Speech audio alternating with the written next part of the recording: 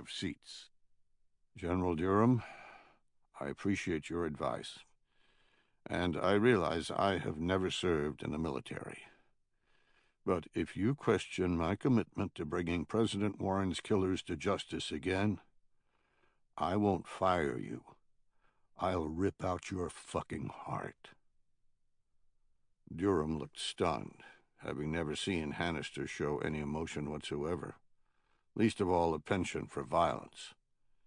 He slowly nodded, and Hannister said, "I will pretend you never said those words, and I will expect absolute loyalty and the same unvarnished truth you gave President Warren.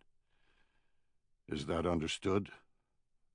"Yes, sir, Hannister cut him off with the wave of a hand. Returning to his usual calm, analytical self, he said, "Water under the bridge. What do you recommend now? What's Russia doing?" "They're staging on the border of Belarus, at least 2 divisions with others mobilizing. The death of the president has caused a pause in their plans, but they're on the verge of invading. Nothing we can do about that, and they know it. They're going in." "What's Belarus saying?" Beth said, "They're vacillating. One minute they denounce the Russian posturing over the supposed terrorist attack at their air base. The next minute they're talking about the close ties with the Russian people and insinuating they'll invite them in. President Warren's death has caused chaos. They're not sure what to do." "Because they see us as a threat?" "Yes." General Durham said, "It's irrelevant what they see. Russia is the threat, and Putin is playing us like a fiddle, sir. I'm telling you, there is no walking this back. No matter what we do, Russia is going in. They'll just change the language of why. Whether it's a terrorist attack against their interest or shoring up an ally against our provocation, Putin is getting what he wants." "So what do you recommend we do?" "Show strength. Show him we mean business. Show our NATO allies that we're serious." "But that's a fine line. If we project too much strength, we get exactly what we don't want, total war." "Sir, Putin killed our president. Putin engineered this. We're just reacting. And we can do exactly like he envisioned we would, giving him a fait accompli, or we can stop him." "And what if he didn't?" "Didn't what?" "Didn't kill Peyton Warren. What if he's sitting in his country right now freaking out over the death? What if he's only reacting to us?" General Durham sat back and rubbed his face, then said, "Sir, we can only use the evidence we have, and it's pretty conclusive. I don't want to go to war any more than you do. But I think I need to make clear what's at stake here. A complete restructuring of the world order. We don't push now, and Putin will use that opportunity to invade the Baltics. At that point, he'll have triggered a NATO response which we will no longer control.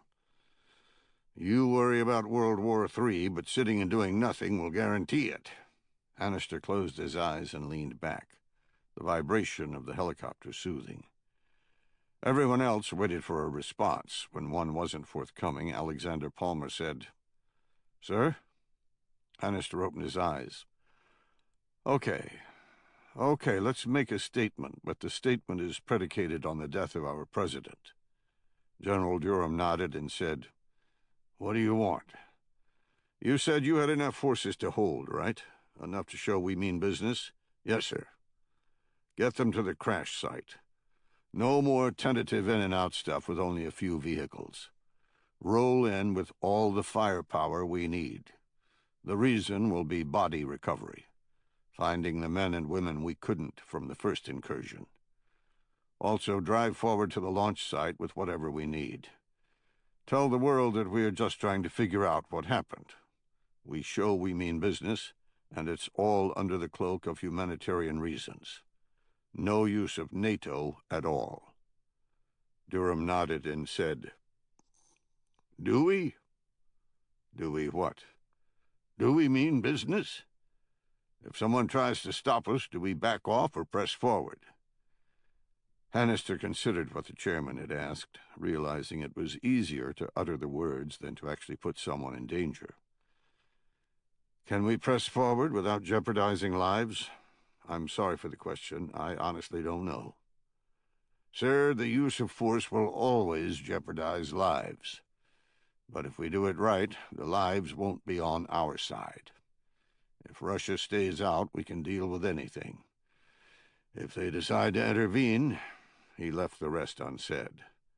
Hannister turned to his newly minted acting Secretary of State and said, "Beth, notify them.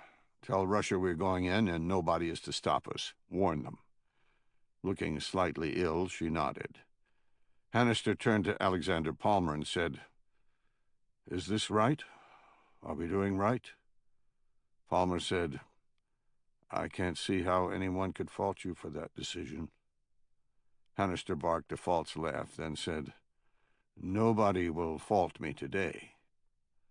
But history might very well tomorrow, if we still have someone recording it." And so the horses were led to the stall, confident in the sprint they were about to run, happy to be let free on a course that was dictated by rails built by adults in the international community. They thought it would be a straight race around the track, flexing their muscles and pulling at the bit with little risk, not realizing that the dirt they were about to chew had no rails dictating the path. Others were hell-bent on destroying them, and one man's machinations would allow the horses to run free, out of control of their riders, bringing with them a destruction unseen in the history of the earth. As Marine One sat down onto the White House grounds, a single person held the key, and he didn't even realize it. Kurt Hale sat in front of his office computer, reading a message from a man he no longer controlled. A warrior that nobody in the upper echelons of the government trusted, but one who Kurt believed in without question. Pike Logan had sent him a back-channel message outside of the normal task force communication, directly to him, and it was simple. "Don't do anything stupid. What's going on over here is not what it seems. Give me time. Report later." Kurt rubbed his eyes, the lack of sleep making his eyelids feel like sandpaper. He shut down the computer, wondering what Pike had found. Chapter 39. Even in the summer, the early morning air in Bratislava was crisp, around 55 degrees, which made hiding our weapons that much easier, because of the jackets we wore to ward off the chill. We'd been in place behind a giant church called St. Martin's Cathedral since 8 a.m., and while the sun was up, the church itself blocked the rays, leaving us in the cold shadow. After an extensive reconnaissance, we'd decided that this was the route the armored car would take, as the back of the church held a little courtyard with an exit onto a 4-lane highway that crossed the Danube, the river less than 200 meters away. From the Diamond Wholesaler, there were only a few routes out of the narrow cobblestone city center, and most took you deeper in before letting you exit. One route was shorter, but it ended up at the promenade with the underground garage, which meant more spaghetti roads before getting to the bridge that crossed the Danube. The driver of the car would not want to traverse all that. He'd want to get out of the channelized lanes and onto a high-speed avenue of approach as soon as possible, which meant he'd go north of Venturska, then west on Propostka, a very narrow lane barely wide enough for a car to pass, before heading south again toward the church on Kapitolska, basically making a short box to get out to the 4-lane. He'd turn off of Kapitolska into this courtyard, then drive right through, or so he thought. We had a tiny force to deal with the issue of stopping a veritable tank, which had required no small amount of pre-planning. I needed every man because we had very little time to accomplish the tasks involved, and they were formidable. One, we had to stop the vehicle, and it was built specifically to keep moving, with bulletproof glass, an armored engine, run-flat tires, and enough torque to climb out of a sinkhole. Two, once we stopped, we had to penetrate the carriage. The bulletproof glass and door armor would protect the two driving, but our concern was the two men in the back. We had to get them to voluntarily open the doors, or it would take us blowtorches and over 30 minutes to hack our way in. Which brought up point 3. We had little time to do all this and escape without compromise. We couldn't waste a second. We had to hit, get them to give up, then flee on our mopeds before the inevitable police response. Mossad had provided the method of stopping the vehicle in the form of small limpet mines mated to a magnet, something they'd perfected in their elimination of Iran's nuclear scientists. They were designed to separate the tire from the wheel and render the run flats useless. With Knuckles' information and a short trip to a hardware store and a gas station, we had what we needed to penetrate the carriage. All we required now was to have early warning for the assault, and this was where we ran into trouble. We simply didn't have enough manpower to spare someone at the Diamond Wholesaler for a trigger to alert both a tire team, then the assault force. Or so I'd thought.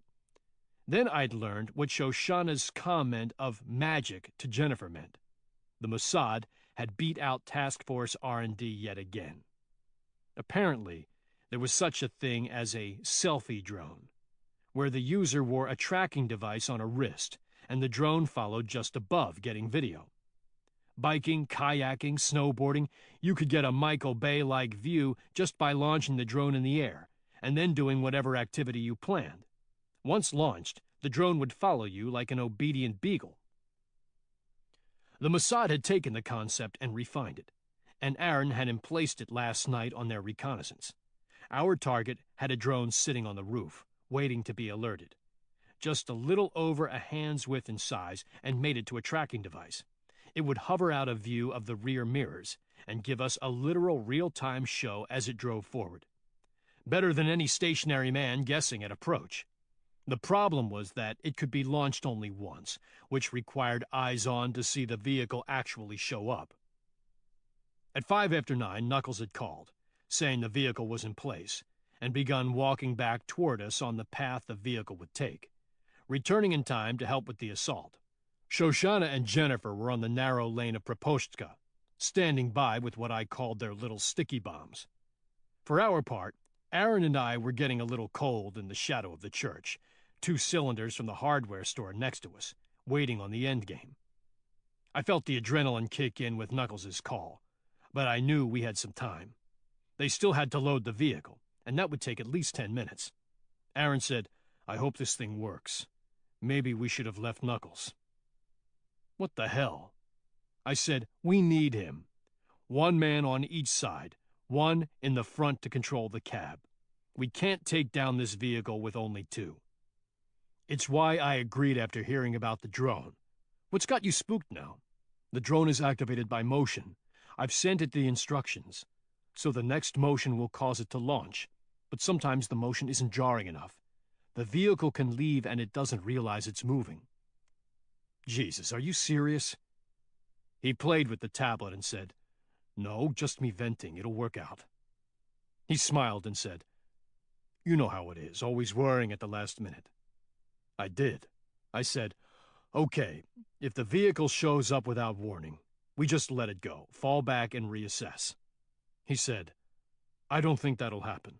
It'll pass Jennifer and Shoshana, and even if they can't emplace the tire disruptors, we'll know." I said, "True, but we'll have no way of stopping it. Shoshana will figure that out, trust me." He was probably right, which brought up another question, because I was dying to know. I asked, "What happened after I left last night?" He said, "What do you mean?"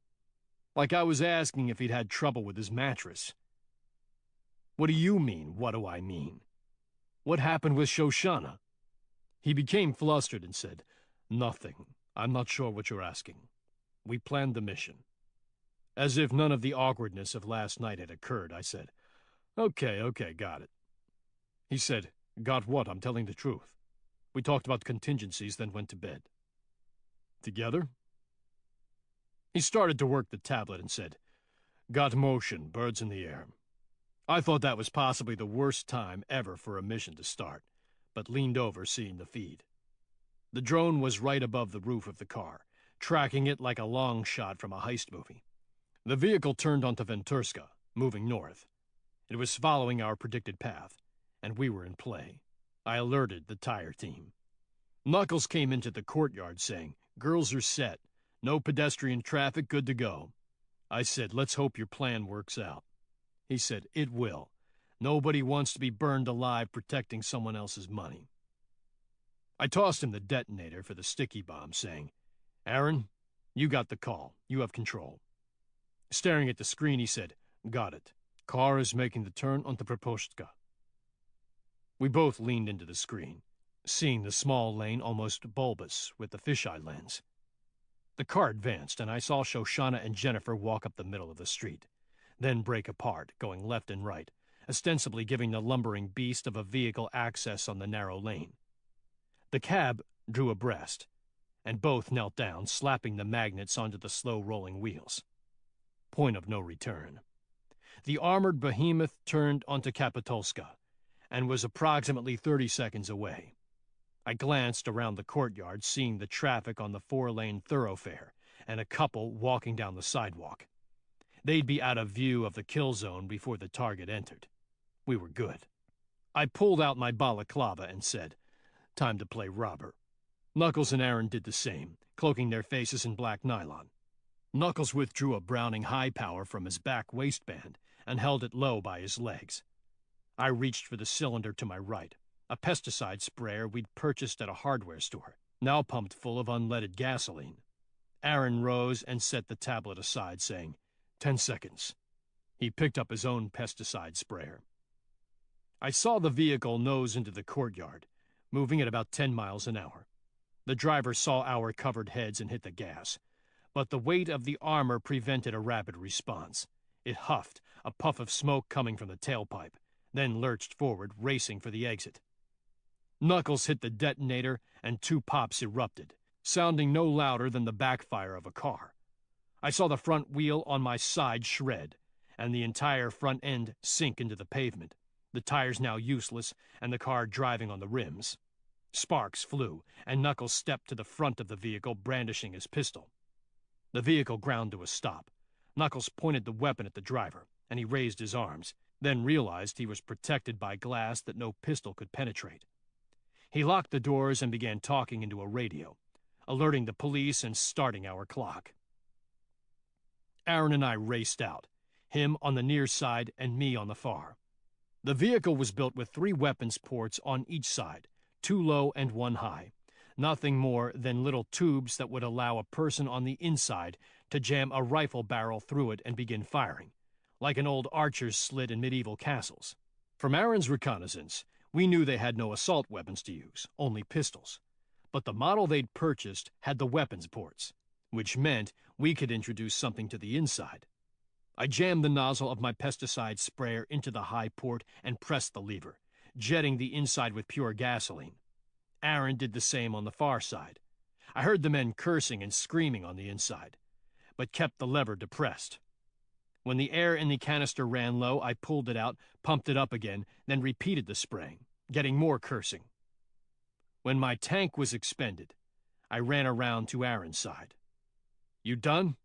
"Yeah, 2 loads. I looked up the street, seeing Shoshana and Jennifer pulling security, blocking the road to prevent anyone from entering. I said, "Showtime. Let's hope they don't push us."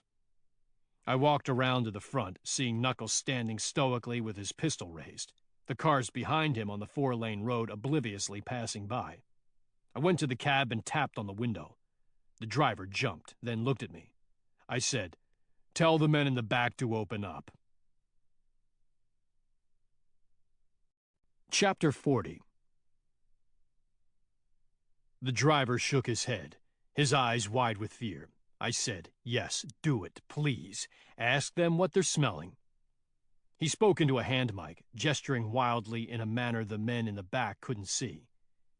He listened to them scream about something, then turned back to me, saying nothing. I held up an extended reach lighter, like you'd use to start a charcoal grill. I squeezed the trigger, letting the flame leap out. I said, "The door is going to be opened by the explosion of the gas vapor in the back. Unfortunately, your men will also be roasted. They can't stop it. All I have to do is stick this into a weapon port and press the trigger. The doors open and your men die. That was complete bullshit, of course, with the exception of his men roasting. If it were possible, his eyes grew wider. I said, 10 seconds starting now. He yelled into the outside radio channel, trying hard to get help, but the universe was not on his side. I said, time's up, and turned away, praying. He switched channels to the back and began screaming at them. I walked out of sight, Knuckles taking a position to the rear. Nothing happened. I jammed in the extended lighter, letting them see the promise of death. The locks on the doors began popping, the men inside screaming at us to stop. The doors swung open. I ran around to the back, seeing Knuckles putting 2 men on the ground, his weapon held at the ready. He ripped off a key ring and tossed it to me, and I jumped into the back.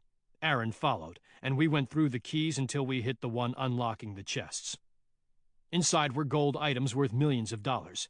Rings, watches, necklaces, bracelets, coins, you name it. But no Torah. Aaron jumped up from the second chest and said, "Where is the Torah?" Kneeling down, digging through the first chest, I just shook my head. He screamed outside, "Where is the Torah?" The men on the ground looked at him, confused. He leapt down and slapped the closest in the face. "The Torah, where is it?" The man clearly had no idea. I heard the first whiff of a siren on the air and said, "We need to go." "No." He turned to the man and repeated the question.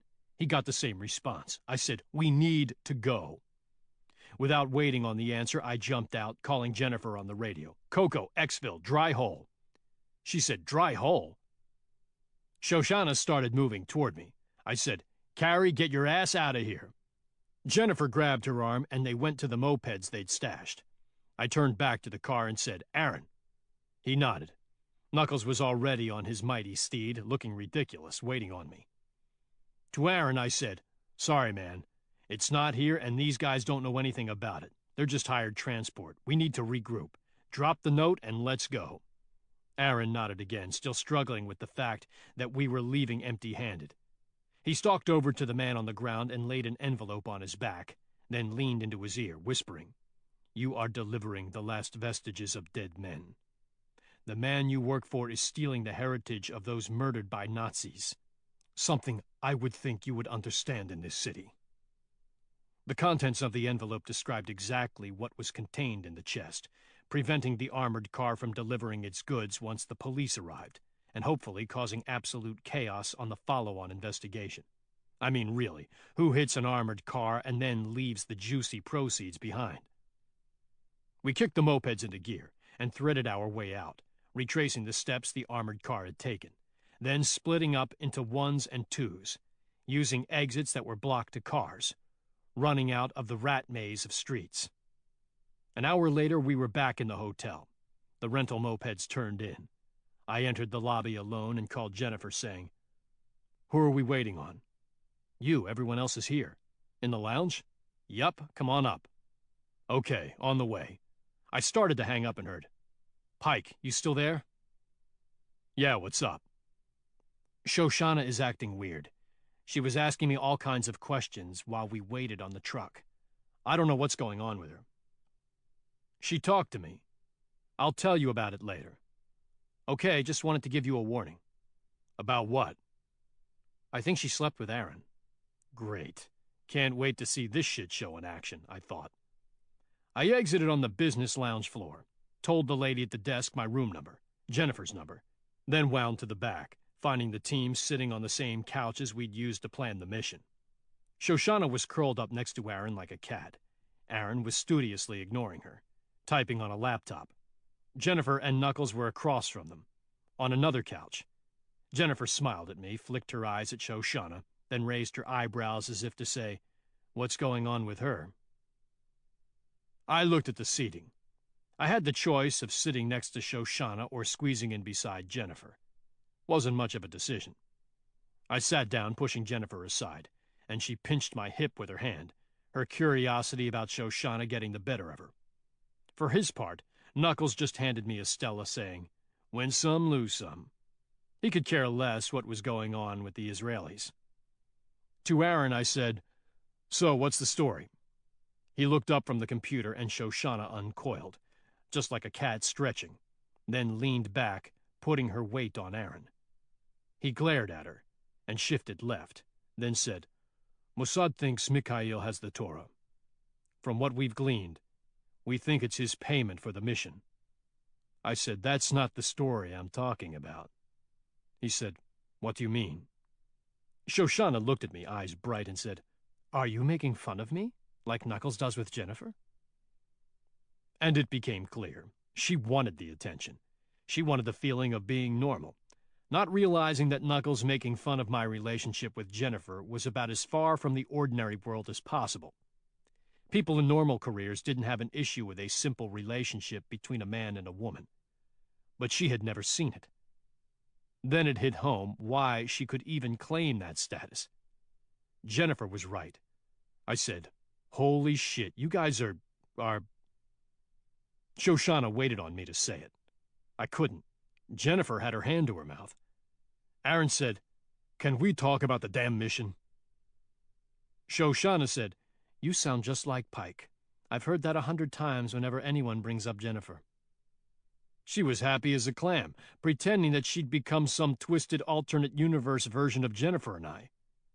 He glared at her, and Knuckles said, this is borderline schizophrenic. Shoshana, you have some mean skills, but you are without a doubt the craziest person I've ever operated with. And the real Shoshana finally returned, the dark angel flaring out at his attempt to puncture her fantasy. She locked eyes with Knuckles, the fake relaxation gone, as if it were nothing more than a veneer of paint, her face now reflecting a penchant for violence that was all too real. She hissed, you know nothing about me, but if you'd like to learn, I'm willing to teach you. I held up my hands and said, whoa, come on. She leaned back into Aaron and said, get a hold of your teammate, he needs to learn some manners. I locked eyes with her and said, okay, everyone take a break. No more talking about shit that has nothing to do with the mission. Her eyes on mine, she nodded slightly, letting the moment pass.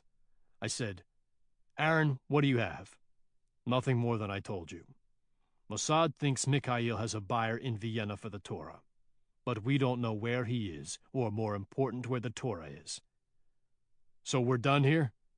Time to go home and call it? Looks that way. For the Torah mission, at least. I'd really like to shove that thing up his ass.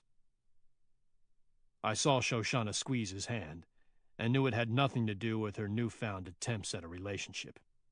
She despised Mikhail with a visceral hatred of a level that I had only seen once before, when it was me doing the hating. It was molten and dangerous, and she deserved to lance that boil, much like I had done. I said, well, you want to chase him? We're still available. Aaron glanced at Shoshana, then at me. I said, what? Shoshana said, I want you to find the Torah. I want you and Jennifer to help me destroy that thing that possesses it. She flickered her head at Knuckles and said, maybe even with the man-whore. But I won't ask you to do it. The Torah must wait. But maybe Mikhail won't have to. Why? Aaron said, I received the translation from Mossad. They charged nothing and are screaming for why I asked for it. Because? Because it's not good. Shoshana thinks you're right, and so does the Mossad. Someone's pushing the United States and Russia into a war, and Mikhail is at the center of it. I said, you're kidding me.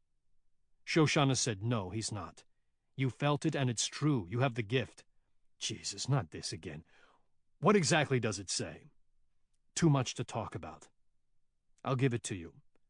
But when I do, you've got to protect how you received it. When you read it, you'll see that war is about to erupt in Europe. I said, I can do that, but I have to send it forward. You know that. I do, and so does the Mossad. It scared them. They can't do anything but... But what? They've insinuated that we should help. I said nothing, and he rapidly continued. It's your call, of course, but if the mighty United States could use our skills, we're here. Why? Because a world war in Europe is definitely against Israeli interests. Nothing more. I looked at Shoshana and she said, "Because we believe in you, dummy. You helped us, and we want to help you." Aaron went out of his way to get approval. Don't try to read into this. I broke into a grin, liking the statement, liking Shoshana turning back into Shoshana. I knew she was the one who had convinced Aaron, and it made all the difference. She was the Pumpkin King, even if she wouldn't admit it. But I saw my chance to tweak her finally. I said, "Really? Did all this become clear before or after you closed the door to Aaron's room?" I wasn't sure what to expect, but what I got would have rated as the last thing on the list.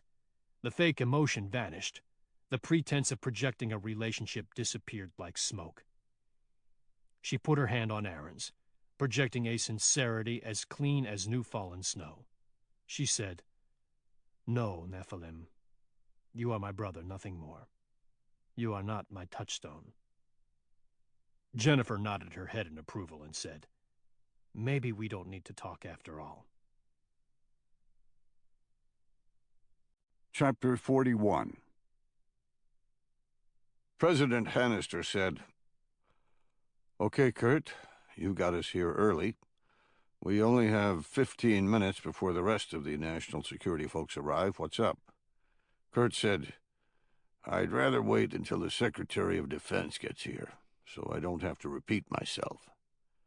Kerry Bostwick, the director of the CIA, pointed at Alexander Palmer and said, "National Security Advisor, SecDef, being the President, if I didn't know any better, I'd say you're bringing back the principles of the Oversight Council. All that's missing is the Secretary of State." Kurt said, "He's dead, and that's exactly what I'm doing. I have some information, but it's task force. I need to get it in front of folks red on before the rest get here." Palmer said, "The Oversight Council is defunct right now. Terrorism has taken a back seat to the problems in Europe." He turned to the president and said, "Sir, we don't have time for political games here. Kurt's obviously trying to get his unit back in play." Then the full measure of what Kirk had said sank in. Palmer said, "And what the hell do you mean you have task force information? They're supposed to be inactive as well." Kurt said, "It's not purely task force, but it has everything to do with what's going on in Europe." Before anyone could ask another question, Secretary of Defense Mark Oglethorpe entered the Oval Office. He said, "What's a fire? I've got an assault into Fortress Europe to deal with." President Hannister said, "Kurt?" Kurt laid a slim manila folder on the table and said, "This is a report from the Mossad, gleaned by Pike Logan. Bottom line, a Russian Jew named Simon Migunov is manipulating events to force a war between Russia and NATO." The group of men were speechless. President Hannister found his voice first. "You mean an individual man is about to cause World War III, not Russia? How?" "A little of both, actually. Mossad believes the Belarus attack was instigated by Putin, using Simon as a cutout. Their assessment is he wanted to take Belarus as a fait accompli, but then President Warren was killed. According to the intercepts Pike got, the same team was responsible for both, and they believe they're working for Putin, but they're not. At least not anymore. And they have another attack planned, location unknown." "Why?" "Simon's the head of a huge organized crime syndicate. He's also on our top 10 FBI list. He was in jail for over a year based on the whim of Putin. We think he's using Putin's own assets to get him overthrown or destroyed. Maybe it's self-preservation, maybe a vendetta. Maybe he's just crazy. We don't know why, but it's real." Kerry had the file in his hand and had read the first sheet. "This transcript doesn't say any of that. It's one guy bitching about killing the president and how he was told it was NATO aircraft. and the other guy saying he did good and Putin would be proud. The first guy is agitated, wanting out of the whole thing. The second convinces him to continue, and I quote, "for the motherland." Everything here shows it to be in Putin's hands. He set the page down and said, "Where is Mossad getting what you say?" Kurt said, "Actually, it's Pike. Read the second transcript. That's a man named Mikhail, an ex-Mossad operative talking to Simon. It's compelling, and it's straight from Pike Logan." Kerry did so, then said, "Jesus." Alexander Palmer took the pages, scanned them, and said, "There's no smoking gun here." President Hannister said, "Kerry, what do you see?" Kerry took the pages back and said, "One paragraph, Mikhail to Simon. I don't know about that. The firestorm you're stirring up may protect you from Putin, but it won't from the devastation of another world war. You should take a look at the pictures of Warsaw from the 40s, then try to figure out where you'd spend your gold in that destruction." He looked up and said, "Mikhail is not happy with the path they're taking, and it's clearly not the path Putin wants." "It's not Putin's doing," Hannister said. "But why? Why on earth would they want a war?" Kerry said, "Because of the next sentence from Simon. Let me worry about that. The Americans will quit if there is a coup. I know them. They aren't the Nazis." "Simon wants a coup, and he's using us to get it." Palmer said, "This is ridiculous. Let's take it to NATO and get everyone to stand down. We're about to go to war over nothing."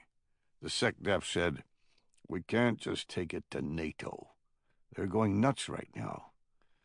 Yeah, we have a big chair at the table, but Putin is moving into Belarus as we speak. Poland is mobilizing because of it, and the NATO Rapid Reaction Force is deploying, a brigade under the command of Spain. We can't tell them to stand down. The threat is real, and we're bound to support them." President Hannister said, "Russia is going into Belarus? When did that happen?" "Sir, it's starting now. The president of Belarus chose sides. He picked Putin. He's invited him in. My guess is he'll start stacking up against the border of Lithuania and Poland, protecting his ability to get to the Kaliningrad Oblast and the Black Sea, and isolate the Baltic states. He's preparing for a fight. Jesus Christ." Nobody said anything for a moment. Kurt took the silence as an opening. "Sir, if you read the transcript, it shows they have another attack planned. Whoever these guys are, they're following someone else's lead and are going to do what they're told. Right now, we're on a tripwire, and if that attack occurs, we're going to lose the ability to stop the forward momentum. We're going to war." Hannister said, "Putin is already moving. He's moving because he's posturing. He doesn't want a war any more than we do. Only Simon wants the war. Putin's just getting ready for the punch, like a guy holding an arm over his face. We can't give anyone a reason to throw that punch." Palmer said, "Sir, we need to call off the show of strength. This is getting out of control. We don't want to force in there. If someone else lights the fuse, they'll be surrounded and massacred." Hannister said, "Where do we stand with that?" Oglethorpe said, "Sir, we can stop the assault, but we already have men on the ground. We conducted a halo operation both at the airfield and the crash site. Pathfinder teams are on the ground right now, and their exfil platform is the follow-on force." Hannister looked stricken. He said, "You only briefed me about this 6 hours ago. It's already in motion?" "Sir, it was in motion once you gave me the word to execute." Kurt exhaled and said, "So we're committed." Palmer said, "Wait, what's the plan? I thought you guys were going to drive in. This wasn't supposed to happen for another day, with our ability to pull out at any time." A simple show of force. Chapter 42. Mark Oglethorpe said, "No. I was given the mission to secure the crash site, and my team decided the easiest way was to project force directly to the area. Driving and waiting to get shot at was not the optimum solution." "What does that mean?" Oglethorpe turned to Palmer and said, "It means I briefed the President of the United States. Sorry if you were getting a latte." Palmer turned to Hannister and said, "Sir, I can't help you if you don't include me." Oglethorpe said, "He included you in the conversation on Marine One when the decision was made." Hannister said, "The Joint Chiefs had little time. Mark asked for a special session. He needed to get things moving, and they briefed me because I had to get the State Department to notify the Russians. I had no idea it would happen this quickly." Palmer said, "You mean he briefed you on a plan that was already in motion? Getting permission after the fact?" He turned to the Secretary of Defense and said, "Did you really use his lack of experience to get what you wanted? No way could you get someone on the ground that quickly after you got permission." Oglethorpe leaned into Palmer and said, "I had my orders, and you agreed to them. I was just getting final approval for the plan. And yes, it was already in motion." "So what's Russia going to do when NATO invades the Ukraine? Did you think of that?" Oglethorpe said, "It's not about NATO. It's all about the crash site. Humanitarian show of force, remember? No ally fingerprints are on it at all. It's purely American, as the Commander-in-Chief ordered. NATO is aware, but not involved at all. And the Russians are being alerted that we're coming." Kurt saw the fracture occurring in the command team of the United States. Hannister was unused to the power he wielded, and it was showing. Kurt knew he had to short-circuit the schism before it devolved into personality clashes. "Sir, you gave the command. We need to see it through." Who was, he looked at Palmer, and who wasn't read onto the plan is irrelevant now. Let's deal with the facts. Churlishly, Palmer said, "Okay, what are the facts?" Oglethorpe said, "After analysis, securing the launch site for the missiles was deemed irrelevant. The launcher is gone, as are the bodies. That left the crash site. Trying to get armor there would telegraph our intentions and only allow the enemy to prepare if they so desired. We decided a vertical envelopment was the way to go." Palmer said, "What the hell does that mean?" Kurt smiled, nodding at the Secretary of Defense. "Airborne operation." "That's pretty ballsy." Palmer said, "You're parachuting in?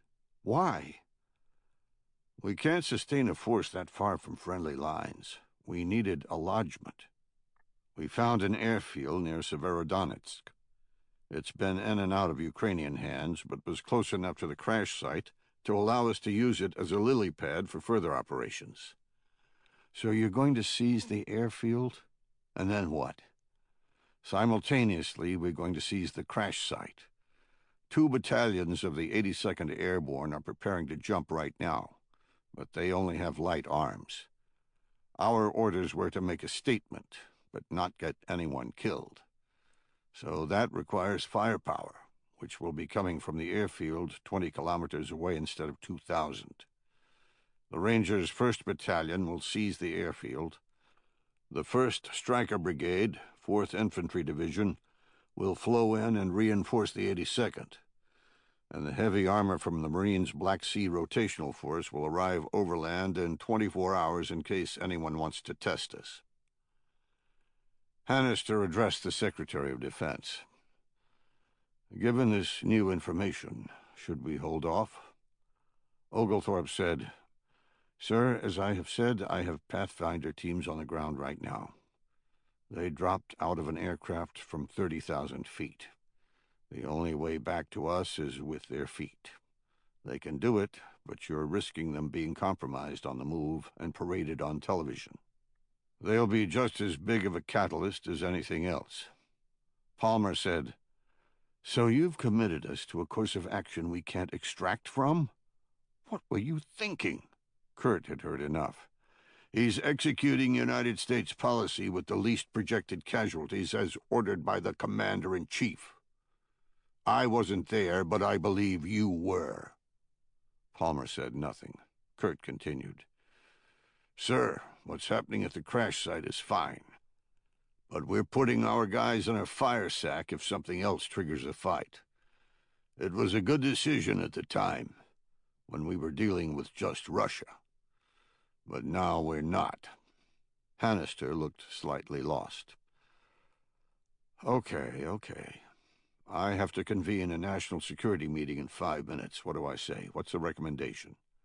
Palmer said, "Call it off before we're further committed." Oglethorpe bristled, but Kurt beat him to the punch. "We're already committed. Do you think the team on the ground's life is less valuable than the ones flowing in? Jesus! Listen to yourself." He turned to the president and said, "You can't shut down the operation now, nor should you. That decision was correct. We need to show American resolve. This thing is in motion, and we need to manage it. Running now, based on what we know, will do nothing, because Putin doesn't have the same information. He'll see weakness, and so will our allies, especially after you've informed him we were coming." Palmer said, "We're about to put thousands of soldiers in the heart of Russian defenses. We go to war because someone else triggers, and they're all dead. You want that?" "No, of course not. We just need to mitigate the risk." Hannister, grasping at any hope he could, said, "How? What can I possibly do? We have nothing but a report of an attack." Kurt said, "We have more than that. We have Pike Logan." Palmer's eyes popped open, and he raised a hand, about to go on a tirade. Kurt cut him off. "I asked for you men for a reason. The Oversight Council is defunct, but you were all members. Pike found the thread of the attack, and Pike could stop it. Let the task force loose. Let me execute what it was designed for." Hannister said nothing, looking at his circle of advisors, waiting on an opinion. Carey said, "Given the options, it certainly couldn't hurt. We go to war. I doubt anyone's going to give a shit about that lunatic running around." Oglethorpe smiled and winked at Kurt. He said, "That lunatic usually ends up fixing things. My assault force is in the air. My vote is, let him loose." Hannister said, "What do you need?" "I need the task force reinstated. I need command authority to execute an Omega operation. I need the ability to help you." President Hannister said, "You have it." Kurt smiled and said, "Thank you, sir. Gotta go. I have some work to do." Kurt turned to leave, but Oglethorpe caught his arm. "I wasn't kidding about the force in the air. They'll hit the ground in less than 2 hours, and Palmer's right. They can handle anything thrown at them from the rebel side. But if Russia sees them as a threat, if something triggers a fight, they're all dead." Kurt let a wolf smile slip out and said, "I understand. I wasn't kidding about Pike either. You do what you do best. Leave the rest to him." Chapter 43.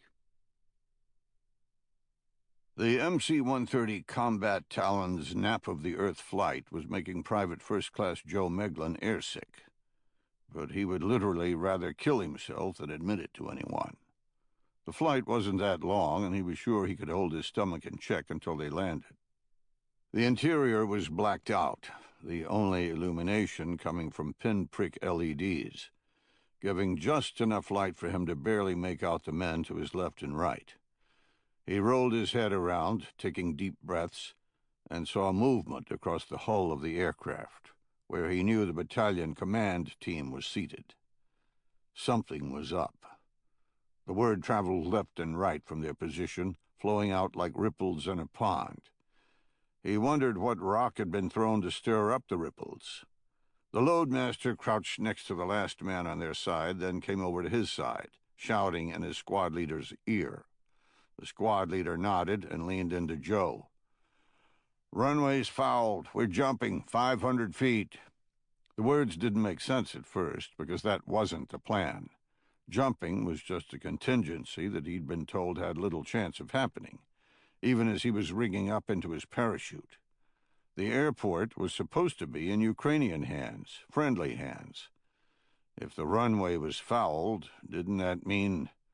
The squad leader smacked his Mitch helmet and said, "Pass it down, dumbass. We don't have a lot of time." He did so, his earlier air sickness completely forgotten as his sphincter tightened into a knot. A second thought entered his head. He was on the runway clearing team. If the runway was fouled, he was going to work, and he had no idea what that meant. While an airfield seizure sounded pretty much like any other assault, it wasn't.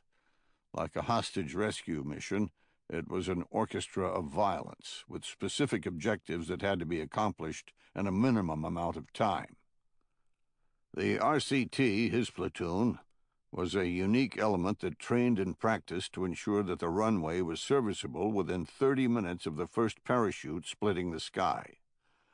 While others jumped out with the job of clearing objectives or securing key points, his task was arguably the most critical. All the other efforts meant nothing if the planes couldn't land. If he failed, they'll have just attacked and held a worthless piece of terrain. Any infantry unit could do that. Successfully seizing an airfield entailed the airfield functioning when you were done. Everyone in his squad and platoon had practiced the RCT procedures over and over, the command throwing every conceivable contingency at them. Bulldozers, railroad ties, Chevy station wagons, random debris, you name it. The team could hotwire just about anything in existence. And if they couldn't, they knew how to disable the clutch to push obstacles out of the way by brute force. Joe Meglin knew none of this. He'd finished Ranger assessment and selection only 3 weeks prior, just in time for a deployment to Afghanistan. That was what his platoon had focused on, and now he was about to jump into the Black Night over Europe and execute a maneuver he'd never rehearsed. He was jerked out of his thoughts by the right side troop door opening, the wind blasting into the hold, the night sky huge and close. His platoon sergeant began conducting safety checks of the frame, acting as the primary jump master, and it hit home. We're going to jump. The time passed swiftly, and before he knew it, the 6-minute call was made, then the command to get ready. The familiar orders for the airborne operation bringing a sense of normalcy and calm. This was something he knew about. The command for outboard personnel was given, and he staggered upright under the load of his parachute and over 100 pounds of gear slung between his legs. The other commands followed, a monotony of calls until the final one, each like a comforting shout-out from a familiar friend. Meglin following along with every other shooter on the plane. A familiar blanket reminding him he was just one bit on the cog of the finest light infantry force on God's green earth. Hook up. Check static lines. Check equipment. Sound off for equipment check. The man to his rear slapped his thigh, screaming, "Okay!" And he did the same to his squad leader. The squad leader relayed to the jump master, and they waited on the 1-minute warning. His squad leader turned back, knowing Meglin was adrift. He shouted, "Just find the rally point, then listen to whoever's there. Monkey see, monkey do. It's easy. We'll handle the hard stuff." Meglin nodded, relieved, then shouted, "Will this count as a combat jump?" His squad leader laughed and turned around without answering, disappointing Meglin. In his mind, if he was jumping into the unknown, he deserved credit for it. And, while no ranger would ever admit it, Every one of them coveted the small mustard stain on their jump wings, signifying a combat jump. This operation was a little half and half, though. No declaration of hostilities, and no firm knowledge if anything below were actually hostile. The 1-minute warning came and went, then the jumpmaster gave the final electrifying command. "Stand in the door!" And the snake of jumpers shuffled forward. Meglin second in the stick, mashed together like cattle in a car, his squad leader facing the open maw of the night. Meglin kept his eyes glued to the red light above the door, willing it to go green. This was the worst for him, the waiting, the adrenaline coursing through his body, making him feel like he was going to explode. Come on, come on, come on! And it did. He saw the light turn green, then heard, "Go!" and his squad leader disappeared into the night. He slapped his static line at the jumpmaster and forcefully exited, feeling the wind tear into him, counting out loud, 1,000, 2,000, 3,000, 4,000. His groin was snatched upward, his canopy blossoming over his head, the silence now deafening. He barely had time to check his airspace for other jumpers before he saw the ground rushing up. He dropped his ruck on its lowering line a second before it hit, then slammed into the ground, performing a pathetic landing fall.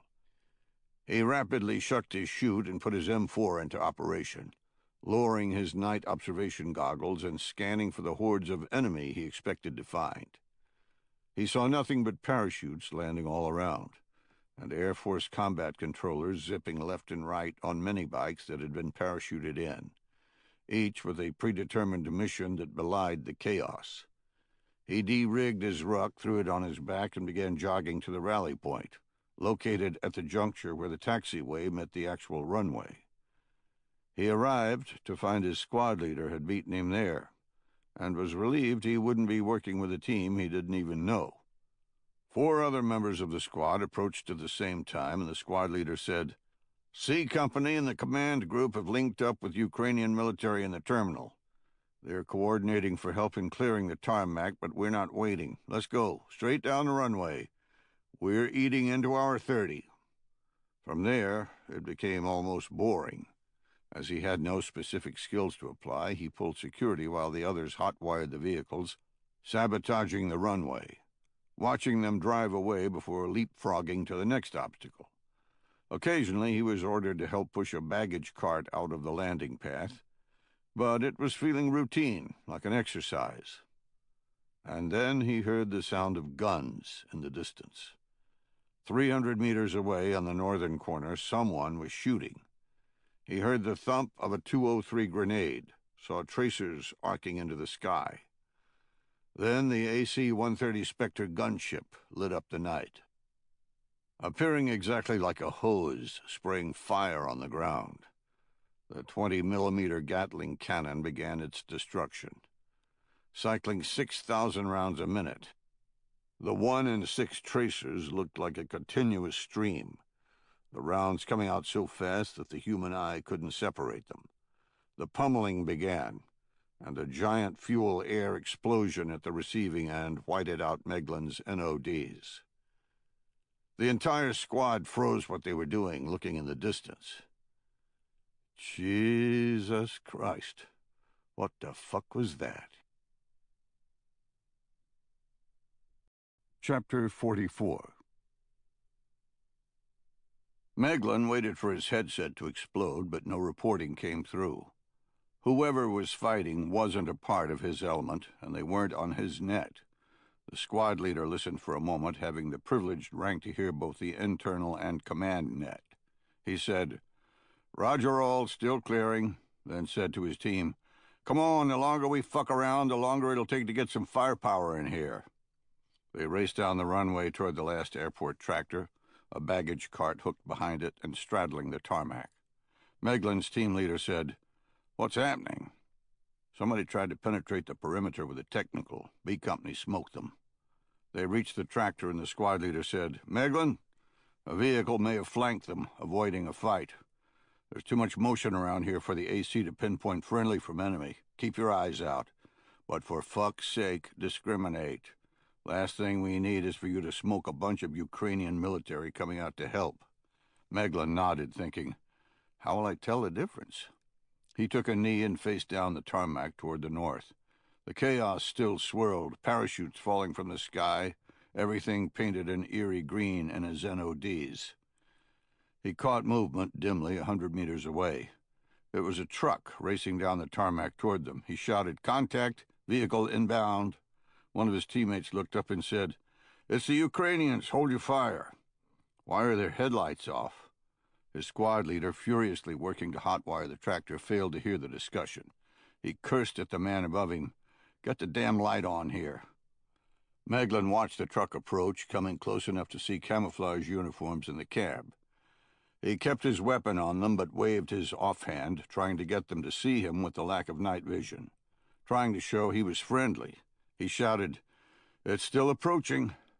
Working on the stranded vehicle, nobody heard him. The tractor finally fired up, and the squad leader rose from under the footwell just as the pickup truck came within 30 feet. Meglin saw two people rise from the bed, bringing rifles to bear over the cab, aimed at his team. Later, he would say it seemed to happen in slow motion, and that he was sure he wouldn't be quick enough. But he was. He rose, his entire world coalescing on the green dot in his sight. He saw the men in the cab screaming, their muzzles beginning to flash, then felt the rounds popping by his head. He ignored it all, focusing on the little green dot, the center of his world. He began firing controlled pairs, just as he'd been drilled in RASP. 1, 2, shift. 1, 2, shift to the driver. 1, 2, shift to the passenger. 1, 2. He scanned for another target and found none. The vehicle rolled past them, one man hanging over the side, his fingers still in the trigger guard, the AK-47 dragging along the ground. Meglin tracked the truck with his rifle as it went past, looking for another threat and letting out his pent-up breath. The quiet returned, and the squad leader started reporting the contact, telling the command team to get a friend or foe signal on the Ukrainians.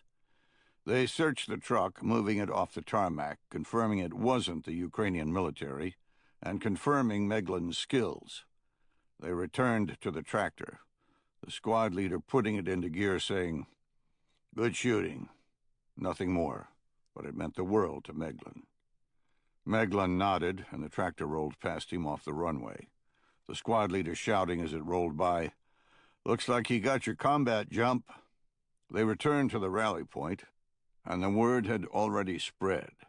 Meglin had killed 4 men with 4 controlled pairs, never missing, even as the men were shooting at him from a moving platform. It should have been something to revel in, but the airborne assault was continuing, and he had a job to do, with his squad leader shouting at him to get off his ass and pick up security. He did so, and the platoon leader called runway clear. The first of the Ranger follow-on force landed, a C-17 full of motocross bikes and RSOVs, a Mad Max-looking vehicle based on the Land Rover and bristling with guns. They drove off, reinforcing the perimeter, and the assault continued, with wave after wave landing. They'd made their 30 minutes.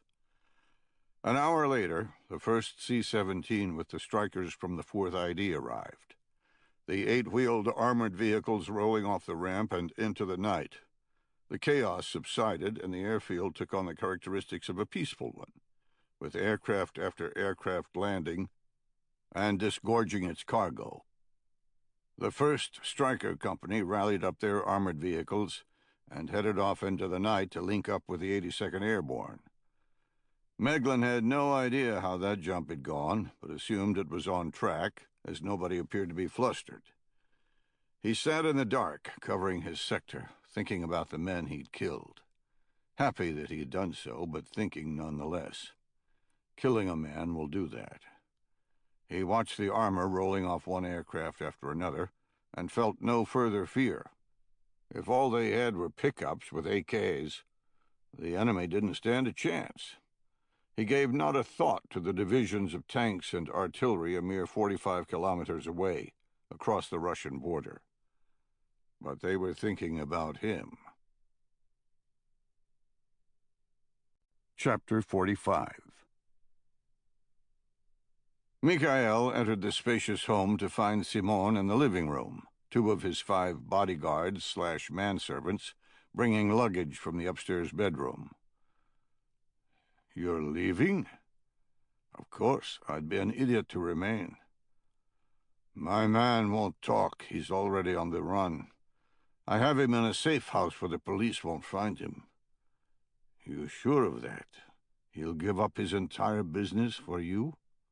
Or will he turn you in, playing the unsuspecting friend who was just helping out?" "He won't turn me in, and even if he does, it won't lead to you." "Did he know what was in the crate? Did you tell him?" "No, of course not. He thought he was helping with an official Mossad matter. He doesn't know I no longer work for them. He'll keep quiet for the state of Israel.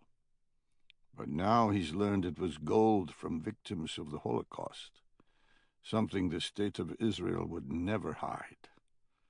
"What's his history? Do you even know?" Mikhail hesitated, the thought having never occurred to him. Simon continued, "What if he lost family during that time? What if he was personally affected? Is he sitting at that safe house wondering if his grandmother's wedding ring was in that crate? How long will he choose you over that?" Mikhail nodded, saying, "Good point. I'll take care of it." Simon said, "Money won't work for this. He might be a Jewish diamond merchant, but this will transcend anything money can buy." "I said I'd take care of it. I won't be using money." Simon nodded and said, "Don't leave any evidence on the body." Mikhail said, "Unlike him, you forget where I used to work." Simon smiled and said, "Any way to get other valuables from his building? At least get something out of this disaster?" "No, I'm not going anywhere near that place ever again." "So you are the only one who makes money out of this?" "Don't go there. The Torah was agreed upon before any of this happened. It's simply my fee." "Yes, I paid you for a service, and that service didn't occur." "Don't blame me for the loss. What else did you want? The Israeli team had an armored car. If they were willing to do that, they would have been willing to do anything. I still can't believe they didn't take the crate themselves. It matters little that they left it alone. My gold is still lost." "True, but don't forget, I'm the one headed to Poland to meet up with your uranium source. I'm the one setting those night wolves' nut jobs loose." "Yes, that is certainly worth something." "How much can you get for the Torah?" "I'm not sure. I have a buyer in Vienna, but we're still negotiating." "Maybe 50,000 euros, maybe more." Simon walked to the front door, saying, "A lot of money I'm paying for getting so little in return." His security held open the door, and they walked into the front portico, the security man loading his luggage into a black Mercedes. Mikhail said, "You're getting your damn war. You're getting Putin overthrown." "I'd say the Torah is a damn bargain for all that," Simon said. "I believe I deserve a little refund. A small insurance payout, if you will." Mikhail said, "I suppose that's not a request, is it?" Simon shook his head. "What if I refuse to meet your contact instead?" "Then I'd politely ask for the Torah right now. But you don't want to do that, do you?" The implied threat hung in the air, neither man voicing it. Mikhail sighed and held up his hands. Okay, look, the Torah is in Vienna. I don't have it here. I couldn't hand it over even if I wanted. We can haggle over the refund later. I'll call you when I get there and retrieve it. Conveniently, Vienna is exactly where I'm headed. I told you I'll handle the diamond merchant. You don't have to leave now." "Oh, yes, I do. Have you seen what the United States is doing?" I need a buffer country between me and the fault line. I saw, but they're just recovering their dead. Right now, yes. But they won't be in a few days, will they? No, I suppose not. When you go, I want you to take some security with you. He pointed at two of his men, saying, Pavel and Adam will travel with you. Why? Let's just say I don't trust my contact as much as I should. He wants the money, but he's also connected to the Russian machine. Great. Anything goes wrong with that meeting, and it'll lower your refund. Simon laughed and said, I understand, but I don't doubt your skills. When do you leave? Tonight, taking a late train. I have to see a diamond merchant first. Simon said, Be sure and tell him I said hello. Chapter 46. Sitting in the same spot I'd been in a day before, I saw the front door open and keyed my mic. Get ready, they're coming out. Jennifer came over the radio. Drone's airborne. Be there in 4 seconds. I watched my screen, trying to see if I could find the UAV in the air above the entrance. I could not. Off the radio, I said, Those things are pretty good. Shoshana said, Yes, better than the junk from your agency. I laughed and said, Yeah, I have to admit, you guys have been on top of that lately. For early warning, we'd parked a car with a simple lipstick camera hidden in the dash down the road from the front entrance of Simone's place. Then had staged Jennifer and Aaron at their same location from earlier, ready to launch the drone. The lip-reading software wasn't that critical this time, because all we were doing was building a target package, but it couldn't hurt to use it. I hoped to hit the place either late tonight or tomorrow. We had the floor plan of the target thanks to the Mossad, but we needed to see the security. A floor plan couldn't kill us. Shoshana said, I shouldn't be driving on the mission. You need me inside. Staring at the lipstick camera feed, I said, Someone's got to drive the vehicle. I have a team coming in. People I've worked with for a long time. Aaron is doing nothing but pulling security as well. Don't get all insulted here. Your team hasn't studied the floor plan. Your team hasn't even set foot on the continent yet. They'll be here soon enough. This target isn't designated a hostile force. I can't afford someone killing in there just because they want to. So you don't trust me. I said, Aaron doesn't trust you. Let it go. I told you I wouldn't kill again. I can disable anyone in that place without killing. I'm who you need. Yeah. I love the new Shoshana right up until the old one shows up. You find Mikhail inside and he's dead. I'm not stupid. She got a funny look on her face and said, I wouldn't kill him. I said, What did he do to you? She said, Nothing. I don't want to talk about it. Come on, I'm your brother, remember? Nobody else is here. What happened? I saw sadness on her face, a deep, deep cut. She said, He was the master, I was the slave. He nearly destroyed me. What the hell does that mean, I thought. She reminded me of a child soldier getting reintegrated back into society after the horrific acts he'd been forced to do. She needed a psychiatrist, not my analysis. I said, Okay, well, I only want the Pumpkin King when I ask, not when your emotion gets the better of you. She smiled and said, I told you I'm not the Pumpkin King. I'll never be that. Man, she can get under my skin, I thought. I said, Yes, you will. If I ask for the Pumpkin King, I expect to get it. Do you understand what I'm saying? I can't have this peacenik shit here. She looked as if she were depressed at my words. Sad for me. I exploded. Look, I don't know what the hell is going on with you, but I need your skills.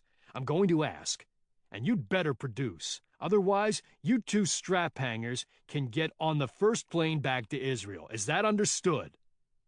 She said nothing. I said, Is that understood? She said, Yes, Nephilim. If you need me, I will be there. I exhaled and said, What is going on with you? She said, Nothing. Or maybe everything. God almighty, I thought. In retrospect, I should have cut her then and there, but fate interrupted as it always did. Jennifer came through our radio saying, "We have a problem. Simone's leaving the building with suitcases. Talking on the front porch. I'll give you the feed as soon as it's done. But my bet is an assault will not happen tonight." Shit, I thought. I'd sent the original transcript from our surveillance to Kurt a day ago, not expecting much, and I'll be damned if my boss hadn't opened up the world to me. I knew what the message said, but had little hope with the way politics worked in America, that it would have made a blip on the radar given the situation in Ukraine right now. I should have realized that even our dysfunctional government could discern the connections every once in a while. The United States had launched a bold airborne operation to recover the dead from Air Force One, and in doing so, had put thousands of men within striking range of the Great Russian Bear.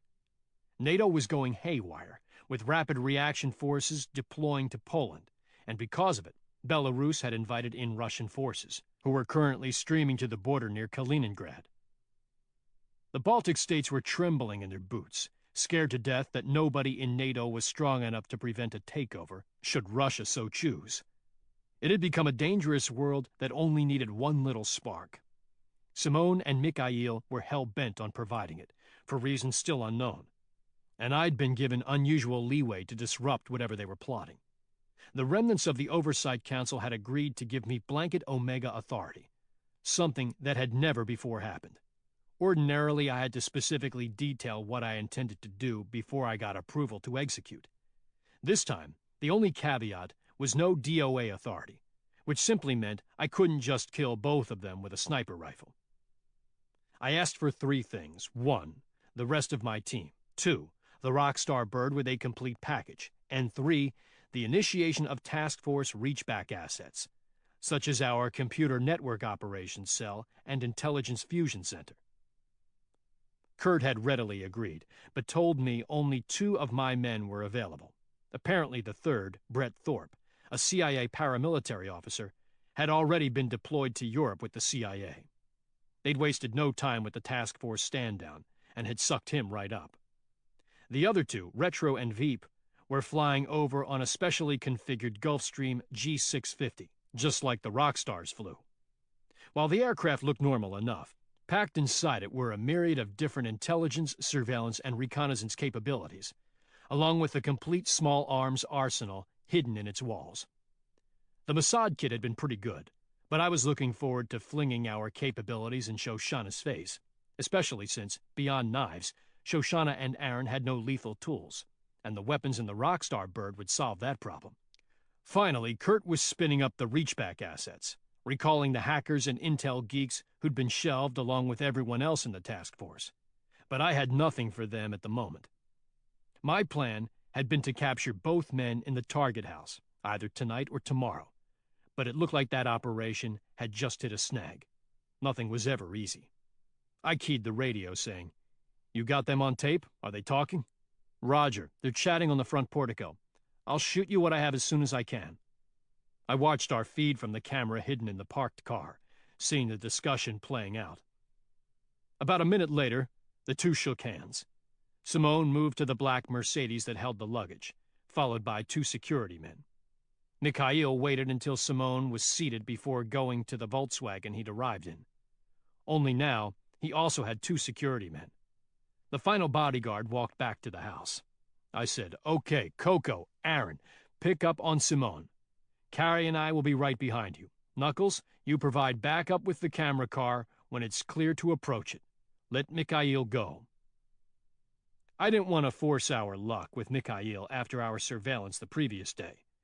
We were more than likely good, but Simone was the ringleader. If we bagged him, we could definitely cause some damage to whatever they'd planned. Jennifer came back. "Pike, I've got the transcript. He's headed to Vienna. You want to track him all the way there? I don't know if he's driving, flying, or what, but we aren't going to locate a bed down here." Well, crap, I thought. Conducting surveillance on him all the way to a different country was a non-starter. No way could we accomplish that with the small team we had. We'd be compromised for sure. "What's Mikhail doing?" "Apparently talking to a diamond merchant, probably the one who held the crate. then taking a train late tonight. Appears he's going to Vienna as well. I asked Shoshana, how many train stations here in Bratislava? Only one, so we can interdict him later, I thought. I got back on the radio. Okay, let them go. Here's the plan. Knuckles and I will stake out the train station, then pick up Mikhail tonight. Coco, Carrie, and Aaron will conduct a B&E on the house, break in and search it for anything related to either the attack or those two knuckleheads. For now, head back to the hotel once they're both clear, and we'll do some detailed planning. Chapter 47. Mikhail exited the cab, moving slowly to the rear for his luggage, giving him time to survey the entrance to the Bratislava train station. He saw nothing out of the ordinary, the harsh fluorescent light providing plenty of illumination in the night. People coming and going, dragging luggage or buying snacks and coffee at an outdoor kiosk. Nobody paying him any mind. He opened the trunk and handed out carry-on rollers to his new security, telling them to go purchase tickets to Warsaw. He watched them drag the rollerboards inside, paid the cab, then followed. The train station was surprisingly compact, given that it was the only way to catch a train out of the capital of Slovakia. One entrance lobby with a big digital board dictating the next departures, and a single stairwell leading down to the platforms, with hallways left and right to a small snack shop or offices for the various train lines.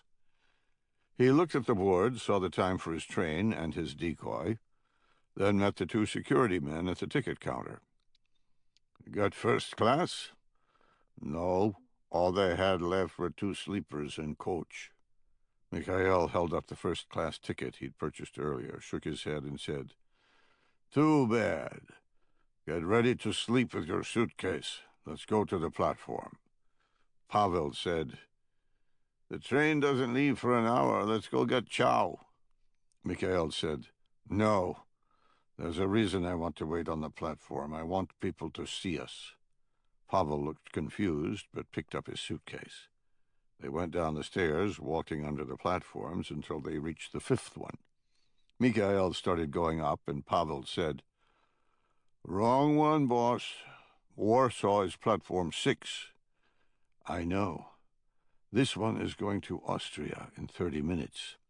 We'll hang out here until it leaves, then pop over to the Warsaw train."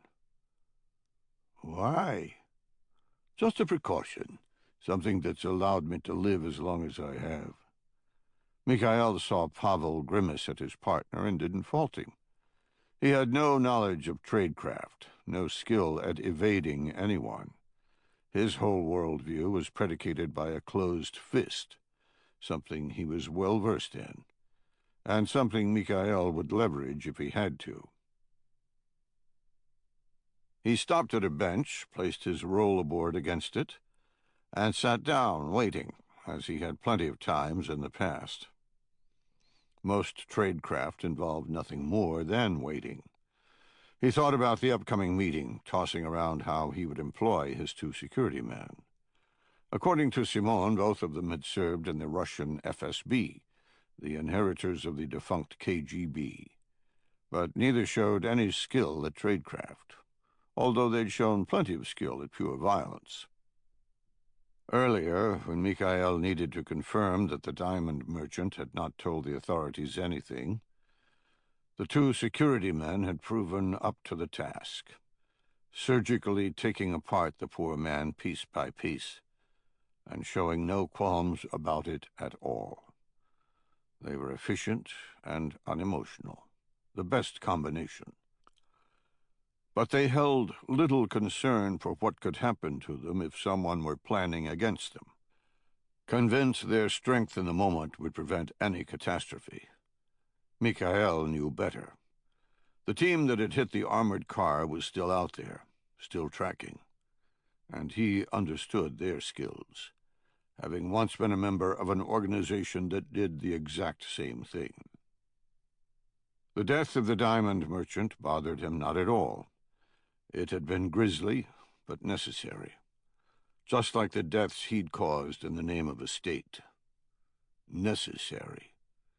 If he had to take such actions in the future, he would. But it would be better to slip the net with tradecraft rather than violence. Knuckles said, "So you think she's an issue?" "I don't know," I answered. "This guy Mikhail is bringing out bad things, and she's dealing with it. But she's most definitely not on her A-game." "What, like PTSD?" I hesitated, picking my words carefully. PTSD had a clinical definition that was pretty broad, but meant something specific to men who'd seen combat. "Yeah, I think so. But it's more along the lines of a battered wife or something like that. It's combat-related, but not because of what she's seen or done. It was something that was done to her, against her will." Knuckles nodded and said, "Your call, I trust your judgment. You think she can hack this? I'm with you. Might be the best thing for her. Get her over the hump." "I appreciate it. I just wanted to make you aware. I think she's good for specific tasks, but she can't be involved in any takedown of Mikhail. You know that transcript also talked about the Torah? You think they're really in this to help us?" Before I could respond, we saw a cab pull up and sagged in our seats like a couple of kids hiding from the cops. The passenger door opened and I said, "That's him."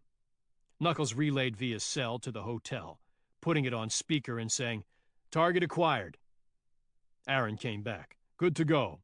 We have a couple of hours before we penetrate. Let us know where he's headed and we'll meet you there." I said, "Don't get compromised in there. Find what you can and get out." Jennifer came on. "Pike, we got it. You already approved the plan." Which was true, but it didn't mean I wasn't worried. I glanced out the window, seeing the three men disappear inside. I said, "Okay, we're on the move. Call you in a second." We exited and walked up to the entrance like we were catching a train.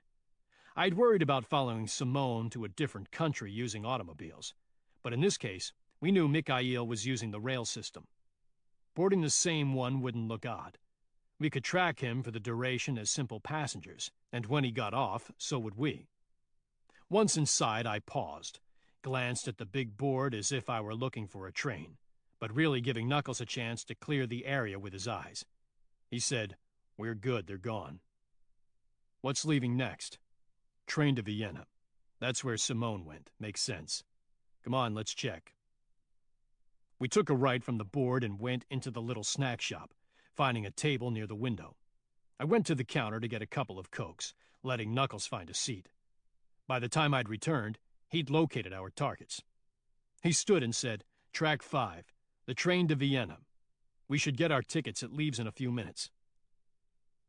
It took less than 2 minutes to book seats. The ticket counter deserted. We went underground, walked down the tunnel, then exited on platform 5. Going up the stairs, I said, "If they're still standing, just board. Don't pay them any attention." Just as we reached the top, he said, "Do I look like an amateur?" We entered the train, studiously ignoring the party of 3. I moved to the back, taking a seat where I could see them on the platform. We waited, and the time ticked down. 1 minute before we were to leave, they stood up but didn't board. What the hell, I thought. Our train lurched forward. The schedule for departure met, and I saw them go back down the stairs, dragging their luggage with them.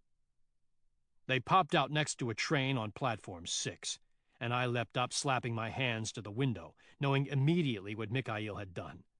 As we pulled away, gathering speed, I'd strained to see the station on the digital display next to the train they were boarding.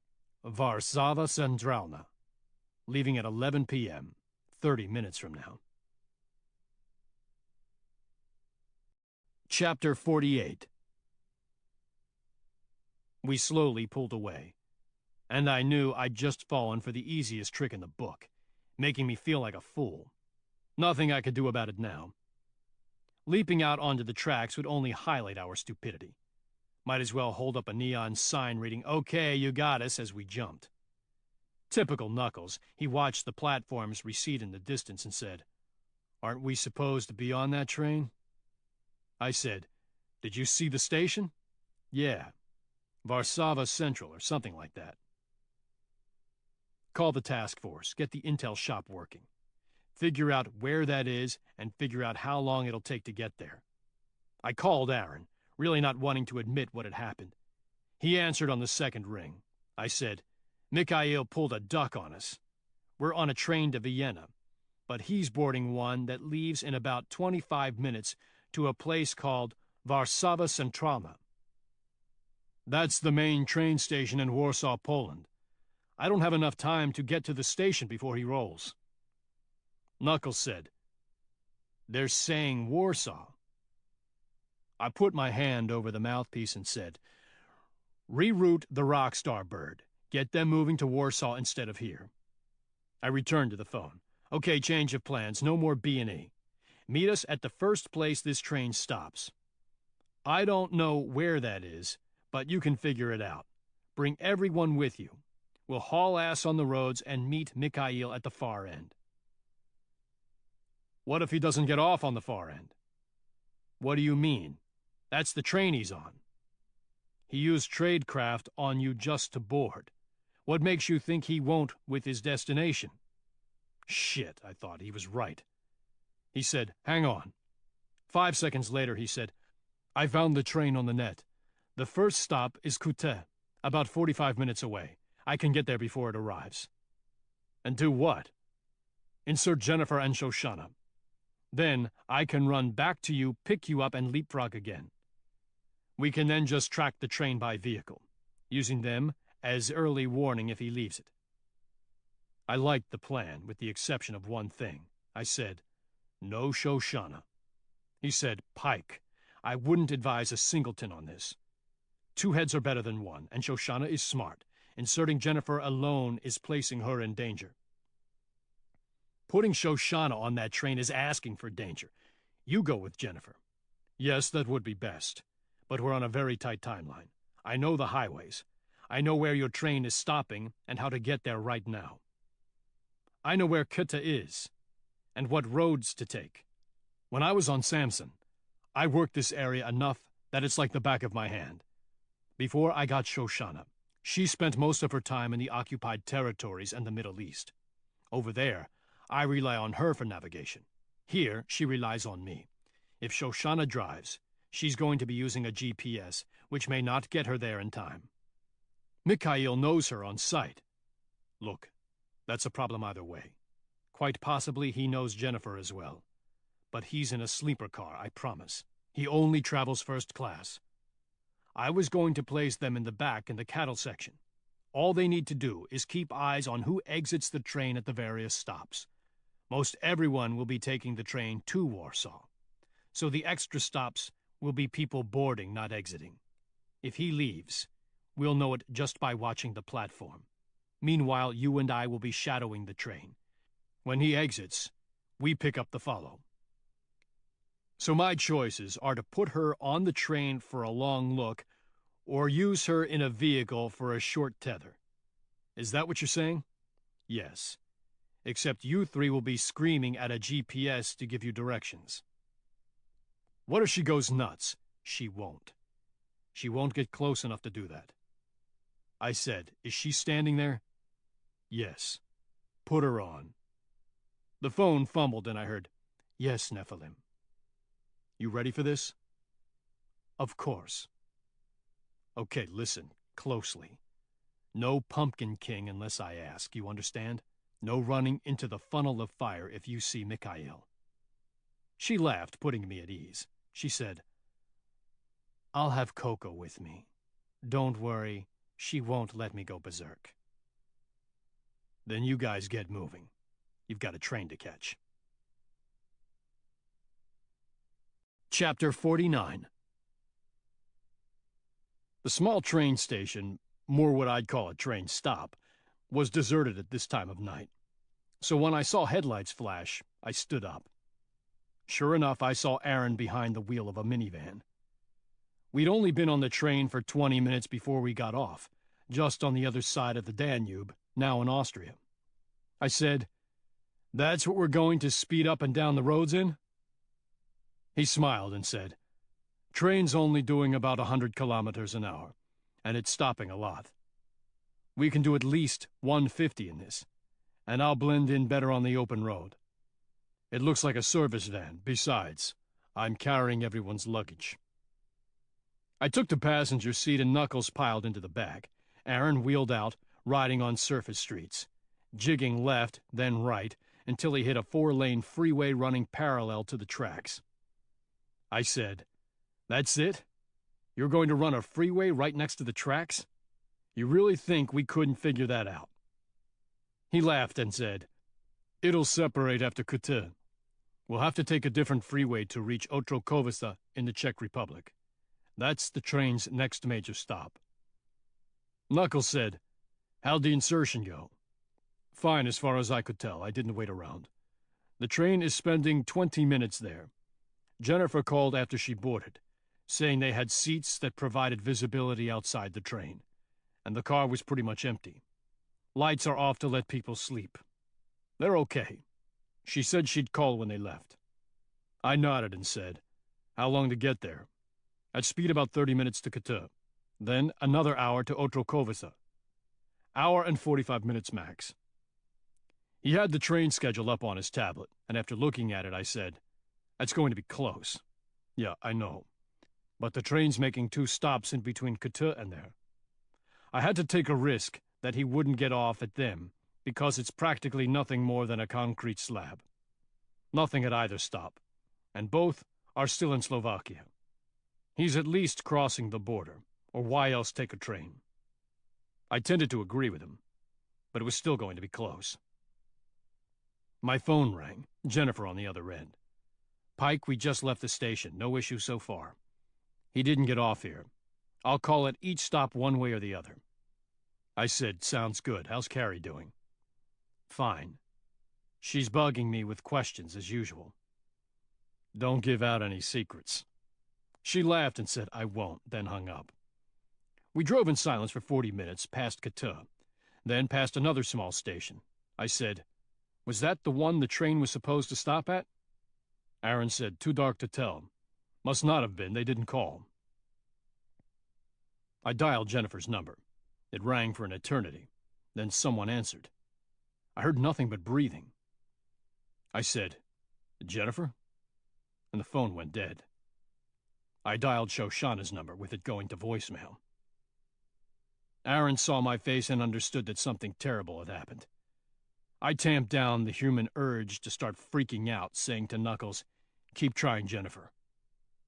He heard my voice unnaturally calm and realized we had a situation. To Aaron, I asked, "Did they take in earbuds?" "Yeah, but we don't have the range to use them." "Catch the train before we have to split off the tracks. Get me near that fucker."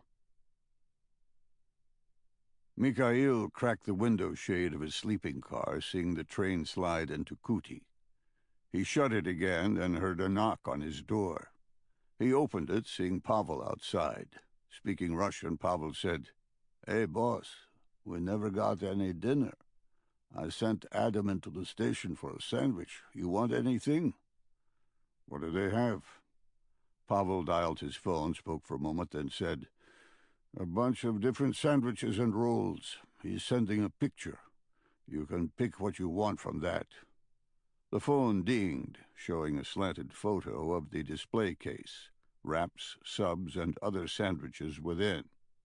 Mikhail zoomed in to pick a meal, then froze. Pavel said, "What's wrong?" Mikhail manipulated the screen, dragging it left and zooming in even farther. He held the phone up to Pavel and said, "What do you see?" Pavel stared, confused, valiantly trying to see what the fuss was about. He said, "You want a salami?" Mikhail snarled. "You see the woman in the background? The one at the ticket counter?" "Yes, so?" "She's a fucking Israeli assassin. She's here to kill you. I don't know how they found us, but the Israeli team is here." Pavel looked at Mikhail as if he were losing it. "Hey, she's just buying a ticket. Are you sure?" Mikhail grabbed his ear and twisted, forcing his face into the phone. "You fucking neophyte. She is a killer. I know because I worked with her. I know because I trained her." He let go and said, "Adam stays. Watch what they do. If he has to miss us leaving, he does so. He stays. If they board, we deal with it." Pavel rubbed his ear, shocked at the ferocity. He said, "Okay, okay." Chapter 50. Jennifer took a seat in the back of the last car, Shoshana sitting next to the window and Jennifer on the aisle. They sorted themselves out, then sat in silence until it grew too long. Shoshana said, "Pike doesn't believe in me." Jennifer said, "Yes, he does. He just needs you to execute what he wants." "Is that how you work with him? You do what he says?" Jennifer considered, then said, "Yes and no. Pike is a little different. He wants you to follow his orders until he wants you to forget them. I've learned to just do what I think is right. He'll always follow that, without fail." Shoshana took that in and said, "So you can do whatever you want in your relationship?" Jennifer turned to her and said, "Shoshana, the relationship has nothing to do with the mission. Can't you see that?" Shoshana said, "There is nothing but the mission. How do you separate it?" Jennifer shook her head and said, "I think you need to really look at what you want. When you say the mission, that's not a relationship. You deserve more than that. The job is not your life." Jennifer saw her brain working, actually considering the words like they were something new. She said, "How can it not be? That's what we do." The train started to move, and Jennifer said, "Time for an update." She pulled out her phone, glad to get away from the conversation, dialing Pike. When she was done, she looked back at Shoshana, saying, "They're on the move. Easy day. All we have to do is make sure Mikhail doesn't leave." Shoshana said, "If it came down to it, would you kill for Pike?" Jennifer had no idea where the question was going. She said, "No, I wouldn't kill for Pike, but I'd kill, and I have. There's a difference, and Pike is usually right, and so is Aaron. Why do you keep bringing this up?" Shoshana glanced out the window and said, "I kill because I'm told to. I was never asked if it was right or wrong. I'm good at it, better than most." Jennifer said, "But you don't have to. It's your choice." Shoshana slid her eyes away and said, "It's easy to say that, much harder to live it." Jennifer had no answer for that, wondering how on earth anyone could even believe that killing simply because someone ordered it was a normal thing, as Shoshana seemed to, like it was the natural circle of life. Shoshana said, "I'm through killing." Jennifer started to answer when the door to their car opened and a beefy man walked in. He looked vaguely familiar. Jennifer tightened up, pretending to work a Sudoku puzzle, allowing the man to pass without acknowledging him. Another man came through the door, and she thought she recognized him as well. She lowered her eyes, and Shoshana said, "Those are the two from the video." Jennifer said, "Let them go. Let them walk past us." Shoshana tensed her body and said, "They aren't here coincidentally. There's no one else in the car, and nothing behind us. No, don't. Let them go. They don't know who we are. They've never seen us." The first man walked down the aisle, ignoring them both.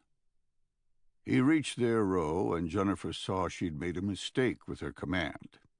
He pulled out a small pistol and jammed it into Jennifer's chest. He said, You two are invited to first class. There is a man who wants to meet you. Jennifer stiffened, waiting on Shoshana to explode. The second man leaned over the row in front of them, small pistol in hand, and said, "Mikhail said to tell you hello. He's looking forward to talking." Everything Shoshana had said about killing faded away. For the first time since she'd known her, Jennifer saw fear on Shoshana's face. Mikhail waited in his cabin, going back and forth about how he would handle the confrontation. He knew he needed to understand exactly what the Mossad had learned about him, and, most important, how they'd found him. But part of him wanted to spend time with Shoshana. She was the prize. He had broken her once, and she'd somehow rebounded, destroying his career. She had always been a flower he could never have, someone who had defied him. He now had a second chance. He'd felt the familiar warmth in his groin the moment he'd seen her digital image, part fear and part lust. He despised her, a hatred born of fear of what she was capable of. But he could destroy that fear if he had her, and now he did. He heard a knock and opened the door. The first thing he saw was Shoshana, obediently walking in front of his security. He studied her face, waiting on the satisfaction of the moment when she recognized him. He got it. She saw him and began to tremble. Chapter 51. The man pushed the barrel against Jennifer's back, forcing her into the sleeping cabin behind Shoshana. She was shoved into a chair. Shoshana remained standing in front of the man they knew as Mikhail. Jennifer swiftly analyzed the small cabin, looking for the out. Looking for the seam she could exploit, confident that with Shoshana she could persevere. The men with guns had no idea of the violence she and Shoshana could perpetrate, choosing to treat them like weak women, which was a mistake. The first security man threw a bag on the table containing the contents of what they'd found on Jennifer and Shoshana. Mikhail reached inside and poked around, eventually pulling out Jennifer's cell phone. Jennifer glanced at Shoshana, trying to communicate with her eyes, and was shocked at what she saw. Shoshana was a shell of herself. Guided to the bed, she sat down without resistance. Mikhail set the phone on the counter, pointed at Jennifer, and said, "Secure her." The train began to slow, and the man glanced at him. He said, "It's the 3-minute stop. Don't worry about it." He approached Shoshana, and she recoiled. He leaned into her face and licked her cheek like a cat, saying, "Oh, how I've missed you." The two men pulled out wire coat hangers from the closet, and in short order had wired Jennifer's legs together, then bound her hands at the wrist. By the time they were done, the train was moving again. Jennifer gave one feeble attempt at innocence, saying, "Why are you doing this?" Mikhail glanced at her, then spoke in Yiddish. Jennifer looked confused, and Mikhail smacked Shoshana on the side of the head, hammering her on the ear and slamming her head into the wall, punishing her for Jennifer's perceived insolence. Jennifer alone saw her earbud fly out. Shoshana rolled upright, still frozen in fear, taking the blow as if it were what was expected in life. Mikhail asked Jennifer another question in Yiddish. She once again looked confused, and it broke through. In English, Mikhail said, "You're not Mossad. Interesting. Very interesting. We'll get to the bottom of that, I assure you. I don't know you like I do Shoshana, but I will. Biblically, if you want." He smiled at his joke and said, "That can be fun, or it can be painful. It all depends on you." A phone started buzzing, and Jennifer realized it was hers, lying next to the bag on the counter. Mikhail went to it and picked it up. He let it ring a couple more times, deciding, then answered, saying nothing. He listened for a second, then hung up. A minute later, the other phone in the bag began ringing. He ignored it. Jennifer gave up feigning innocence, trying intimidation instead. She said, "We have a team tracking us. Harming us would not be wise." He laughed and said, "Tracking you on a moving train? Yes, I'm sure they are, but all they have is a cell phone.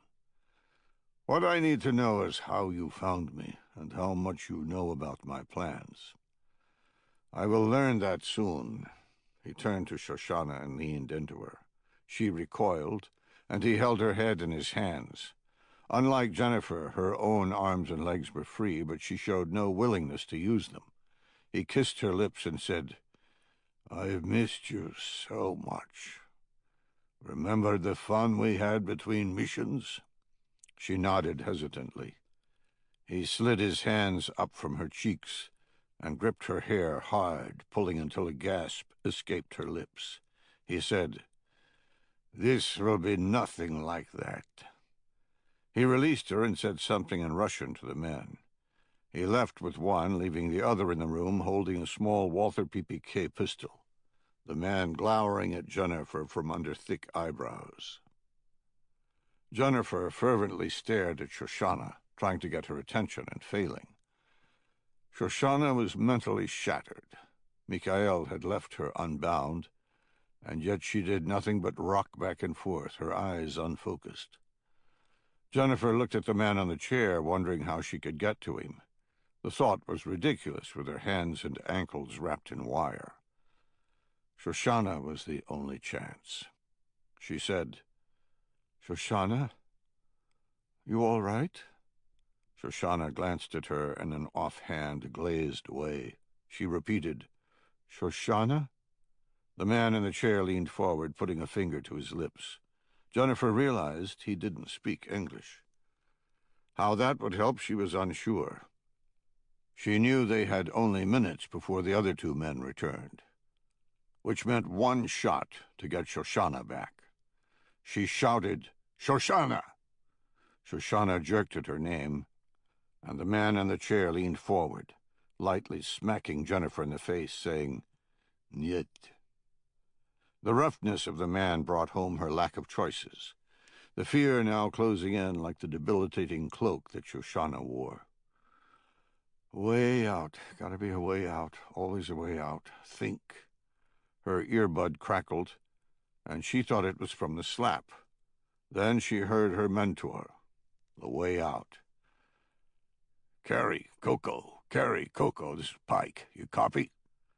She was electrified at the words, but couldn't respond. It came through again. "Carrie, Coco. Carrie, Coco. This is Pike. Come back." She did, glancing at the guard.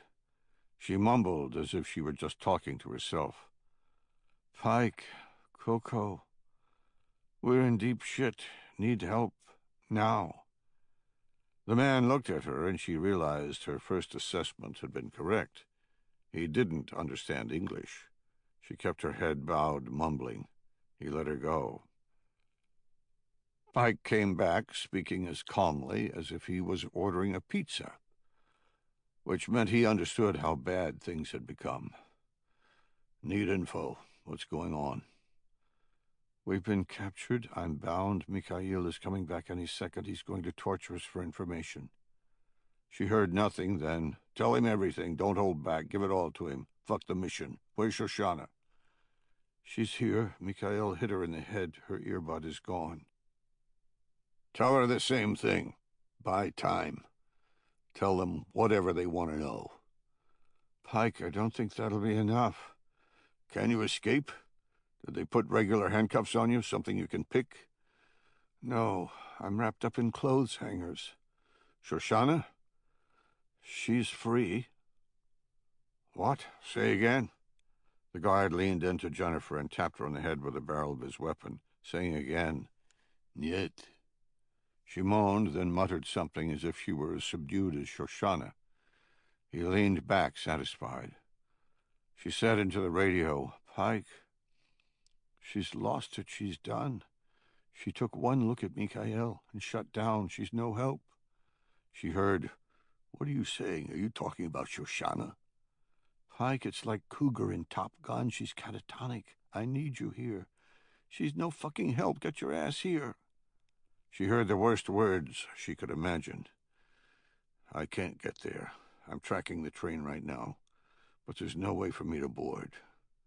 She was like an astronaut in a space capsule, hurtling out of control to Earth, death on the horizon, knowing there was nothing Mission Control could do to prevent it. She felt the tears in her eyes and hated them. She said, "Pike, he's going to kill us." She heard nothing, knowing Pike was tearing himself apart at his inability to do anything. Then he came back with a different tone. "Jennifer, we're about to have to turn off. The road is going to leave the tracks, and we're going to lose radio comms. Tell Shoshana something from me. Tell her loudly. Shout it." "What?" "Tell her Nephilim wants to see the Pumpkin King. Tell her she is the Pumpkin King. Tell her she holds her own destiny." "What the hell are you saying?" "Just do it. Tell her." The radio broke contact and the door opened. She had no idea what Pike meant by his words, and was now on the verge of becoming catatonic herself. Mikhail entered alone, saying, "I think we've figured out how to handle this once we're through with our interrogation." He moved to Shoshana and said, "But before we start with the rough stuff, let's do what we used to enjoy."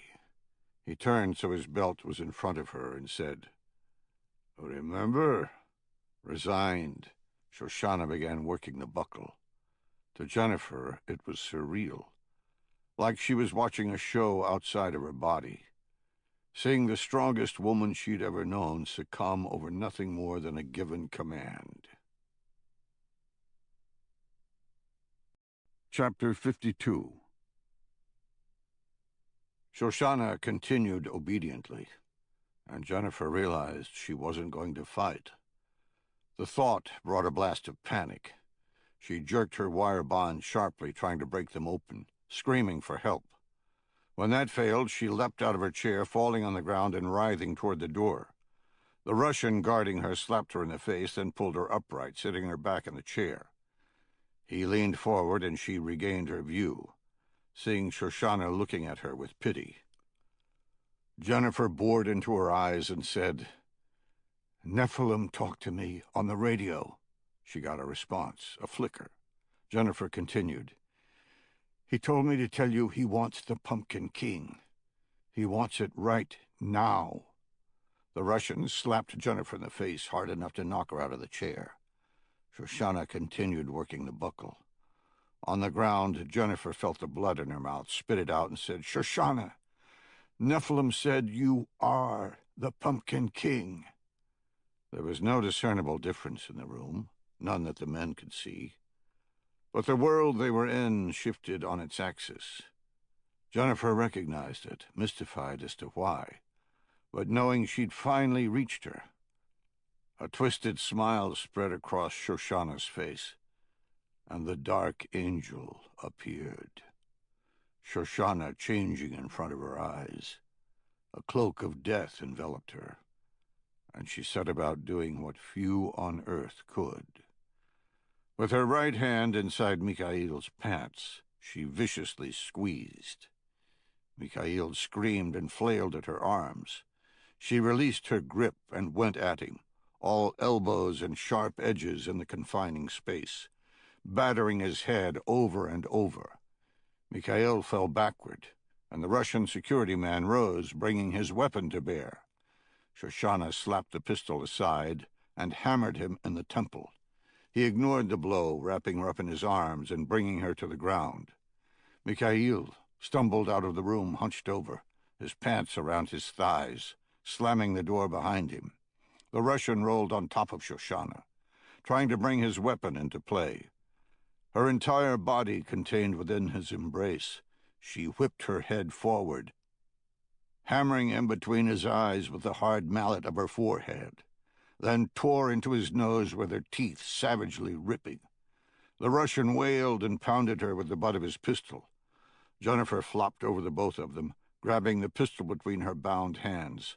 She fell backward, using her weight, and the pistol came free. She rolled over, trying for a shot without killing Shoshana. She shouted, "Shoshana, fall off!" The Russian realized what was about to occur and bear-hugged Shoshana, crushing her spine with his enormous strength. Shoshana grunted loudly, reached up with her thumbs, and plunged them into the man's eyes. He screamed and released her, bringing his hands up to his destroyed orbs. She curled her fingers at the first joint and speared his throat, crushing his larynx. He collapsed on the floor, writhing in pain. His lungs screamed for air, but his larynx swelled with the shattering blow, cutting off his oxygen. He began wheezing until he could no longer even do that. In seconds, he was dead. Breathing heavily, Shoshana looked up at Jennifer, a savage smile on her face, a trickle of blood running out of the corner of her mouth. She said, "I am the Pumpkin King." Seeing the man's destroyed face, his nose hanging by gristle, both eyes leaking fluid, Jennifer said, "I have no idea what that means. I'm just glad I didn't ask for something greater than fruit royalty." "Lock the door," Shoshana did, right before someone rattled it to get in. Jennifer said, "We need to get the hell out of here." Both of them jumped as someone on the other side began shooting into the lock. Jennifer fired 3 rounds through the door, ceasing the attempt at entry. Jennifer said, "Help me with these." Shoshana went to work on the makeshift binds, saying, "He'll be back. Should we hunt him or run?" Jennifer broke the wiring to her hands and said, "Run!" Shoshana separated the ankle bonds and said, "We should kill him right now."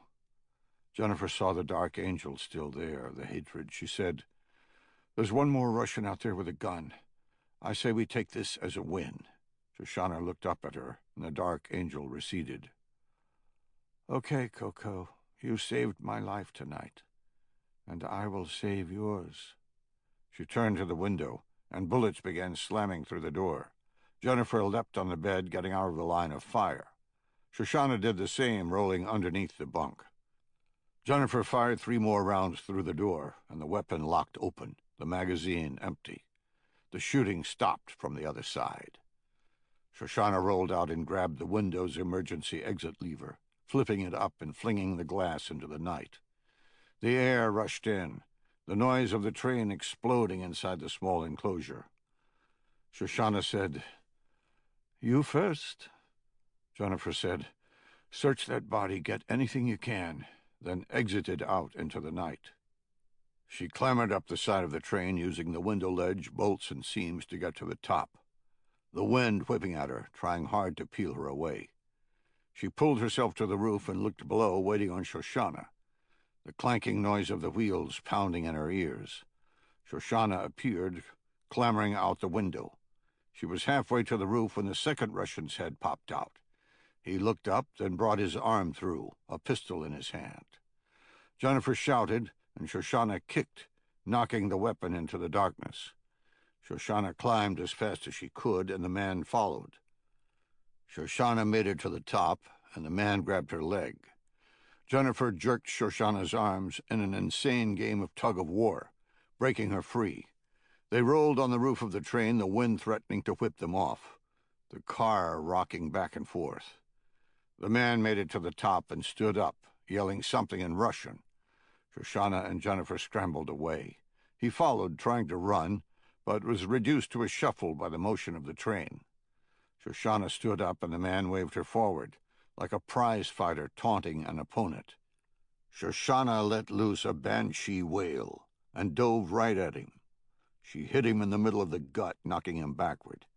His eyes flew wide in shock, his arms flailing for contact to prevent the inevitable. They both hit the top of the train within inches of the edge. He slipped over the side, holding on with one hand. Shoshana remained on top. She pounded his hand, then peeled the fingers back, and he fell screaming under the wheels. The train kept barreling along, the wind still whistling over them. Shoshana eventually rolled over, sliding to the middle of the car. Jennifer bear-crawled to her, wrapping her in her arms. Jennifer looked into her eyes and said, "You okay?" Shoshana hugged her back and said, "Never better, never." Jennifer laughed and said, "What about Mikhail?" Shoshana said, "He's no threat. I saw his soul, saw him for what he is. He's afraid." Shoshana let slip a smile of pure venom. "Afraid of me. And because of it, he's a dead man." The train rocked forward for a few moments, then Jennifer said, "Now what?" Shoshana held out a cell phone she'd pulled from the man she'd killed in the cabin. She said, "Now? Now it's time for Nephilim to earn his pay. The Pumpkin King can only do so much." Chapter 53. Mikhail waited in the passageway, hearing the overloud clanking of wheels coming from the open window in the cabin, but no other noise. He felt the train slowing into the second 3-minute stop. He nudged the door open with his pistol, seeing a foot on the floor. He swung the bullet-riddled door wide. The first thing he saw was the destroyed face of Pavel, the blood congealing underneath his hair. He swept the tiny cabin with his pistol and found it empty. He went to the window and looked out, wondering if the two females had simply jumped for their lives. But if they did that, where is Adam? He dialed Adam's number, but the phone simply rang out, going to voicemail. Mikhail looked at Pavel and realized Adam was dead as well. Shoshana. He wondered if it had been as violent. He had made a major mistake with her. He'd lost his professionalism, letting his personal feelings dictate the mission. He had assumed he still had control over her. And he had. Then something had changed. He caught his reflection in the mirror, seeing the bruises forming from her attack, from her absolute savagery. She had almost ripped his dick off, and then had mutilated a former member of the Russian security services. His choice to toy with her had been clearly ill-advised, but she'd been subservient when he'd seen her, the Shoshana of his past, the one who had obsequiously let herself be used over and over again, the one who had recognized him as the master. The role reversal was shocking, not the least because he was now the one in fear. He had sent Adam into the room alone, saying he would provide cover for any train officials who attempted to interfere. But that had been a lie. He had been afraid to go in, afraid of Shoshana's capabilities. She had looked at him with a hatred that bordered on the supernatural, and he had felt her penetrating his soul. And then she had set about destroying everyone he'd brought with him. It induced a deep-rooted terror he had never experienced in all his years working in the blackness of his profession, and he despised it. He had killed many men who thought they were better than him, but they had all been human. Shoshana was not.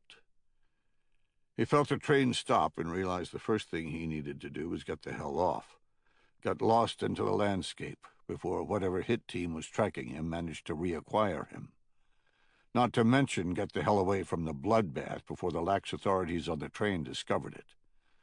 The noise of the wheels had overshadowed the gunfight, but it was only a matter of time before a conductor came through, which brought up another problem.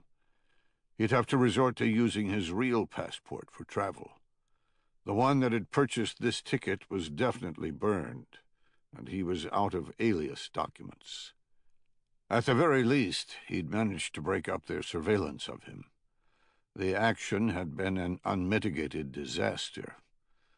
but he was fairly sure they had no idea where he was going. If they had, they'd have simply waited at the far end, instead of boarding early. No, they knew he was on the train, but that was about it. If he disappeared now, he could regain the initiative. Initiative for what, though? Continuing the mission? Or fleeing the continent? He flicked off the lights in the cabin and peeked out the gaping hole where the window used to be. The train was stopped at a concrete open-air platform with a long roof spanning the length. The cars themselves only inches away from both. His cabin was in the front, off the platform. Below him was dimly lit track. To his right, the locomotive. Did the engineers in front have rear-view mirrors? If he left now, would they see him? He decided to wait. It was only a 3-minute stop. He saw the conductor wandering the platform, then glance above him, rotating around, trying to see between the sliver of air between the roof of the train and the roof of the station. He stared for a second, then shook his head, waving to the engine and boarding the train. The wheels began to move. The train picked up speed rapidly. Mikhail waited until the car had rolled about 4 meters before leaping out the window. He hit the slope on his feet, rolled, then scampered quickly into the shadows as the cars went past. He waited until all the cars were gone before moving again, ensuring he wasn't spotted by an insomniac rider, gazing out the window.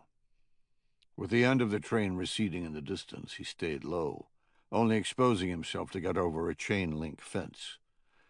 He circled around the small train station, reaching a car lot with a sprinkling of vehicles parked randomly.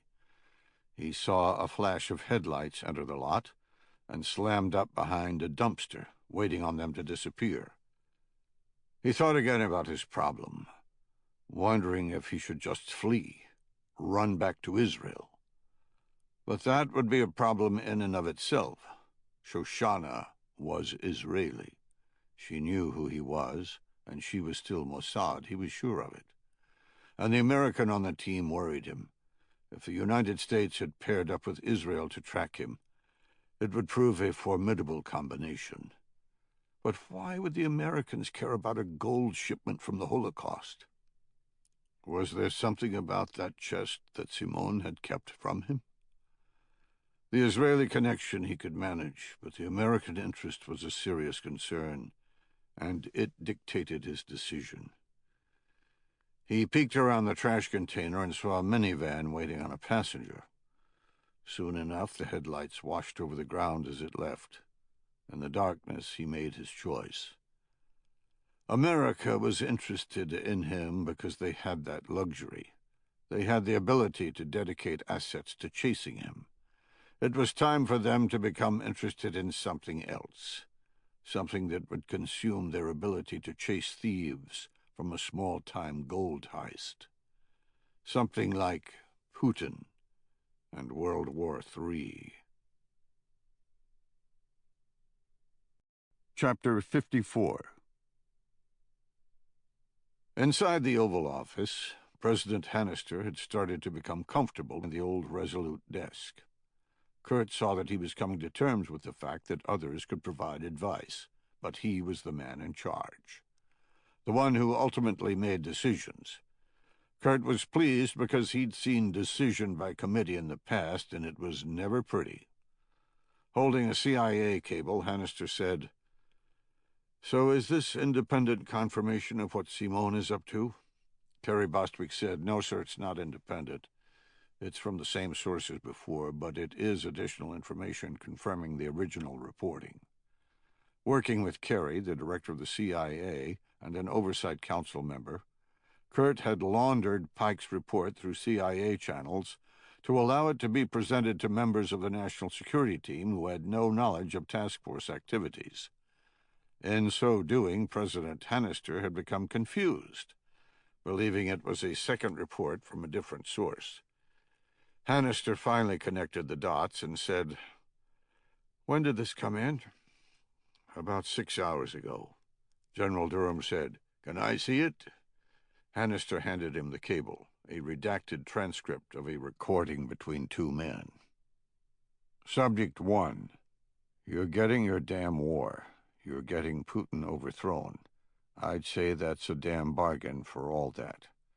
I told you I'd handle the diamond merchant. You don't have to leave now. Subject 2. Oh, yes, I do. Have you seen what the United States is doing? I need a buffer country between me and the fault line. Subject 1. I saw, but they're just recovering their dead. Subject 2. Right now, yes, but they won't be in a few days, will they? Subject 1. No, I suppose not. Subject 2. When you go, I want you to take some security with you. Pavel and Adam will travel with you. Subject 1. Why? Subject 2. Let's just say I don't trust my contact as much as I should. He wants the money, but he's also connected to the Russian machine. General Durham said, "What's this mean?" Kerry said, "We have a source who believes the tensions in Europe are being deliberately stoked, and that these men are trying to start a war. The source believes that President Warren's plane was brought down by someone outside the Russian government specifically to create a war between NATO and Russia. The subject, for reasons unknown, wants Putin gone, and believes a war will do it, but he's growing impatient, and there are significant indicators that another attack is on the way, one that will guarantee a NATO response against Russia." "Who's this source? A Russian?" "I'm not going to discuss sources and methods. Well, no offense. But the CIA wasn't exactly Johnny on the spot for the whole Crimean takeover. Putin played you then, and he's playing you now." "General, the source isn't Russian, and his reporting comes with high confidence." "When and where is this supposed attack going to occur?" "We don't know. We're working on it." Aaron was blasting down a back road, driving dangerously fast for the conditions, headed toward the next stop the train was going to make. His decision to drive had proven correct, as he continually ignored the GPS, using his own knowledge of the roads. We didn't have a lot of time to beat the train to the stop, and if I'd have been forced to rely on the GPS, we never would have made it. Then again, if it had been Shoshana in the vehicle and Aaron on the train, we might not need to be speeding at all. But that was all hindsight, and doing me no good now. Initially, just following us back up for surveillance in case Mikhail left early, Jennifer's call had changed everything. I was boarding at the next possible stop, and I was ready to kill. I refused to think about what I might find, concentrating on the mechanics of clearing the train, focusing on what we, as a three-man team, could accomplish without firearms, which, given the skills of the men in the van, was still significant. In the end, it didn't matter what we found. I'd already designated Mikhail and his men as a DOA force for this mission, and whatever damage was on board wouldn't alter that. I was going to kill him, along with anyone who tried to stop us. I looked at our constantly recalculating GPS and saw we were about 3 kilometers out, 4 minutes ahead of the train. With only a 3-minute stop, we were cutting it close, but I thought we'd make it. I kept flipping my knife open and closed, and Knuckles said, "Never cleared a linear target with only a blade before." I said, "We'll have weapons soon enough after the first contact." He saw the bloodlust in my eyes and grimly nodded. Aaron said, "About 1 minute out," and then, strangely, my cell phone began vibrating. I looked at the screen and saw an international number, Mikhail. Clearly, Jennifer had given my number to him. I didn't want to think what that had required. I focused on one thing, vengeance. Knuckles said, "Who is it?" "I don't know, probably Mikhail." The phone buzzed again, and he said, "You going to answer it?" I flicked my blade open again and said, "I think I'll wait to talk to him in person." Knuckles said, "You'll get that chance, but answering can only give us intelligence. You'd be giving us an edge." As usual, he was right. I did so, putting the phone to my ear, and hearing nothing but a giant rushing sound. I narrowed my eyes and said, "Hello?" I heard someone shouting about Shoshana. I put a finger in my other ear, having a hard time hearing. I said, "Let me speak to her." Through the wind, I thought I heard, "You are idiot." I said, "Shoshana? You are speaking to Shoshana. I can't hear you. I'm on top of a train." "Top of a train? Why do you keep repeating everything I say? Are you drunk?" I looked at Knuckles, amazed. He mouthed, "What?" Into the phone, I said, "I fucking can't hear you. Who is this?" "It's the damn Pumpkin King." I heard Pumpkin King come through the phone loud and clear, and relief flooded through me like a patient hearing a doctor say the test had come back negative. Chapter 55. General Durham said, "So your source thinks an attack is going to occur, but has no idea where or when?" He turned to President Hannister and said, "Sir, even if it's true, it doesn't alter our need for preparation. If anything, it means we should redouble our efforts. Instead of a game of brinksmanship, it's now just a race to be first to the punch." Hannister nodded reluctantly, saying, "What do the Joint Chiefs recommend?" "Full-on support for NATO. We don't want to trigger anything, but we have to be prepared. The NATO response force is a single brigade, and it's run by Spain now. Nothing against them, but we are the 800-pound gorilla. We need to take charge." "But didn't we agree to the response force rotation? How are we going to run in and assume command? It's their continent." Durham said, "Sir, we front most of NATO's costs.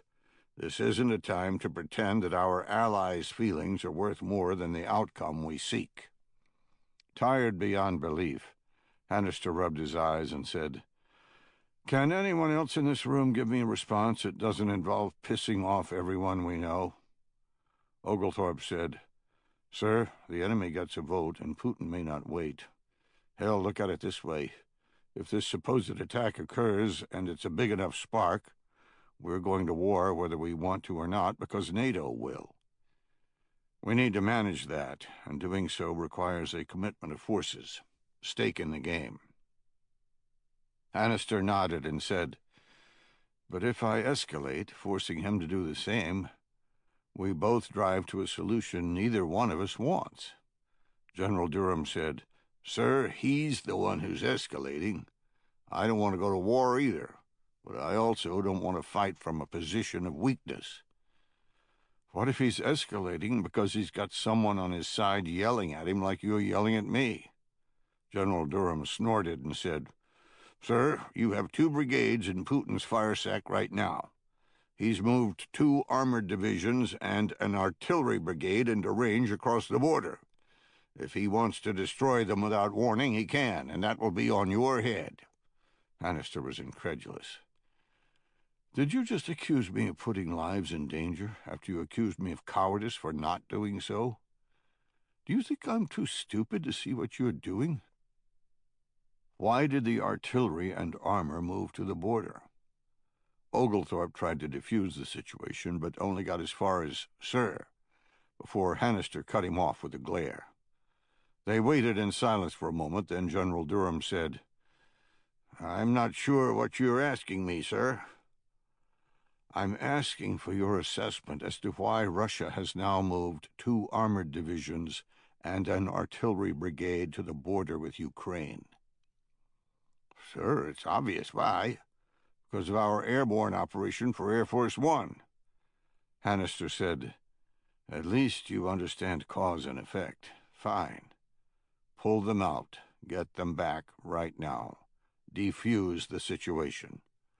Oglethorpe said, "Sir, they aren't finished with the body and document recovery. That'll take another couple of days. They need the time to scrub the wreckage for anything of intelligence value.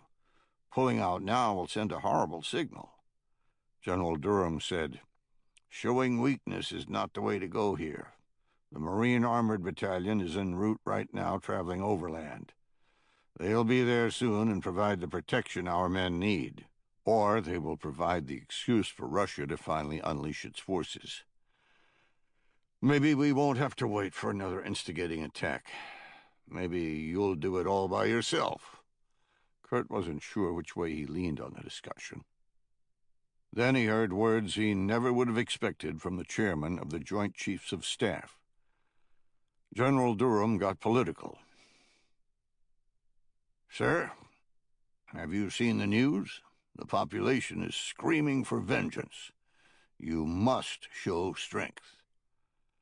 Dennis McFadden, President Warren's chief of staff, and thus President Hannister's by default, said, "Sir, that's true. All the polling shows that the public wants a forceful response." Durham continued, saying, "You have 2 brigades within range of both Russian artillery and armor. You put them there. Now you need to back them up." Enraged, Hannister drew up and said, "You demanded that, and now you want to force my hand." General Durham said, "Sir, I recommend you execute. I agree with the decision, but I only recommend, like I'm doing now." The room grew quiet. Kurt was embarrassed to say he wore the same uniform as General Durham, wondering how on earth he'd reached the highest military position in the United States arsenal. He was disgusted at the political display with lives on the line, and wanted to interject, but could not. He needn't have worried, because there was a greater leadership in the room, one no one expected to rise to the occasion. Hannister locked eyes with the general and said, "Okay, then. We know where we both stand. Remember those words. You recommend, I execute." And then a mild-mannered economist, forced into a situation beyond his asking, began to take control. General Durham looked at the Secretary of Defense, wanting backup, but not getting it. He turned to Hannister and said, "Sir, I told you I was hired by the President for my unvarnished opinion. President Warren." Hannister said, "Warren's dead. I'm not sure that's sunk in for you. I'm making the decisions from now on." Standing at attention like a cadet at West Point, General Durham nodded his head, finally backing down. But Hannister wasn't finished. "Right now, my decision is that you get the hell out of my office." General Durham looked like he'd been slapped. Hannister said, "Go." Durham left, along with most of the air in the room. Hannister said, "We're done here. The armor package holds up. Don't make it look like we changed our minds. Just hold them up in Kiev for a day until we can figure this out." He looked around the room, sizing up who was left. He said, "Mark, Kurt, Carey, and Palmer, stay behind. The rest of you, good night." After the room had cleared, leaving only Oversight Council members, Kurt finally spoke. "Sir, this isn't the way to run a crisis. We can't have the divisions. We'll need rapid responses and consensus based on trust." Hannister leaned back and said, "Yes, I think I just engendered that." Mark Oglethorpe said, "Sir, General Dunham is your senior military advisor." "Then tell him to advise instead of manipulate. He's about to be shit-canned." Jesus, he actually brought up polling. At a loss to defend the man, Mark said, "Yes, sir." Hannister turned to Kurt and said, "What's the update?" "Sir, Pike was planning on taking out both men as soon as his team arrived, but they split up right after the transcript was made. Simon went to Vienna, and Mikhail is taking a train to an unknown location." "So you're tracking Simon?" "No, sir. The team made the call to track Mikhail. Simon presented complications that would lead to compromise with the team." "Can't we do both? Can't we send someone to Vienna?" Kurt considered, then said, "Yes, sir, that's actually a good idea. But let's do it above board. We don't have a handle on where he'll end up. But if I could recommend, I'd get the FBI legat at the embassy rolling. Simon is on our 10 most wanted list. Get HRT over there and let the FBI start working it with their contacts. Arrest him in conjunction with the Austrians. Even if they don't get him, it might create enough pressure to disrupt what he's doing. To Palmer, Hannister said, "Get it done." Palmer nodded, and Hannister said, "Tell me that Pike can stop this attack. I can prevent us from doing something unforgivably stupid, but that's about it. Sir, Pike's working the problem, but there are no guarantees. He's got very little to go on. He's currently tracking the man who's conducting the meeting. Still no idea why or what that meeting is about, but it's tied to the attack. Tell him from me, the President of the United States, that the fate of Europe may depend on his success." Kurt smiled and said, "Not sure that'll have an effect. No offense, but the last time Pike dealt with you, you had him arrested." Hannister pinched the bridge of his nose as if he were warding off a migraine. He said, "Well, tell him we all change perspectives once we change jobs." He removed his hand from his face and said, "Wait a minute, I have a better idea. Tell him I'll arrest him again if he fails. Pissing that guy off seems to bring out his best."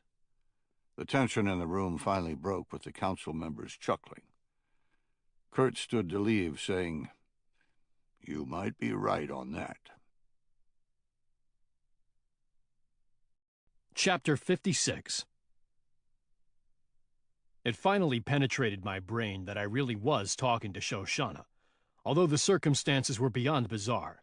I said, "What the hell are you doing? Where's Jennifer?" "She's right here next to me. We're on top of the train." "On top of the train?" "Yes, on top of the train." "You're actually on top of the train?" "You're repeating things again." A smile split my face, and I saw Knuckles relax. I said, "Where's Mikhail?" "I don't know, but his men are dead. Look, we're rolling into a stop. We're getting off here. We'd like a ride." Her nonchalance was amazing. I chuckled and said, "We're 30 seconds out from that stop. Where do you want to meet?" "Stand by. I can see the station." I heard the wind recede as the train slowed, and Aaron said, "Station is in sight. What do you want me to do?" "Hold what you got. It's now an exfil, not an assault." I saw him smile as he pulled into a turnout, shutting off the lights. I waited. Then Shoshana came back on, now easy to hear. The area so quiet she whispered. She said, "We're going across the roof of the platform. Coco's moving to check it out. I'll call you back." And she hung up. I had no idea what had occurred on the train, but I knew if Shoshana was talking to me, Jennifer had convinced her to fight, and it had probably been ugly. Aaron turned around and said, "What happened?" I said, "I don't know, but I'm pretty sure your little demon saved the day." When he'd heard the earlier conversation, he'd been ripped apart by how bad things had become, knowing it had been his decision to put Jennifer and Shoshana on the train. He smiled, saying, "Thank you. Thank you for believing in her like I do." I said, "Are you nuts?" "I didn't believe in her at all. I'm the one who was against her boarding in the first place." He said, "No, I don't mean before, I mean during. Nobody else could have gotten to her. Nobody else could have reached her, not even me."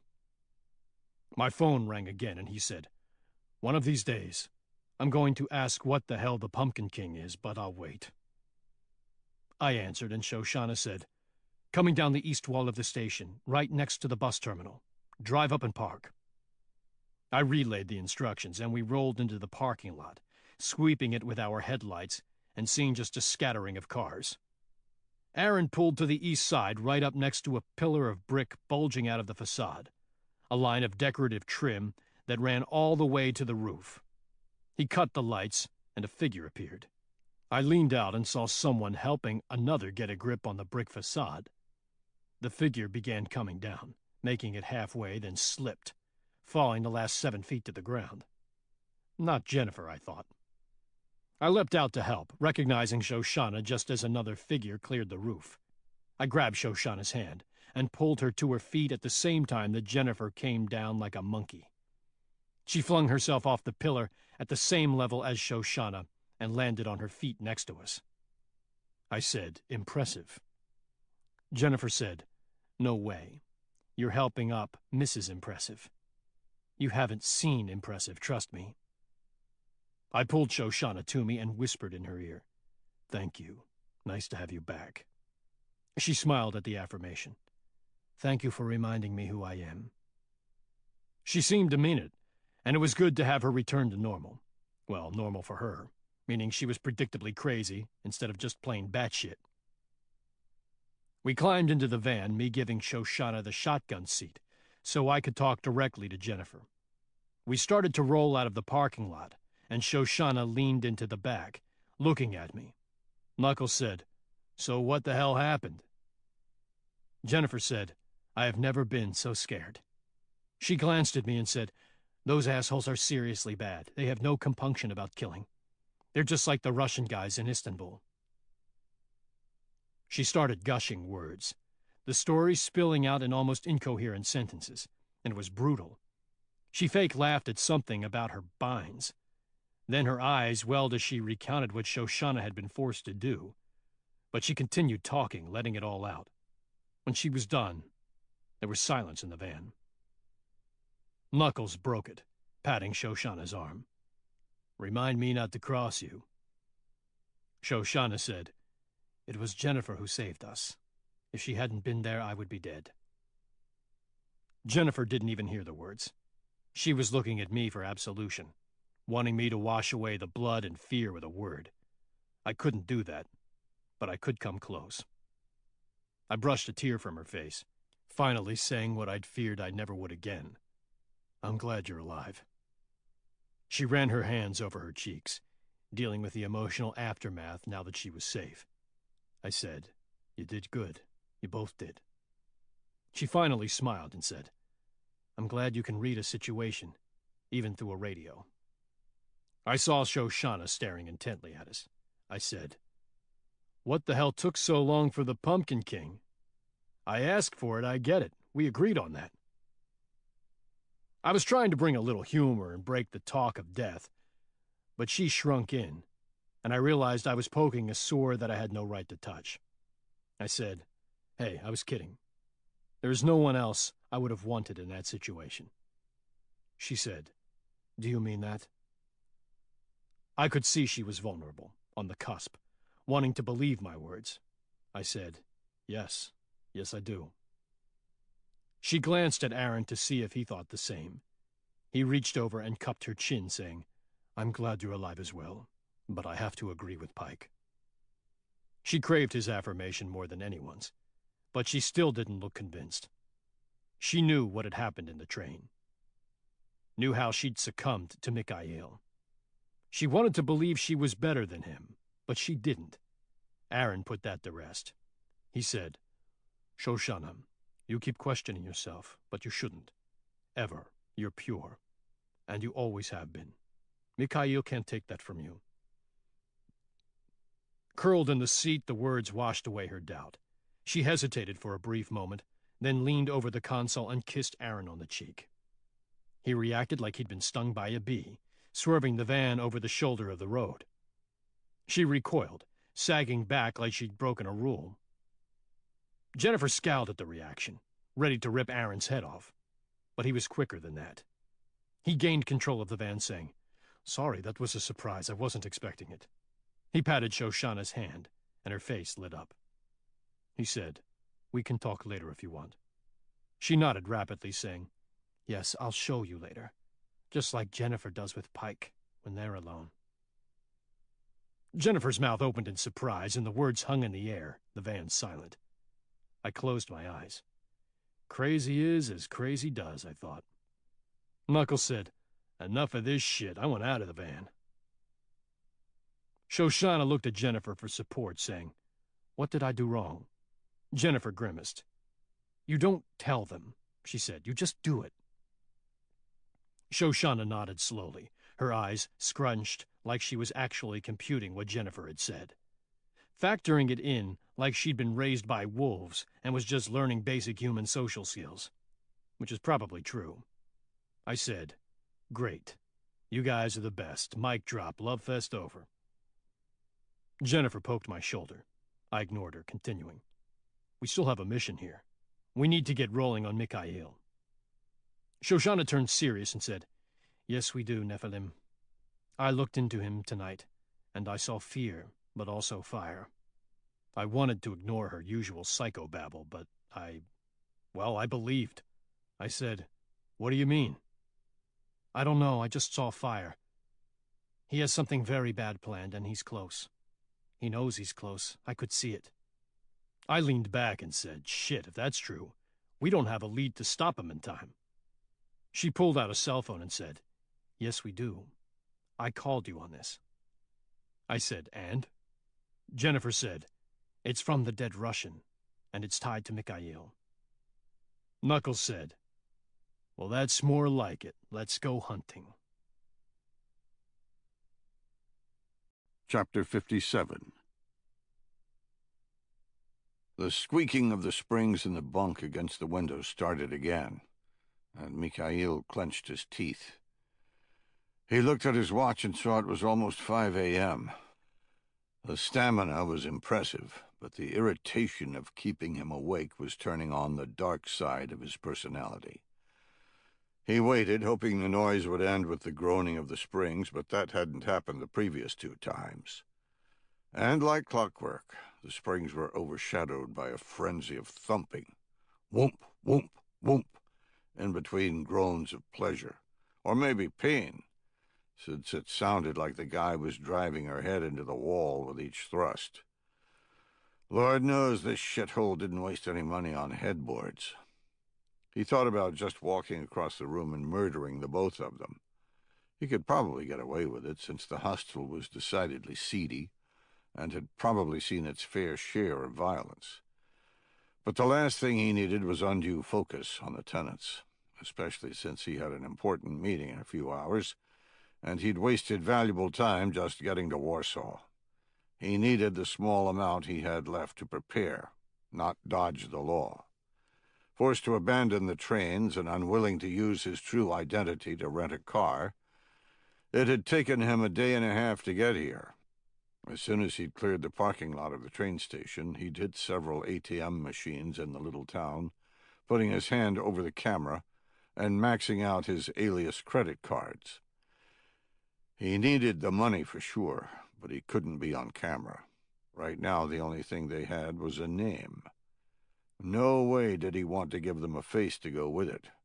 After getting the money, he destroyed the cards, hopefully leaving behind a trail that said he was still inside Slovakia, once the police determined whose ticket was tied to the carnage in the sleeper car.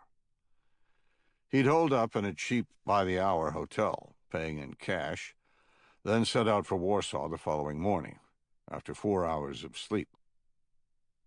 Using euros and his language abilities, he'd managed to reach Warsaw riding shotgun with 4 separate long-haul truckers, completely covering his tracks and giving himself a clean break. Dropped off in the city center at the giant communist monstrosity known as the Palace of Culture, he snagged a cab, asking for a cheap hotel near the old town that would take cash, the implied statement being that they also wouldn't ask any questions. The cabbie stopped at a brick turret, looking like it had been built ages ago. But that was actually a modern construct, as was most everything in Warsaw. World War II had not been kind to the city. The Poles had refused to submit to their Nazi occupiers, and as a result the German war machine had demolished every single building, the fighting a brutal house-to-house slugfest. The cabbie pointed through the turret and gave instructions in broken English, giving landmarks and left and right turns. Mikhail exited and began walking, weary and rumpled. He followed the directions, tripping on the cobblestone streets, looking for a bell or maybe a plaque. He was unsure what the cabbie had actually said. He reached a square and was pleasantly surprised to find an old bell in the center, kids rubbing its top and walking around it in circles. He glanced at the walls of the nearest building and saw the plaque, now realizing what the cab driver had been trying to tell him by repeating the word strong. The plaque was for a man codenamed Jack Strong, a CIA asset who had helped bring an end to communist rule in Poland.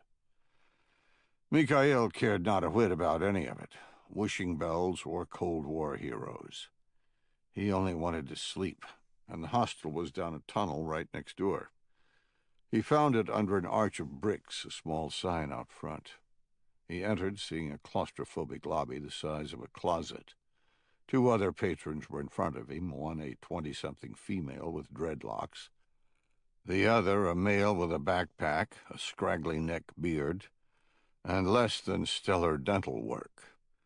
They began kissing while waiting, and little did he know they would soon be the bane of his existence. He paid for a room, went up the stairs, and was surprised to see he'd be sharing it with the greasy couple.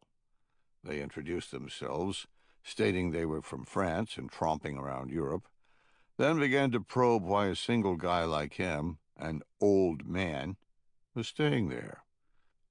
He'd made up a story about starting a career too young, forcing him to miss out on the experiences of youth, and he was now making up for it. Impressed at the lie, they offered to share a bottle of wine. He'd begged off, saying he was too tired. He'd taken the bunk closest to the door, laying down fully clothed. They'd moved off to the end of the room near the window. And then the activities had begun.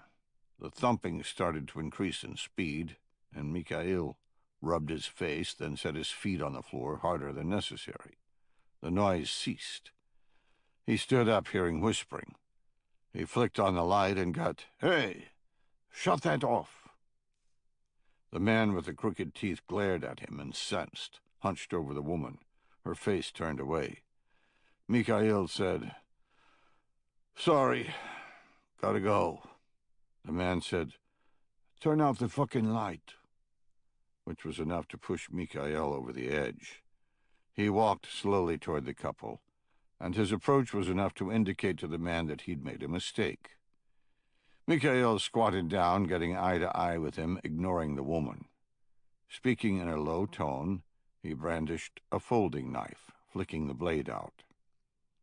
"You say one more word, and I'll cut your fucking tongue out." He used his index finger to punctuate the last 4 words, jabbing it into the man's forehead after each one. The man's eyes were so large it was comical. He nodded but remained mute, afraid to test the threat. The girl began to tremble underneath him, hiding her face in the pillow as if that would prevent the boogeyman from finding her. Mikhail rose, then left the room, not even bothering to look back. Chapter 58. I was awakened in our vehicle by Jennifer poking me in the shoulder. It was her turn on watch, but if she was waking me, something bad happened. She said, "Veep's got him. Leaving the hostel right now." I looked at my watch, 5 in the morning. Early to leave for no reason. This must be it. We were all running on about 2 hours of sleep, because it had taken quite a bit of time to find the phone associated with Mikhail.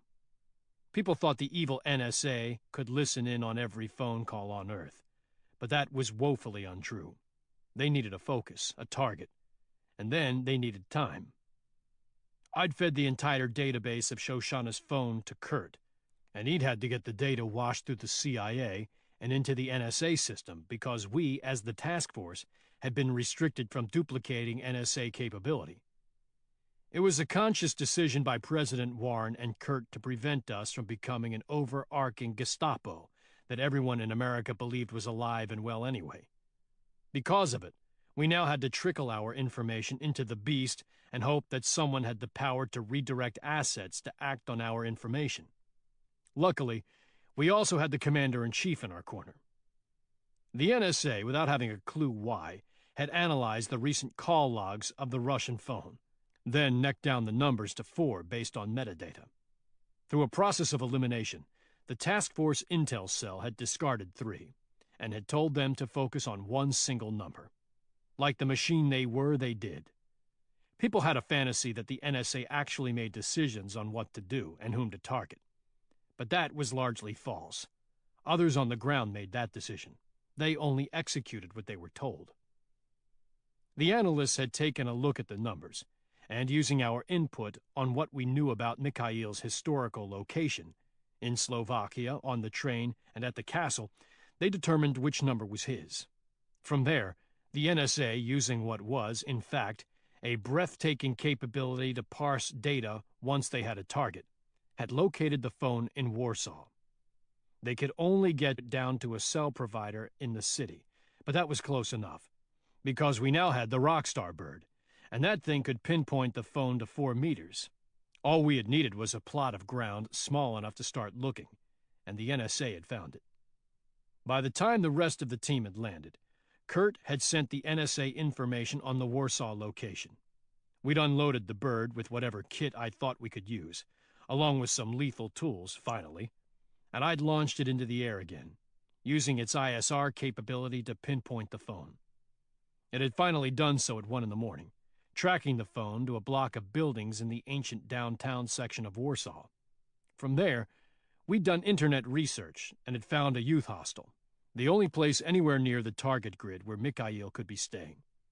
And we had started the surveillance, running on fumes and coffee. It had been a frenzied amount of work, and I was proud of the intelligence community's ability to actually accomplish what we needed. For once, not getting bogged down in food fights. Then again, from Kurt's last call, I knew this was about much more than stopping a single attack. That was our mandate, but this time, Kurt had seemed genuinely worried. Veep came on the radio sounding bored, which I knew was a front. His real name was Nick Seacrest, and he was the vice president's son. Make that the president's son. He'd only done one mission with us, and I'd called him forward not because of his skill, but because he was an unknown for Mikhail, and I knew he was nervous as hell about screwing up.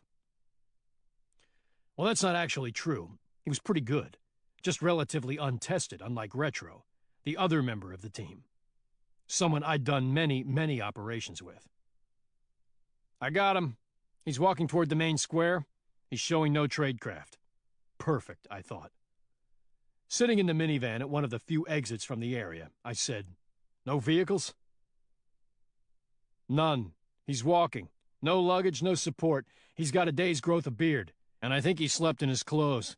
He looks pretty ragged." I thought, seeing Shoshana turn into the Dark Angel will do that to a man. I said, "Roger, I'll keep tracking. Bumper 1, Bumper 2, you copy?" Aaron came on, saying, "Bumper 1, Roger all, I'm up and waiting." Knuckles followed. "Bumper 2, got it." Retro came on, saying, "I got Veep's back up on foot." And now we could see if my call was correct. We'd had the chance to take him down inside the hostel, penetrating with a device called Growler that would allow us to lock his phone and pinpoint his room. But I'd opted not to.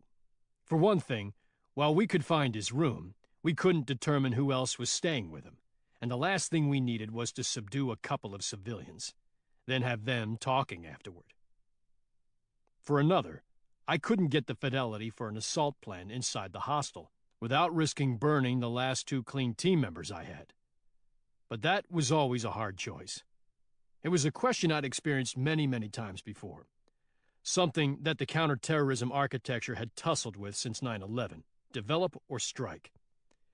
Everyone wants the simple answer, the one Hollywood feeds you. But it rarely ever happens. Every time you hunt a terrorist, you're forced to make a choice. Take the guy out, or track him, developing the situation. All terrorists are tied into cells, and the longer you watch them, the more cells you end up exposing. Unfortunately, while you're watching a target, he's planning further attacks. He's working. I sometimes lie awake at night wondering, if I'd taken out terrorist X earlier, could I have prevented further deaths? But then I think about the guy he led us to, someone who wasn't a cog, but ran the entire terrorist wheel. I decided to develop here. I wasn't sure Mikhail was a single point of failure, and I didn't know if the plan was already in motion. taking him out might not stop it. I didn't know yet if I'd made the right decision, but at least we had him in our sights. Chapter 59. Mikhail retraced his steps, walking by the square with the bell and plaque, now deserted at the early hour. It was just after 5 in the morning, and the sun had already started to crack the horizon, but had yet to provide any summer heat. The air was brisk and smelled faintly of smoke. He took that as a good sign. Someone was baking breakfast pierogi for the early risers, which meant coffee. He took a right, went through a small tunnel, and popped out onto a new street, right next to a large cathedral.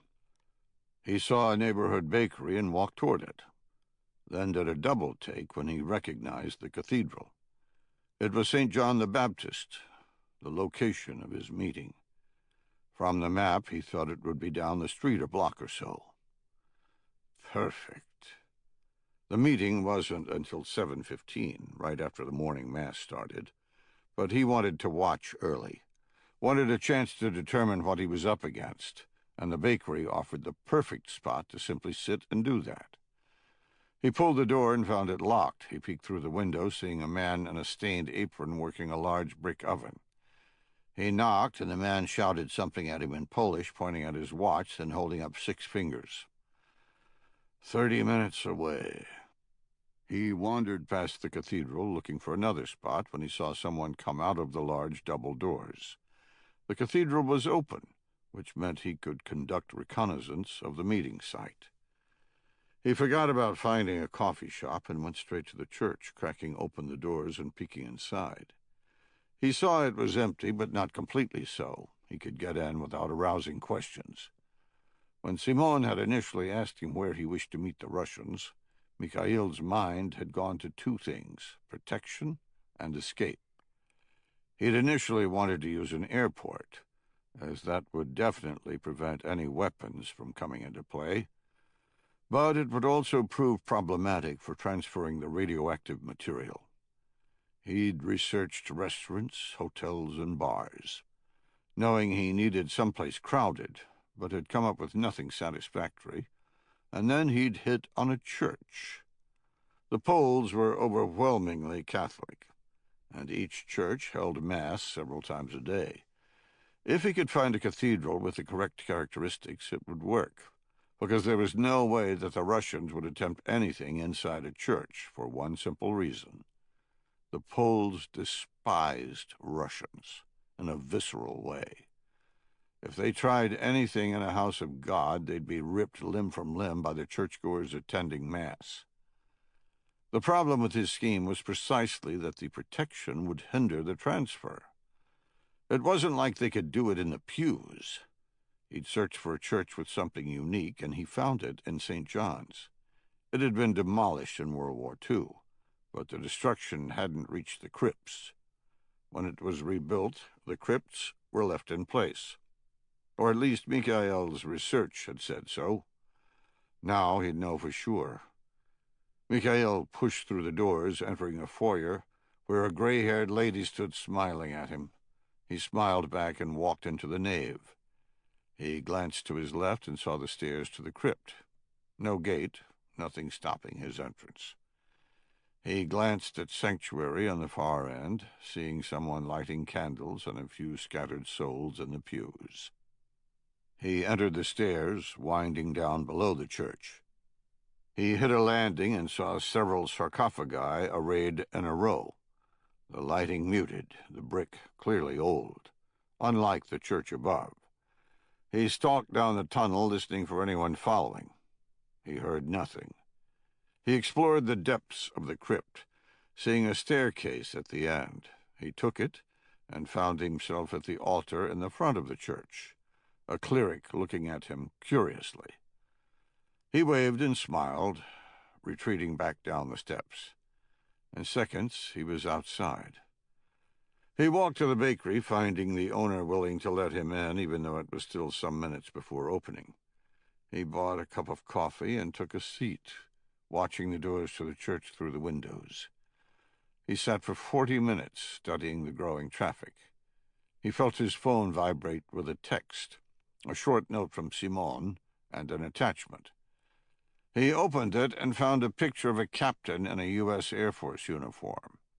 Then a listing of biographical data, including an address in Łódź, Poland.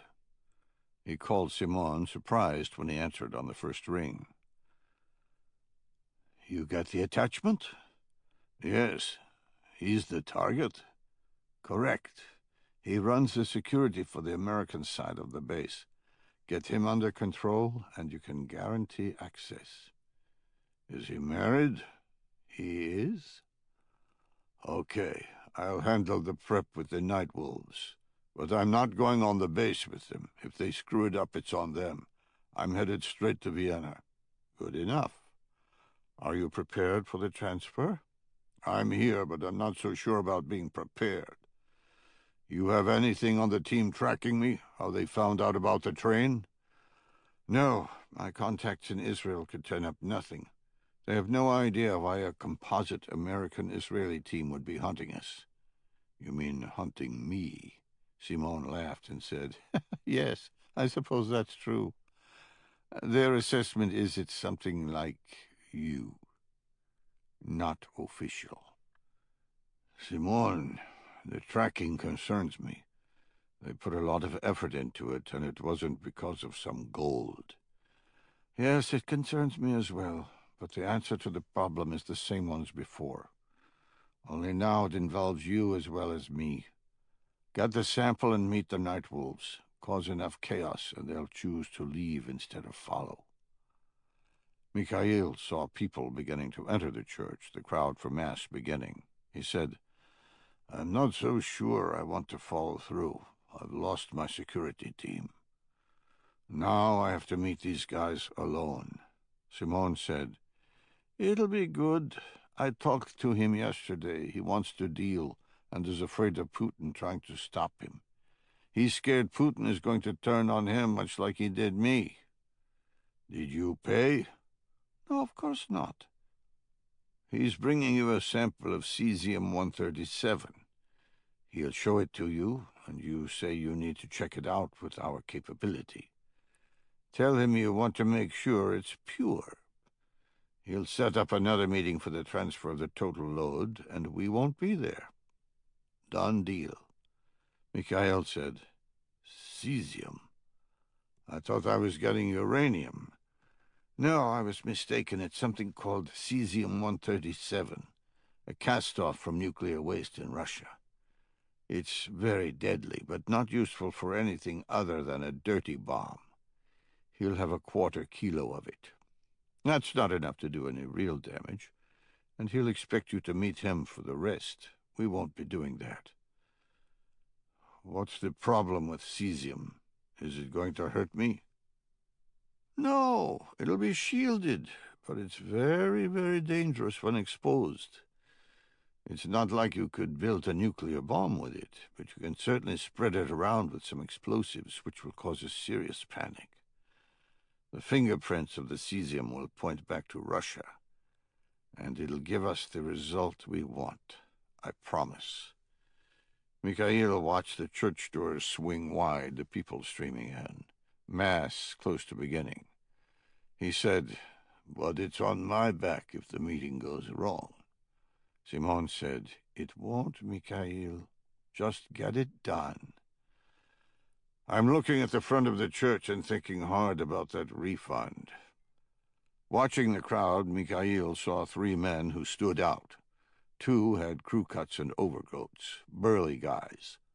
One was older, wearing a fedora and carrying a briefcase. He had no doubt who they were. The man with the briefcase was an ex-KGB Russian known only as the Colonel, and he'd been attempting to sell radioactive material since at least 2010. His activities in Moldova had been broken up by the American FBI on 4 separate occasions, and yet he'd walked free each time. Mikhail thought, 3 men. He could handle that.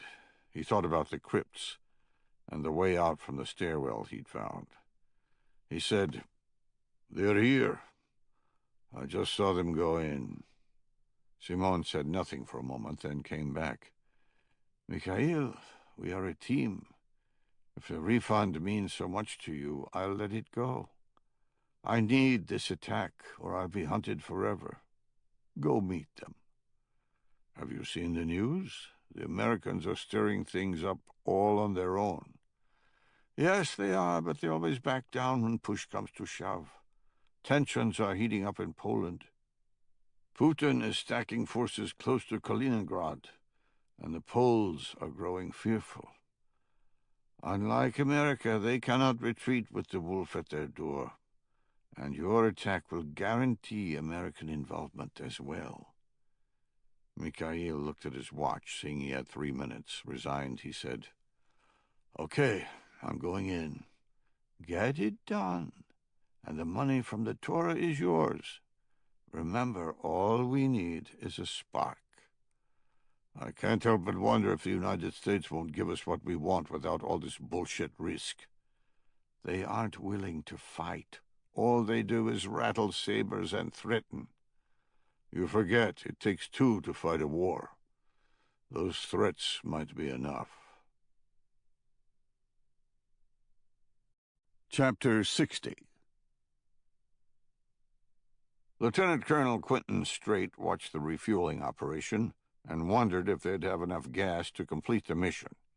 As the battalion commander of the 2nd Tank Battalion, 2nd Mardiv, he'd been told and had planned accordingly to be self-sustaining for 4 days, but then had been ordered to hold up in Kiev, where he'd burned fuel sitting around waiting to move forward. He understood the political dimensions of his advance and would follow whatever orders he'd been given. But seriously, didn't the National Command Authority understand how much fuel these beasts used? The M1A1 Abrams tanks he'd pulled out of stocks burned an enormous amount of JP-8 avgas, literally getting a half-mile to the gallon, a sum so paltry that fuel usage was determined not by miles, but by hours. The average M1 used about 300 gallons every 8 hours, and he'd computed what he needed for the mission based on the op order he'd been given. Now he wondered if this 2-day stand counted against that. Did he have 4 more days to go? And what if he had to fight at the end of it? The 2 tank companies he'd brought with him, comprising 30 steel-clad weapons that were the most deadly armor ever to enter the battlefield, had spent the last 2 days in a tactical perimeter, the men half on and half off security, all wondering why the holdup had occurred. They'd secured a perimeter, living on their awful field rations and plying their limited skills on the women who came to watch the show, never thinking the operation they were on had any consequence greater than the training mission they had left. Kiev was peaceful, and the population appreciated them coming. Showing enough gratitude that it should have penetrated there was something in front of them they should fear, if only because the natives that lived there did. After 24 hours of waiting, the men had become restless. Why should they live in the woods when the town was right next door? They began to surreptitiously slip out, using official business as an excuse. Quentin let them go, turning a blind eye to the supposed resupply runs. A Mustang, he'd been one of them once, and understood that a blanket clampdown would be counterproductive. Let them pretend to sneak out. As long as they had a senior NCO with them, he knew they'd be okay, because he'd fostered a layer of trust in his battalion. The NCOs, like all NCOs from the beginning of time, took that trust to heart. They'd go out, but they'd sure as hell bring everyone back. And because they were professionals, they wouldn't allow any gap in security. He'd actually begun to think this diversion into Ukraine would be good for the battalion, giving the 2 companies he'd brought a taste of anticipation without the threat, sharpening their edge. And then he'd received the intelligence reports the night before. The Donetsk airport, held in rebel hands and utterly destroyed, had shown movement on the runway. Someone had begun to prepare the demolished area for reception. Nobody knew why, but it couldn't be good. He was ordered forward into the rebel-held Luhansk territory to provide support for the evacuation of the dead from Air Force One. He'd had one night to prepare, and was now late on the LD time he'd set for the battalion, the refueling taking longer than expected. As Clausewitz once said, everything in war is very simple, but the simplest thing is difficult. Only this wasn't a war, was it? The refueling finished, and the tactical assembly area broke down, with all tanks lining up in order of march. He gave the command, and they began rolling east, in radio contact with the Stryker Brigade and the 82nd Airborne. He spent the majority of time while they moved coordinating exactly that, the movement. One would think just driving a caravan of tanks would be easy, but it wasn't.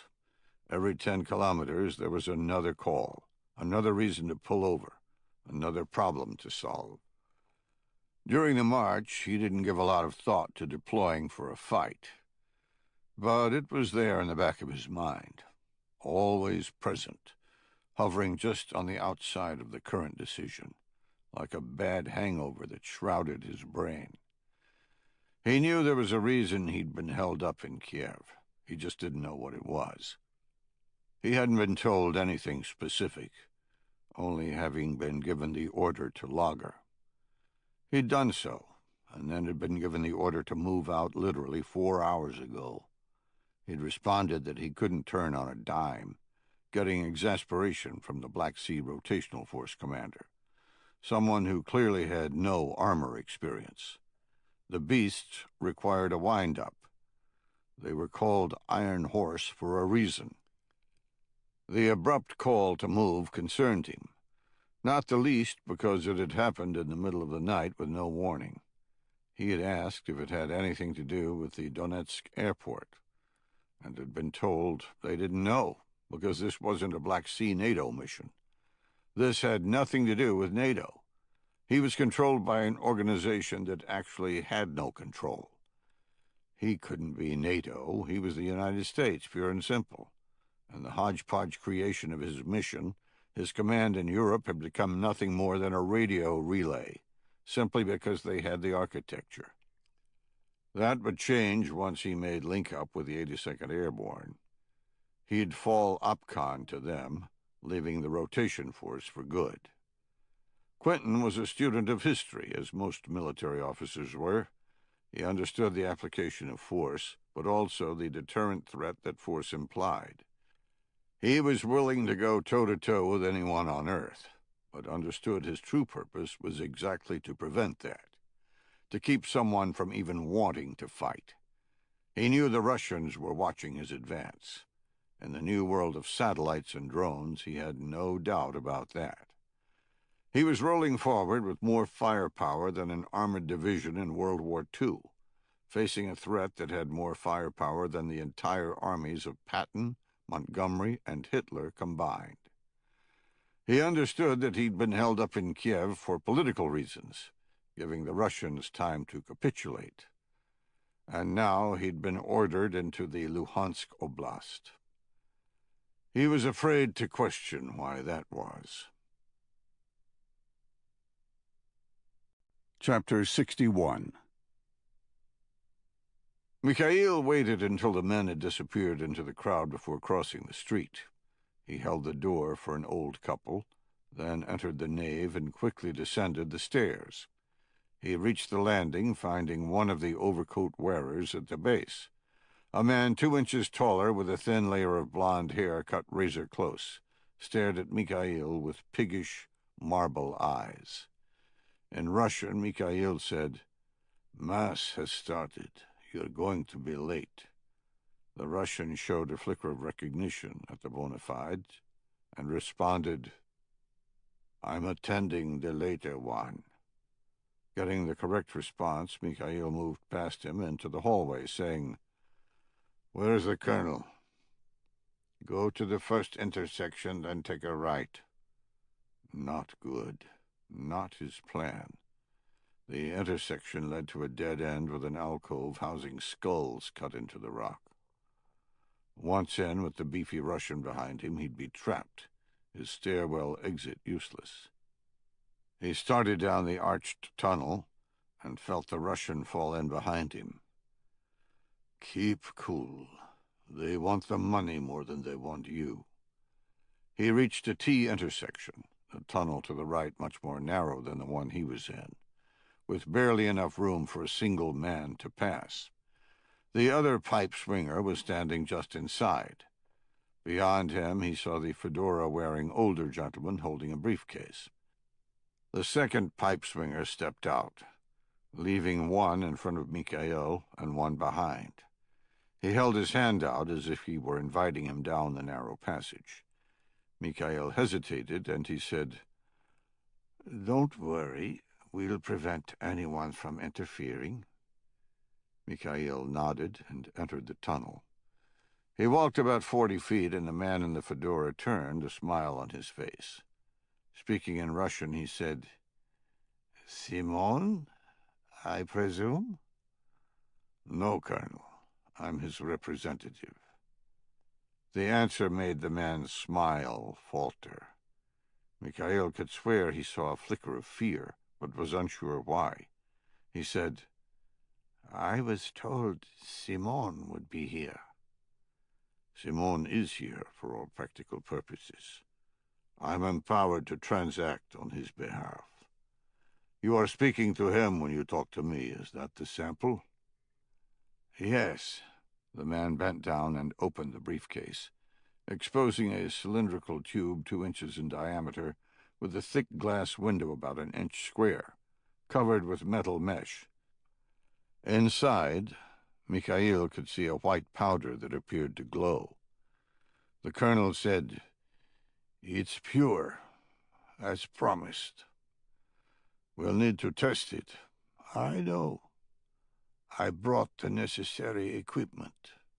From the briefcase, he withdrew what looked like a voltage meter with a rubber cord hanging out. He plugged the cord into a valve in the top of the cylinder, cinching it tight, then twisted a control knob, and the needle spiked into the red zone. "See?" Mikhail said, "Colonel, no offense to you, but Simon has stressed that we must test it with our own equipment. We've been burned in the past with the seller providing the testing." The colonel scowled and said, "That's not happening. And Simon must be at the transfer of the rest of the cesium. Him and him alone. I'll give you an address to pass to him. It won't be here in Poland." The statement crystallized what this was about. The colonel wasn't trying to sell cesium. He was selling Simon. Somehow Putin had gotten wind of the purchase, and he'd rightly determined that it wasn't for something benign. He might have even put together that Simon was behind the death of the United States president. And now he was fighting back. Carefully, Mikhail said, "Okay, I'll talk to him. But I need to take the specimen. He'll be here for the transfer, but obviously he can't be here now. And he's not going to arrange a meeting for the rest if this doesn't prove worth it." "No, the specimen stays here. I've showed you the worth of it." Mikhail realized he was losing the race, and decided to back out completely. Okay. Where do you want to meet for the transfer?" The colonel's demeanor shifted, and Mikhail knew he'd capitulated too early. The man didn't believe him. He said, "We are done here." He snapped his fingers, and the crew-cut beast closed in, now showing a suppressed pistol. The colonel said, "I don't know who you are, but there are powerful men who would like to talk to Simon, and you will lead us to him." Mikhail saw the pistol and realized he'd been mistaken. The stakes at play far outweighed any fear of being a Russian security man in Poland. He held his hands up and said, "Wait. This is supposed to just be an exchange." The second thug searched him, finding the Browning high power against the small of his back. The colonel said, "You can call it that. You're exchanging your life for Simon's. You will tell us where he is, or you will suffer the consequences. Let's go." They exited the crypt in the middle of Mass, nobody paying them a bit of attention. After being loaded into a sedan, sandwiched between the two bricks of muscle, Mikhail kept track of their location as they left the old town, driving through the steel of the city. When they stopped, he couldn't help but feel the irony. They forced him out in front of a dilapidated tenement house, with makeshift clotheslines dangling out of windows, the concrete blocking all light. Outside the tenement was a plaque delineating the buffer zone for the Jewish ghetto that had seen a valiant uprising in World War II. They were taking him into a location where the Jews had fought to the death against Nazi Germany.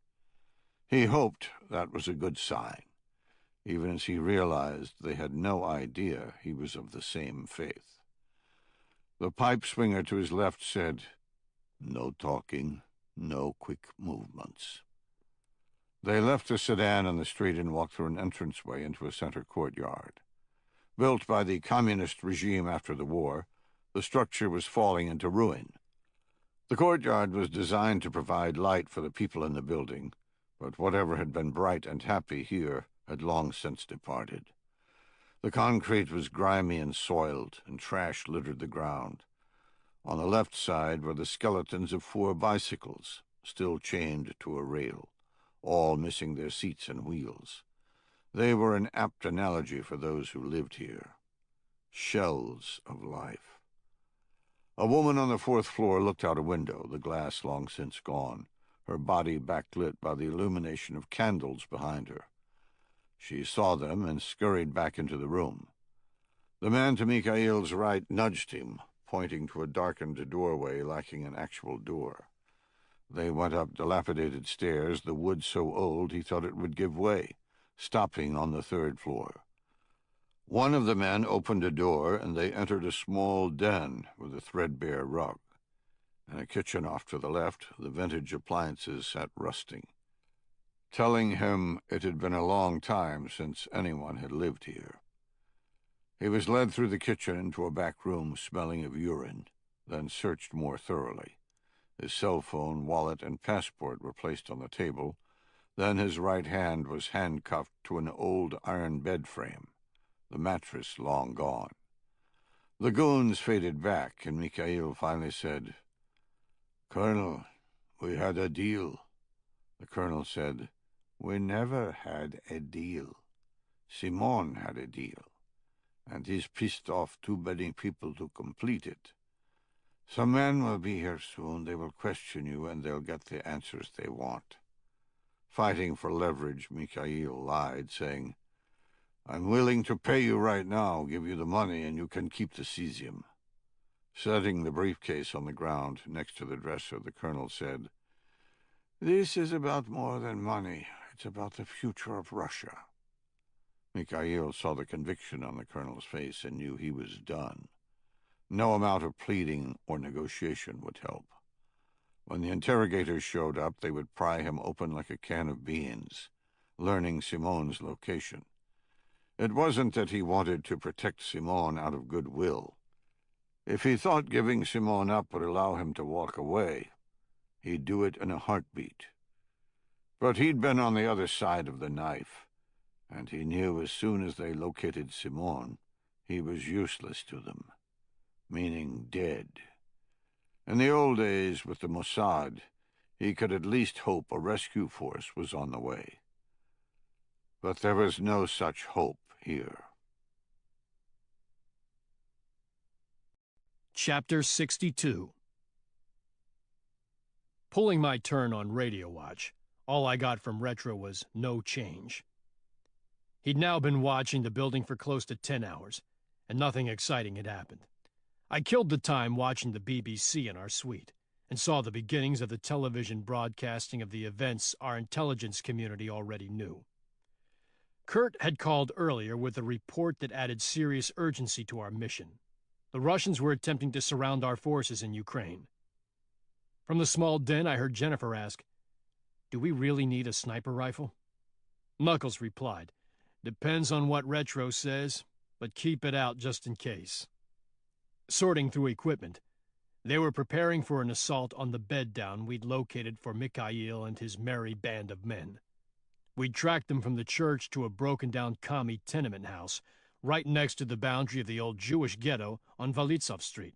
And because of its location, it was looking like the best place to interdict them. Retro and Veep had given us photos of the sedan they were using, and the rest of the team split into 3 vehicles, picked it up, and followed it from the church to the tenement. I'd left Aaron watching the squalid building for the short term, and had returned to pick up Retro and Veep. I'd given them surveillance kit, then swapped them out with Aaron. While I was positive this was the Viper's Nest, and that our wait last night had paid off, Retro wasn't so sure, and recommended we develop the situation a little further. He had some good points. First, Mikhail had been sandwiched in the back, between 2 men who could only be described as paid muscle. The older man had driven, and the passenger seat had remained empty. Second, and more important, Retro pointed out that if you were going to a tenement house for planning, why meet up in a church first? Why not just link up in the tenement? If it really was the safe house, why meet in public first? In his mind, it smelled a little, or maybe we were misreading the whole thing. His thoughts made sense, but I still believed this was the final stage before an attack. Maybe Mikhail had chosen to sit in back to discuss whatever they were planning, using a map or computer as he did so. And maybe he didn't know where the tenement was, and had tasked them to find a secure area, planning a link-up meeting beforehand to take him there. Or maybe he'd found the tenement, but didn't know the men he'd eventually use, and wanted to vet them first before taking them there.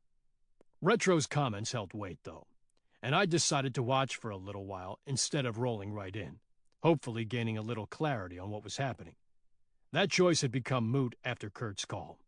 While we were establishing a static observation post, I'd had Jennifer and Shoshana locate the first hotel she could find with a suite large enough for us to plan and prepare in. She'd settled on the Intercontinental Warsaw, only about 4 minutes away. She'd given Aaron and me the room number, and we'd left Veep and Retro for the static surveillance, letting them figure out how they'd do it. Retro, who had earned his call sign because he was a miser and habitually wore clothes that were years out of date, would blend in fine. Veep would have to learn on the fly. We'd checked in and had begun the mundane work of mission planning, shuttling the equipment up from the Rockstar Bird, suppressed breakdown rifles in 300 Blackout, Glock 27s, miniature battering rams, various electronic devices, you name it, and then had settled in to wait for information from our observation post. And then Kurt had called on the VPN. I was surprised because it was my responsibility to initiate contact with him, not the other way around. But I learned quickly why he'd done so. Things had changed, and not for the better. When the screen cleared, I'd thought he had the flu. He looked like he hadn't slept for a week. He ignored any perfunctory questions about the team, digging right into the mission. "What's your status?"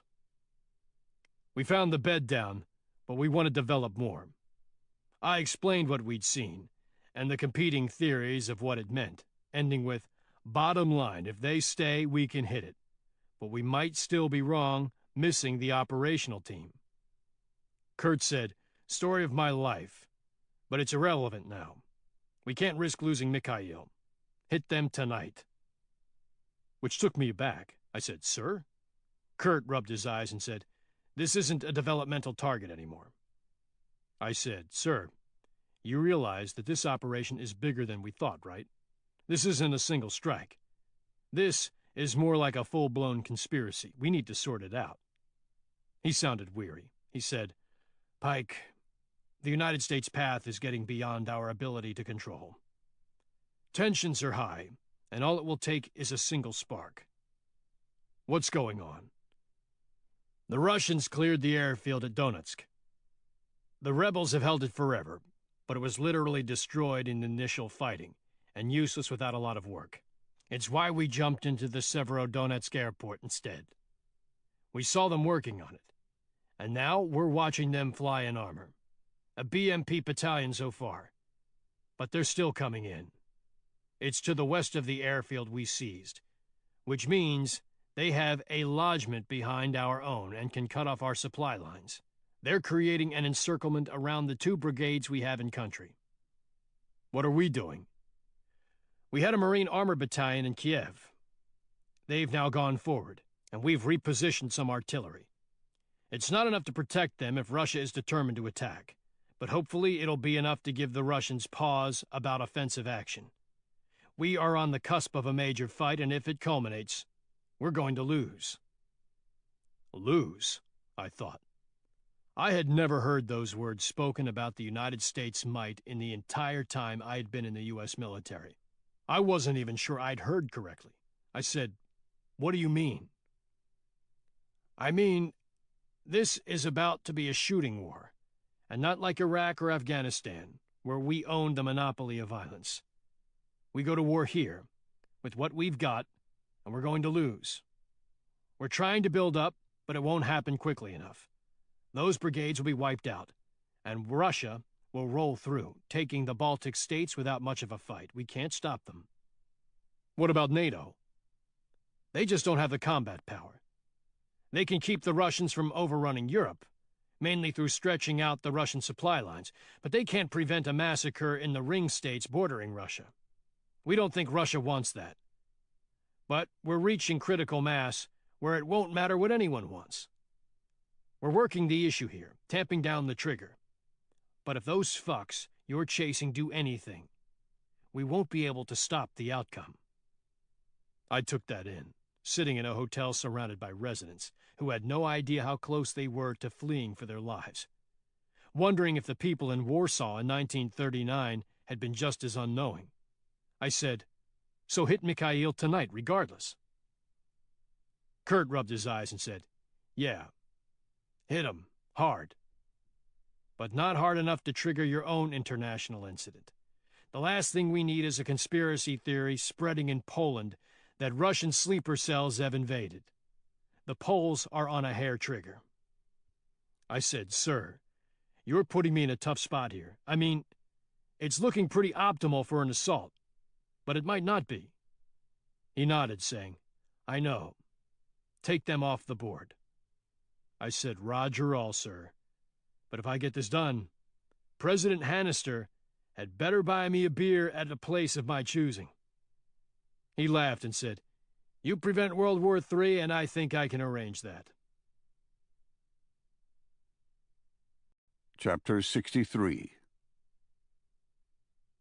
The time had passed slowly for Mikhail. The man guarding him had shown no inclination to talk, and in fact had only moved once, to turn on small battery-powered lanterns once the sun had set. Mikhail had asked for food, and then water, and had been ignored both times. He was about to try again when he heard movement outside the room. The guard heard it too and went outside, closing the door behind him. Mikhail strained to hear what was happening. Conversation floated through the door. Greetings, then murmured discussions. The interrogators had arrived. Left alone in the room, Mikhail frantically began to work the handcuff on his wrist. He'd been trained on defeating restraints and had jammed his hand forward when the cuff began to close on his wrist, driving it up into the meatier part of his arm. But he hadn't gained much space. He checked the other end, finding the bed frame solid. Whoever had made the frame had intended it to outlast the concrete of the building. The iron would require a welder to get through. He stood as far as he could, stretching out, reaching toward the dresser for his phone. If he could get it, he could call the Night Wolves. They were currently in the suburb of Praga, just across the Vistula River, sitting and waiting on the briefcase here in the apartment. He could let those suicidal maniacs shoot it out with the Russian intelligence men. It wasn't a perfect solution, since he'd probably get shot in the crossfire, but it was better than waiting for Russian interrogators to peel him open. He came a foot short from the dresser. He stretched forward, and the bed refused to move. He tore the skin on his wrist and gave up. His mind running through options, he focused on the window above the bed. He leaned toward it, now stretching in the opposite direction, and saw a rusting fire escape. He hoped it was as sturdy as the bed, but with his luck it would be made of low-grade steel and would collapse at the lightest touch. He frantically studied the bed frame, looking for a weakness. He found none. He heard the door to the room open and whirled around, seeing two new men entering. One was short, about 5'4", with eyes set close together, making him look like a ferret. The other was of average height, but obese, his gut spilling out over his belt. Hunched over, his manacled hand preventing him from standing upright, Mikhail warily stared at them. The obese man said, "Don't bother attempting to escape. We made sure to find a secure place. Don't make this hard on yourself. Sit down." He did so, causing the old bed springs to groan in protest. The short man surveyed the top of the dresser, flipping through Mikhail's passport. He turned and said, "Israeli? That is a surprise. How do you speak Russian?" Mikhail said, "I learned it in school." "And what school would that be?" Mikhail remained mute. The man lashed out, smacking him in the face, saying, "This isn't a give and take, it's only a take. You need to understand that early." I called Retro as soon as I hung up with Kurt, saying, "We're going in tonight. Give me an assault plan." He said, "Pike, I haven't seen anything since they entered. We're going in without any further information. What's driving the change?" I ignored the question. "Have you seen enough to get us to the apartment they're in, without any reconnaissance from the team? Can you get an assault force to the door?" "Yeah, I've got a target package built. Veep's sending it now. But like I said, I don't know anything more than I did when you dropped us off. What's happening?" I told him what I'd learned. The bottom line was we were assaulting tonight, and like the good soldier he was, he didn't question. I ended with, "Can you get us in?" All he said was, "That depends. Are they designated a hostile force?" The definition of that term held a specific weight, much more than the benign words would indicate. In the law of land warfare, it meant we didn't need to discriminate when we found a target. We didn't need to determine if the individual was friend or foe, as we did with hostage rescue. For all practical purposes, it made the apartment like fighting the Germans in World War II. See someone in a German uniform, and you could kill him. The difference here was that nobody was wearing a uniform, which is why someone had to make the official call that the force we were going against was hostile, and Kurt had done so. Knuckles came in, holding another laptop. He said, "Got the target package. From Thermal, it looks like one on the first floor landing, the rest inside the apartment. 3rd floor south tower." I nodded and said, "That's still accurate, Retro?" "Yes. 2 of them are in the kitchen next to the courtyard window. Neither of them, Mikhail. You get me the Punisher, from my position I can definitely eliminate one, possibly both, depending on reaction time. I can't get a shot at the guy inside the landing." The Punisher was a custom long gun built on the AR platform in 6.5 Creedmoor, a round with extreme accuracy that could reach out past 1,000 yards. It broke down at the stock, making it portable, and was muffled by a Gemtech dagger suppressor, leaving only the supersonic crack of the bullet to worry about. It was a bit of overkill, given the distance between Retro and the target, but with its surgical precision and our need to ensure one-shot placement, I'd get it to him. Knuckles said, "Punisher's already packed for transport, along with a 300 blackout for Veep." I said, "Okay, Retro, be prepared to link up in an hour. You got a spot for that?" "Yeah. There's a disco just up Valitsuf called Club 70. It's hopping right now, with people spilling into the street. Pull into the parking lot on the south side. I'll send Veep to meet you there." "Atmospherics?" "Good. Everyone here is a squatter. And there sure as shit aren't any phone lines. Nobody's going to interfere." You keep it at least halfway quiet, and we can be in and out without trouble." "Okay, give us 30 and I'll call." He interrupted me. Break, Pike, another vehicle just rolled up, 2 men exited. They aren't dressed like the squatters here, and nobody in this place could afford a car." I waited for a moment, and he came back on. "The landing guard just came outside and talked to them, and they went in. The vehicle's staged just outside the courtyard. It's a van. I think they're packing up to leave." Crap, I thought. "Okay, we're rolling. I'll radio when we leave the parking lot. It's about 5 minutes to you. Keep eyes on, then start Veep moving to link up when I call." Chapter 64. The weasel-eyed man set the passport on the dresser and picked up Mikhail's cell phone. He nodded to the obese one, and they left the room. Mikhail knew why.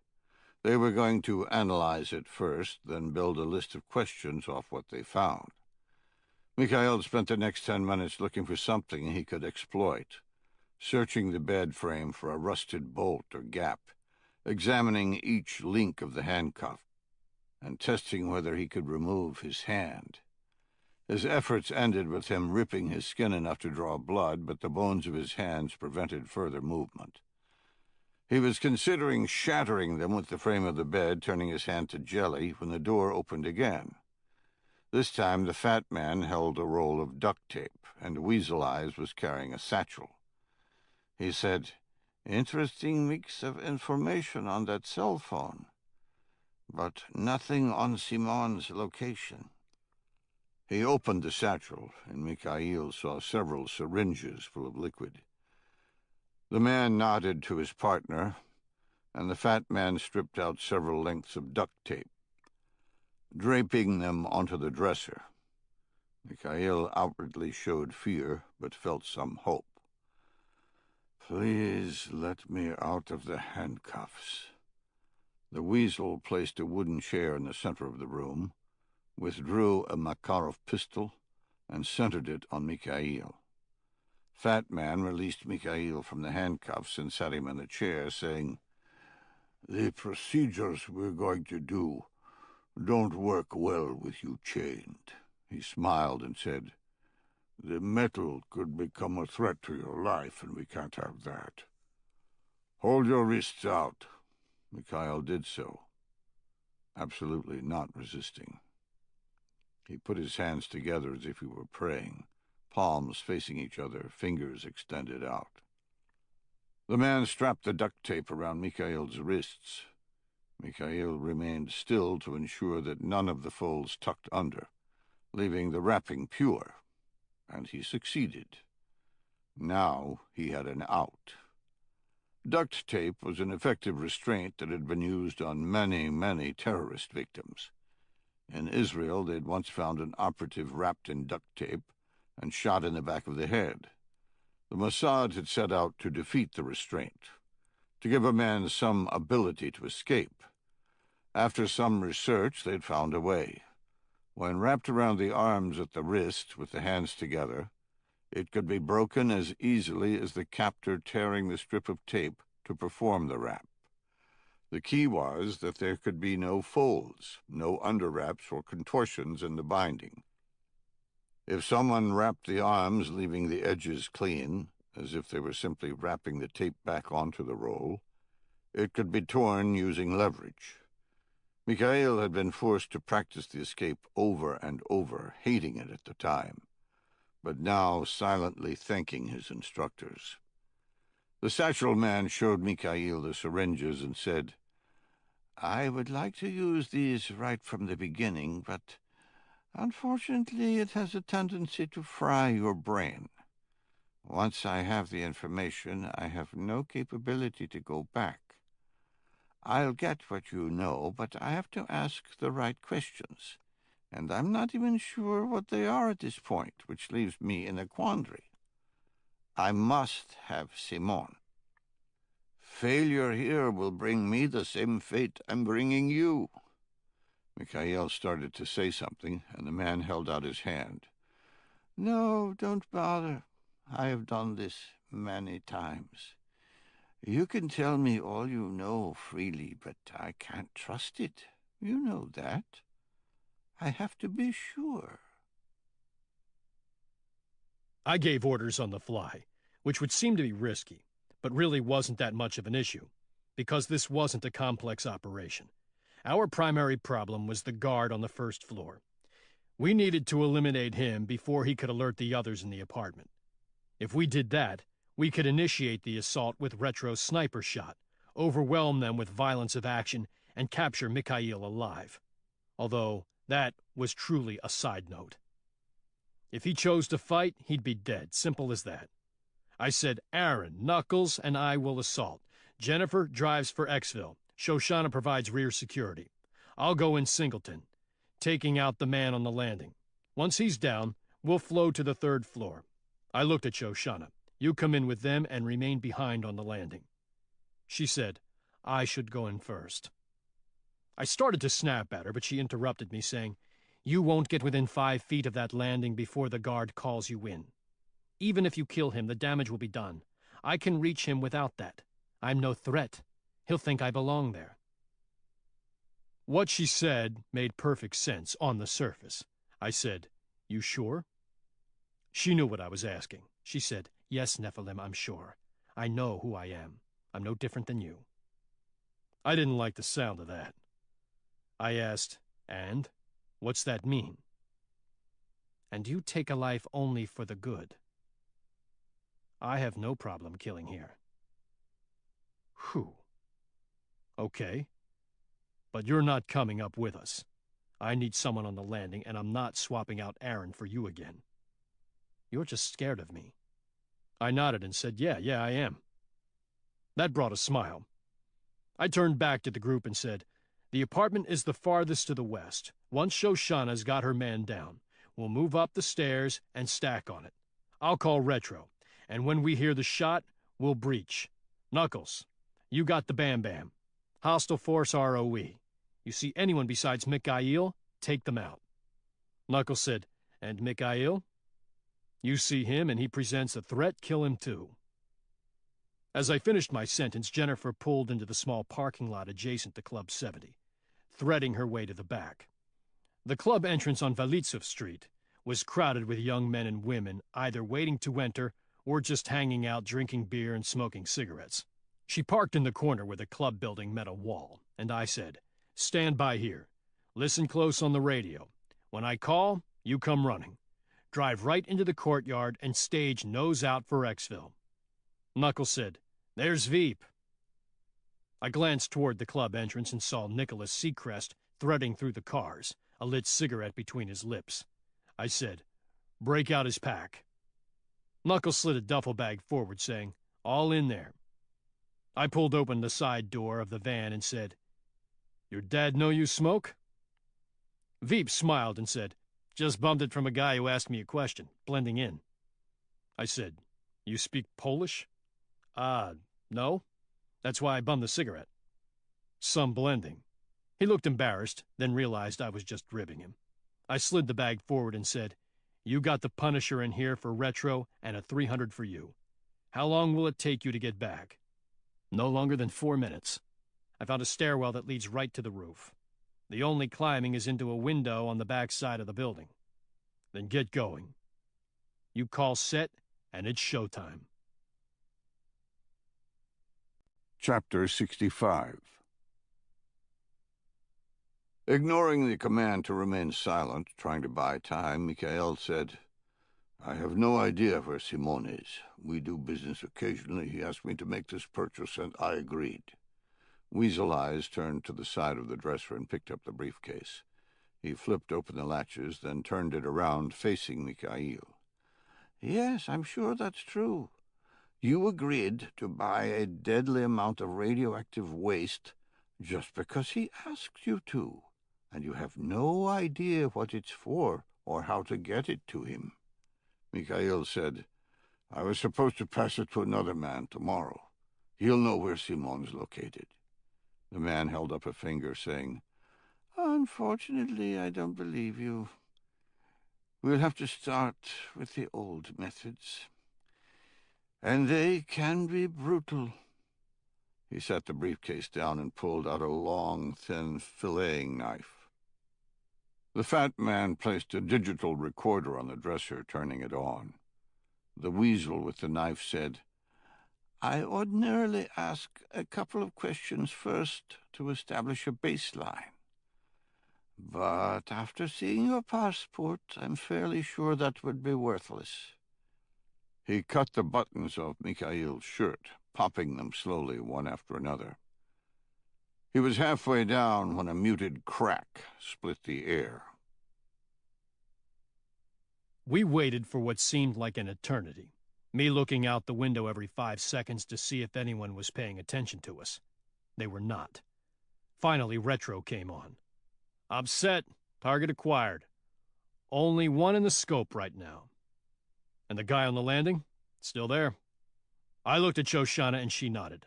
I said, "We're rolling." Aaron slid open the door. Knuckles grabbed our own duffel bag and stepped out. Shoshana and I followed. We reached the crowd and Shoshana slid her hand into mine. Just another couple of folks headed to the disco. We passed through the crowd without incident, then crossed the street, getting back into the darkness. All the lamps either shattered or burned out.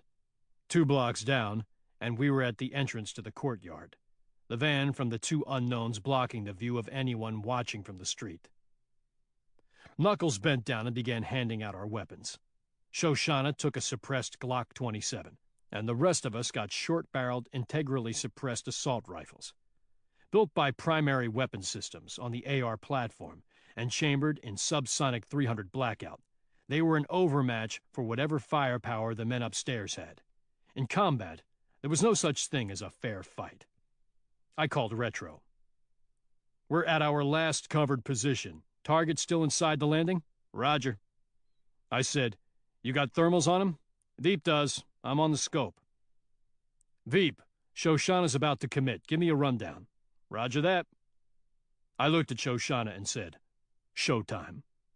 She chambered around, and the Dark Angel fluttered awake. Aaron grabbed her arm and said, "No crazy shit. Just put him down." She smiled, looking feral, and said, "Okay, for you." She disappeared around the corner, and he said, "She'll do as she's told." But he didn't look convinced. Veep came on. "Got her. No movement from the target." I waited, convinced I was going to hear some primal scream as Shoshana killed him with her teeth. Instead, Veep said, "Target down. I say again, target down." We rounded the corner at a trot, running right up to the landing and entering the foyer. Shoshana was over the body, searching him.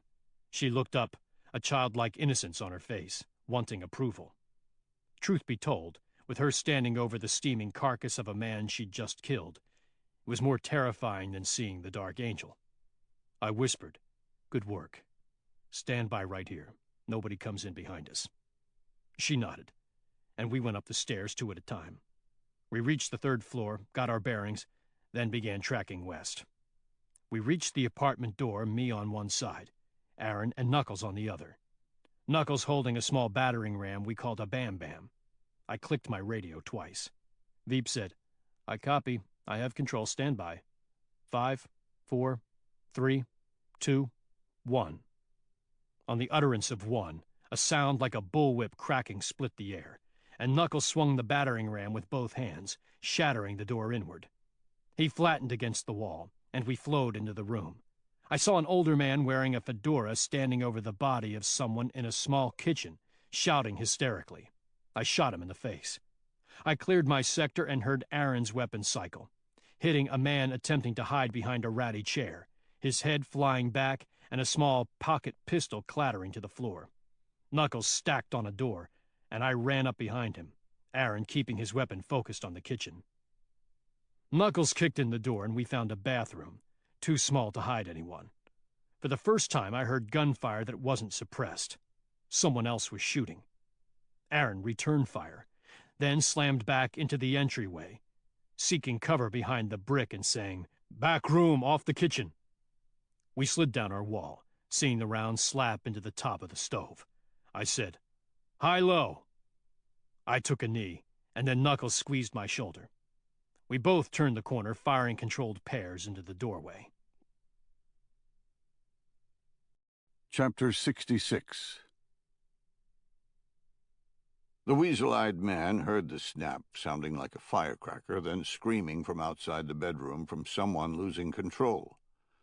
The fat man loosened his hold on Mikhail's shoulders, and then they heard the apartment door jamb splinter, followed by footsteps pounding in. The fat man ran to the door and peeked out, then took a knee, pulling out his pistol and shooting into the kitchen, shouting, "We're under attack!" The weasel turned to the door, drawing his own weapon, and Mikhail went to work. He broke the palm-to-palm hold he'd been maintaining, twisting his right hand over his left, forming an X with his hands and arms, and putting significant tension on the tape. He slammed his hands into his chest, pulling outward, and the top part of the tape split a quarter of an inch. He threw his hands out again and repeated the procedure. The tear grew larger, like a dam with a hole in it, the water flowing out. The weasel caught the movement and turned back to him. Mikhail saw him raising his pistol and repeated his attempts a third time, and the top part of the binding split through. Mikhail leapt out of the chair, ripping his hands free and hammering the weasel with his shoulder, knocking him to the ground.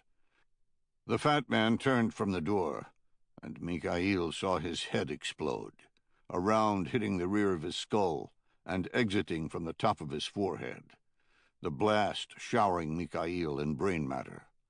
The body collapsed forward, the hand with the pistol outstretched. Mikhail grabbed it, then jammed the barrel into the weasel's temple and pulled the trigger. He heard movement outside the door and slammed it closed, then fired twice more through it, the weapon locking open. He grabbed the weasel's gun and punched bullets through the door again, drawing a fusillade of suppressed fire in return. He knew what was coming. They were planning an assault, and by the skill with which they'd killed the entire Russian cell, he knew it wouldn't be a 10-minute conference full of dithering.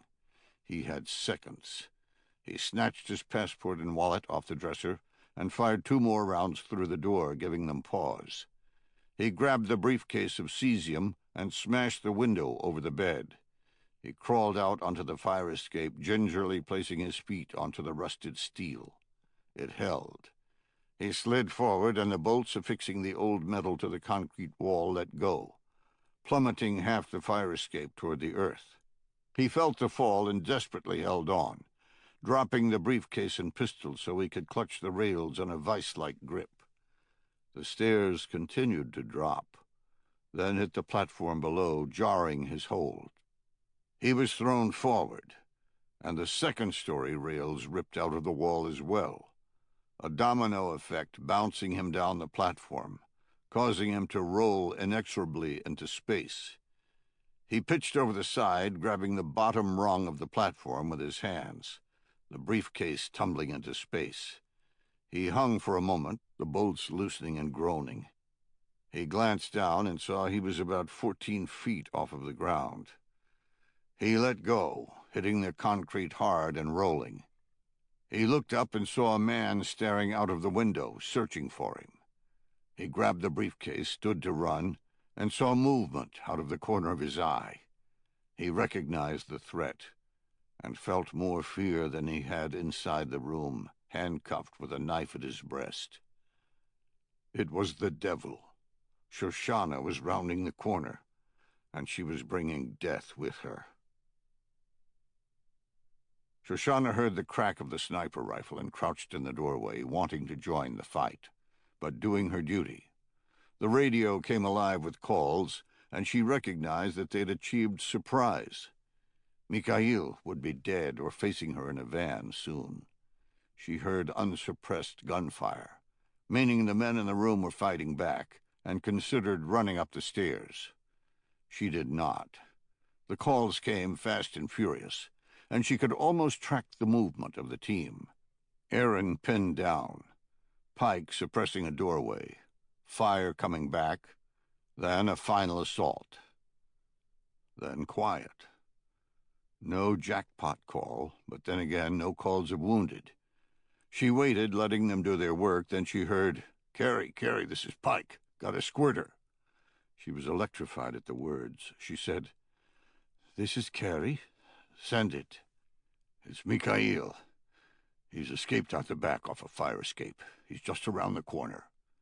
She press-checked her pistol and took off out of the alcove, saying, "What's my mission? What can I do?"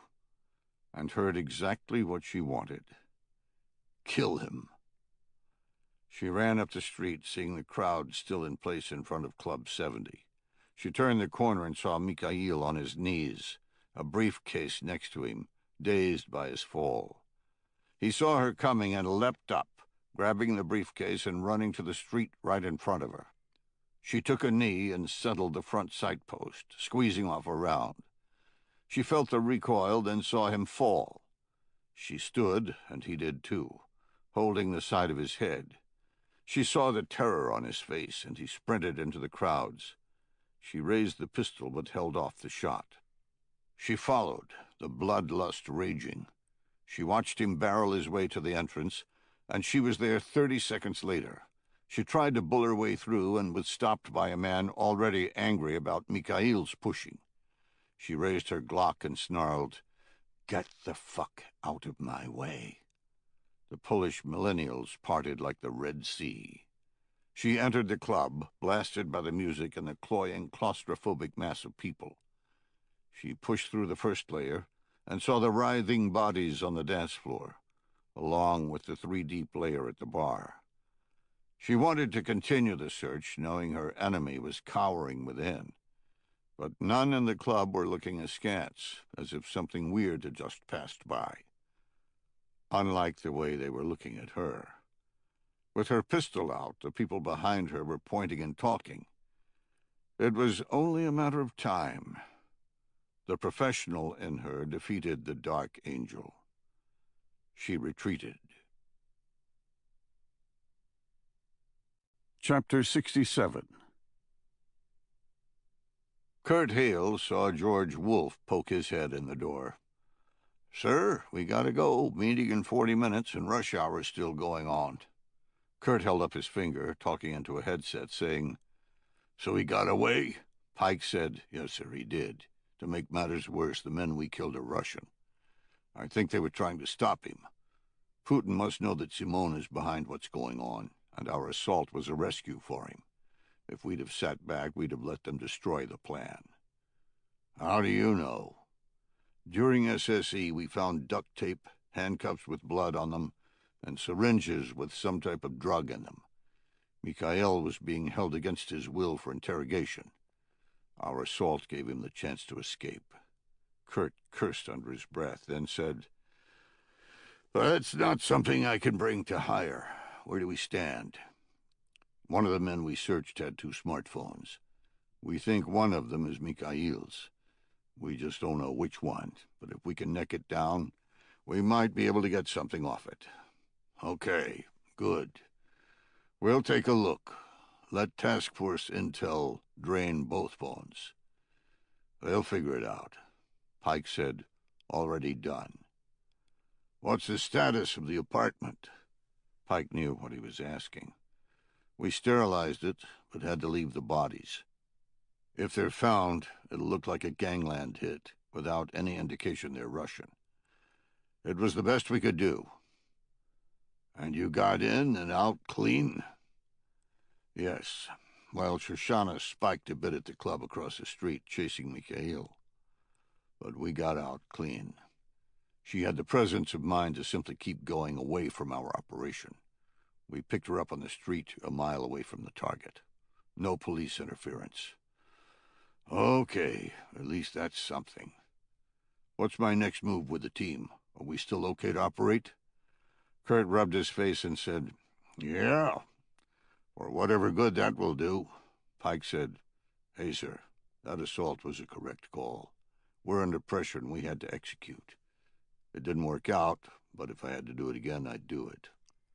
Kurt said nothing, then heard Pike ask, "Sir?" "I hear you, Pike. I do. It was my call. And for the record, you were right.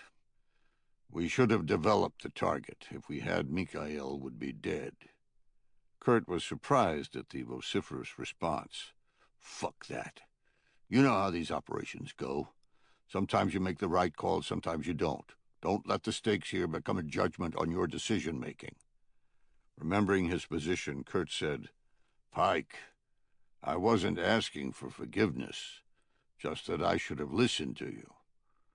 Look, I have to go to a meeting with the president. I'll get you the information from the phone as soon as I can. I expect you to continue the hunt, but pull off the Israelis. They're done. I can't report their actions without political fallout." Pike said, "Sir, I can't do that. I need them on this." "Pike, I can't brief the president on this disaster and have Mossad involved." "Sir, it's not a disaster, just a setback. Look, if we move anywhere else, I'll leave them here in Warsaw. I won't cut them free, but I'll only use them if I have to, as a reserve. Will that work? The mission is what's important here. We can deal with the fallout later, but if we miss on this, it won't matter." Hearing Pike's argument, Kurt remembered that trust was the cornerstone of Task Force existence, and clearly Pike trusted the Israeli component of his team. As for him, Kurt had learned long ago to trust the man on the ground. "Okay, Pike, that'll work. I'll call when I have something." He heard, "Call soon, because Shoshana wants to kill someone." He hung up, not wanting to learn if that was just a joke. George said, "What happened?" "They missed. My call, but it went bad." "And?" "And there's still a team out there trying to spark a war." George nodded, the information enough. He said, "We gotta go. We're going to be late." Kurt stood and put on what he had taken to calling his White House jacket, saying, "This isn't going to go well." They received their badges, the staff inside the West Wing unusually quiet and subdued. They went past the secretary's gatekeeping position without a second glance, the woman known to all politicos as the Dragon Lady waving them forward, and entered the Oval Office. Alexander Palmer was more agitated than Kurt had ever seen, flipping pages in a folder back and forth, as if he were searching for a truth that wasn't being presented. Mark Oglethorpe, the Secretary of Defense, was leaning on a table doing the same thing, poring over intel reports. And the president himself was pacing back and forth in front of the window, as if he were deciding what to believe. It didn't look good. Kurt coughed, getting their attention. President Hannister snapped his head up from the window and said, "Tell me you stopped whatever they had planned, because we're looking at World War III without it." Kurt drew himself up, ready for the punishment. He said, "No, sir, we missed. Mikhail and Simon are still on the loose." He laid out what he knew, ending with, "The best we can hope for is that the assault scared them into quitting." Nobody in the room said a word. President Hannister stared at the ceiling for a moment, then said, "So they're still on the hunt?" "Most likely, sir." Palmer thumped his fist and said, "Shit. We should never have authorized that operation. The press is going to have a field day if they learn we could have stopped this and didn't." Kurt heard the words and had had enough. He'd lived in the world of politics before, but in the last 5 days he'd been immersed in it like a man dropped into a septic tank. He advanced on Palmer and saw him recoil. He got within inches of Palmer's face and said, "This isn't about optics. But like every other political fuck in this country, you can't separate the two. If Pike had done nothing, Mikhail might still be on the loose.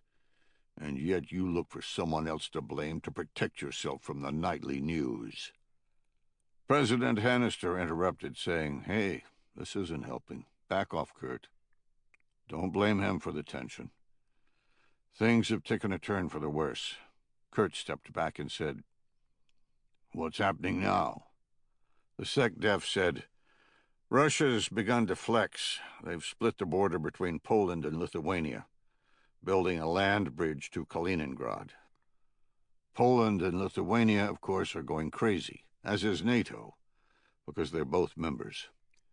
Russia is saying they need a land bridge to Kaliningrad because of our provocation in breaking the treaties NATO had against staging forces on their border, meaning the forces picking the guts out of Air Force One that they shot down.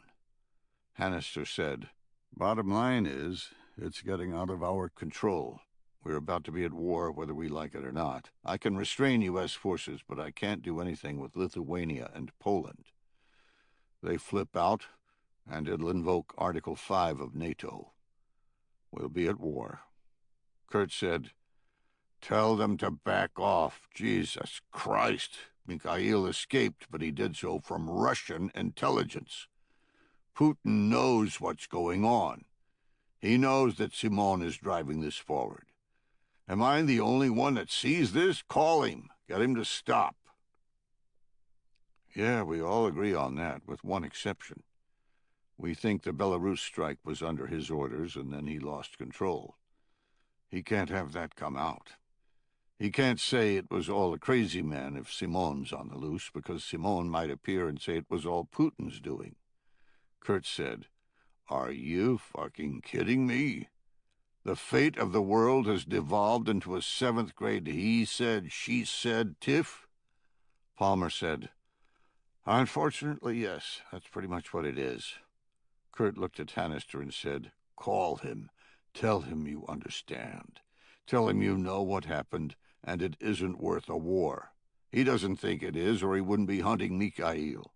He knows what's going on." The SecDef said, "He won't listen. He won't back down. He will not admit anything with Belarus, even if it means going to war. Remember whom we're talking about here. He doesn't answer to his people." The room remained quiet for a moment, everyone realizing the truth of the statement. Finally, Kurt said, "What do we do from here? What do you want from me?" Hannister turned from the window and said, "I want you to find Mikhail. I want you to stop that attack. Buy me some time." Kurt started to say something, but Hannister cut him off. "I'm not done. Stop that attack and then find me Simon. Get him in our hands. Give me something to use against Putin." Kurt nodded, saying nothing. "You can do that, right? Tell me you can. President Warren created the task force. He trusted you. Tell me that trust wasn't misplaced."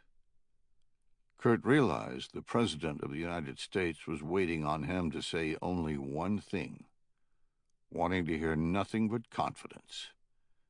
He said, "Yes, sir. I can do that." But he didn't believe it. Chapter 68. Working with the dim light of a candle, Kirill peeled off the makeshift bandage affixed to Mikhail's ear, saying, "What the hell happened?" Mikhail flinched at the touch, then kept his head still. "I got shot, okay? I got fucking shot." Alyek said, "Shot? How? What's going on?" Knowing he could in no way intimate that the Russian apparatus was against what he was about to order the Night Wolves to execute, he said, "A disagreement with the seller of your product. I handled it, but it wasn't pretty." His flight from the historical Jewish ghetto was still fresh in his mind, and he knew he'd narrowly escaped by the sheer luck of the club being nearby. He'd raced through the throngs of dancers searching for a way out, and had stumbled into a storeroom. He'd run to the back and crouched down, finally noticing blood on his right shoulder. He'd remained hiding in the corner, the fear of Shoshana actually getting her hands on him more terrifying than anything he'd faced in the room with the Russians. After 10 minutes, he'd begun to believe that Shoshana had given up. He'd cautiously explored the storeroom and found a bathroom. He looked in the mirror and saw that Shoshana had shot off his right ear, the lower portion simply gone, nothing but yellow, bloody gristle right below the ear canal. 1 inch to the left, and he'd have been dead. He'd taken a wad of hand towels and pressed it to the wound, letting the clotting blend with the paper like a giant shaving nick. When he had the bleeding under control, he'd spilled out of Club 70 through a back door, running into the night. He'd eventually slowed, getting lost in the concrete and steel of Warsaw, mildly surprised to realize that he still held the briefcase. He'd thought about his next move, the most urgent being to get away from the demon Shoshana no matter what it took, his primordial brain retreating to a fight-or-flight response. Once he caught his breath, out of danger, he reconsidered his options and realized they were very few. He now had not only Shoshana, attached to some American agency, chasing him, but he had the Russians as well. Putin was on the hunt to stop Simon, and Putin now knew who he was, and his ferocious bloodlust rivaled Shoshana's, as Simon had learned once before. He'd decided that the only course available was to continue the mission. If he ran now, he'd be running for the rest of his life. But if the plan succeeded, he just might be able to survive. He'd begun walking east, sticking to the shadows. He crossed the river, entering the suburb of Praga, the buildings becoming seedy and worn. He reached a narrow cross street named Bzeska and turned south, entering a ghetto-like apartment area. He traced the addresses, warily keeping his eye on a pack of youths sitting on some steps. When he passed them, they rose and began to follow him. He reached the end of the street, the youth still behind him, and realized he'd passed the apartment the night wolves were holed up in. He wasn't going to find it with a memorized address alone. He abruptly turned, confronting the men behind him. In English, he said, "Can I borrow your cell phone?" Taken aback, the leader said something in Polish, pointing at the briefcase. Mikhail said, "I don't speak Polish." He pointed at his ear, and they finally noticed the bandage and blood in the darkness. He held his hand to his other ear and said, "Phone." Remarkably, the teenager handed him one. Keeping his eye on the group, Mikhail dialed and spoke. In short order, he saw a man coming out of a building a block away. The man waved, and Mikhail recognized Kirill. Into the phone, he said, "I see him," then hung up, handed the cell back, and speed-walked up the street the way he had come. Now, relatively safe, Mikhail had begun to calm down and reassess. He needed to get another cell phone, and he definitely needed to talk to Simon about what had occurred. But first things first.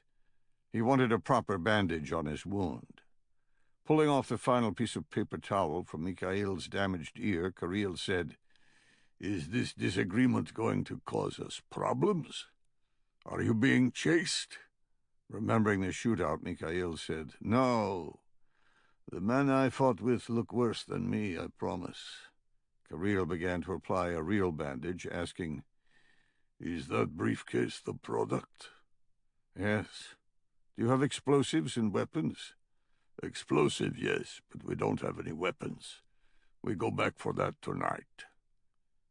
"You don't have guns? How are you getting weapons in Poland? They hate your ass here." Kirill scoffed and said, "Yeah, they hate us. But the old Soviet black market systems are still in place. 4 blocks from here is a Bazaar Ruzhitskego, a flea market that sells everything. Out front are T-shirts. In back is whatever we need." "You trust it?" "Yes, because it survived in the old Soviet system. Today it's even easier. In the new world, they've fallen on hard times and are willing to deal. The black market isn't as big now, and because of it, they don't care about nationality. Only money." Mikhail nodded and said, "We need to talk about the target. How we're going to do it." Alyek said, "Yeah, it's about time. We don't even know what the target is." "It's really just like your mission in Belarus. Another airbase. this time in Wask. We're setting that bomb off on a Polish air base? Yes, but just like in Belarus, the target is different. The Americans have a squadron of A-10 close air support aircraft there. You will penetrate the base, find them, then emplace the bomb. Once it's on the ground, set the timer for however long you need to escape and leave. It's actually easier, because you won't be in direct combat. You'll be gone before it goes off. How are we going to penetrate? In Belarus, we pretended to be Russian military. That worked because we are Russian. There's no way we can pretend to be American or Polish. I know. But there's someone who's going to help us, an American. Hand me a phone. I need to contact Simon. He has the information I need. Kirill did, saying, An American is going to get us on the base? Why? Dialing the phone, Mikhail said, Because you're going to kidnap his family tomorrow. Chapter 69. Amy Tatum was stymied yet again in her attempts to get the hot water working in her apartment. The provider who'd shown up spoke no English, and after a discussion that went nowhere, had left, taking his equipment bag with him. She went back into the bathroom and looked at the plywood that he had haphazardly screwed into the wall, his makeshift temporary fix after creating a hole about 4 feet square. He'd done the same thing on the outside wall, but had left that open, the bricks piled up on the short patch of grass outside. Frustrating, but there was nothing she could do about it. At least it wasn't winter time, because they'd end up freezing in the apartment. She'd picked up the plywood, seeing it wasn't even properly attached, and began to regret following her husband here. It was nothing like Germany, where the population was used to Americans, and actually seemed to enjoy their presence. She knew when she'd married her husband that it would entail foreign assignments, but this was sliding into a bit much territory. The fantasy of seeing the world was taking a back seat to getting some basic services. Unlike just about every other American military member in Poland, her husband had been permanently detailed here, a PCS move in military jargon. The pilots her husband protected came and went on rotation, but her husband, the commander of a U.S. Air Force base security unit, had been assigned for a year. They'd told him it was an unaccompanied tour, but he could bring his wife if he was willing to pay for her moving expenses out of pocket. He had, and now she was regretting it. It wasn't like her last home, where there were multiple American families she could bond with. Learning how to operate in a new society and having a small bubble to fall within when she was overwhelmed. None of the other married men in her husband's command had brought their spouses, and they all lived in an apartment complex in Wask, 40 minutes away. She had nothing to anchor against, and her fledgling attempts at learning German at their previous duty station helped not a whit here. But it was only for a year, and she was already 4 months into it.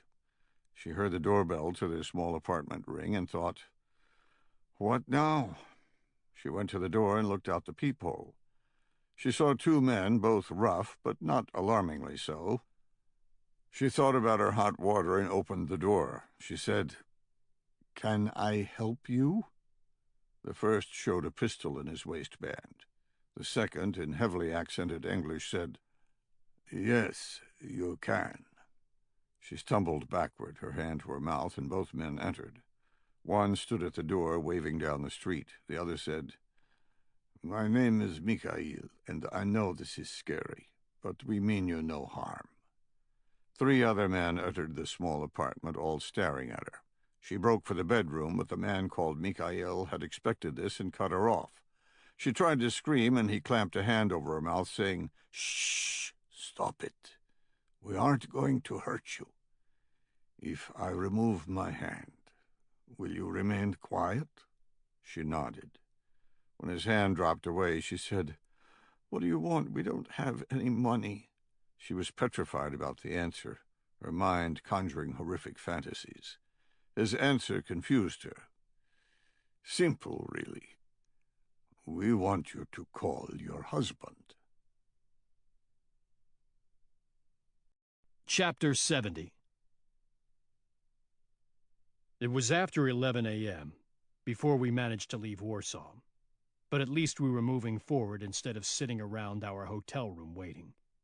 It took time, as all counterterrorism analysis did, but the task force had finally completed their inspection of the phones and had necked down what they believed was Mikhail's handset, finding a couple of promising leads. First, a document detailing the military record of a United States Air Force captain named Devin Tatum. We had no idea why it was on the phone, but in the research, they'd found that he was currently the base security commander for the U.S. squadron at the airbase in Łask, Poland, the same airfield that housed all U.S. air power in the current standoff with Russia. In my mind, it wasn't too hard to figure out why. That bastard had decided to help the Russians. The second lead was the cell number that had sent the document. Metadata analysis had provided a general map of its movements, and it mirrored what we knew of Simon Migunov. To cap it off, the phone was currently located in Vienna, Austria, the last place Simon had stated he was going. Even with all the might of the task force, the analysts could only get a general location of Simon's handset, with nowhere near the fidelity required for an interdiction. They'd done their best to locate him through entry control points and hotel databases, but had come up empty, meaning he was using an alias. Kurt had asked if I could run split team ops, wanting to use the ISR package inside the Rockstar bird, just like we'd done in Warsaw, and I'd said of course, if I could use the Israelis. He'd relented, saying I had probably planned the problem to get the Israelis back into action, and I'd sent Knuckles and Retro to Vienna with a twofold mission. 1, neck down the location of the phone, and 2, interface with the FBI tactical team that was currently spinning its wheels in Vienna, giving them the information for arrest. Knuckles had worked with the FBI on a previous mission, so he was the natural choice, although that mission had ended with him wounded and most of the FBI team dead, and Retro was the best on my team working with technology. He'd been the one who'd pinpointed Mikhail's phone in Warsaw, and he jumped at the chance to do the same in Vienna. While they were spooling up to leave, we'd had to plan just what the hell we were going to do about Captain Tatum. The easiest choice would have been to simply order his chain of command to detain him, but Kurt and I both knew that was fraught with risk. For one, it would be damn near impossible to wade through the inertia of the chain of command without him being alerted. Questions would be asked, resistance would be presented, and in the end, he wouldn't be arrested simply because we'd found his data on a phone. We didn't know what he'd had planned, or how close he was to executing. If he got wind of the inquiry and fled, we'd lose our only lead. The second problem was compounded by the first. The only way to guarantee his detention by his chain of command, or host nation forces, would be to spell out our fears, and that alone might inflame an already tense situation. If word spread that we were attempting to interdict a Russian team intent on sabotage, it might lead to rumors of Russian boogeymen being found everywhere, especially after the spontaneous uprising in Crimea had turned out to be interspersed with Russian Spetsnaz commandos, which might be enough of a catalyst for exactly what we were trying to prevent: Poland going nuts against Russia. Working through the problem on a conference call with the task force principals, Kurt had said, "We're wasting time pole vaulting over mouse turds. Just drive down there and get him. How far is it to Warsaw?" I said, "It's only about 2 hours. That's not the problem. How can I access the base? I'm a civilian.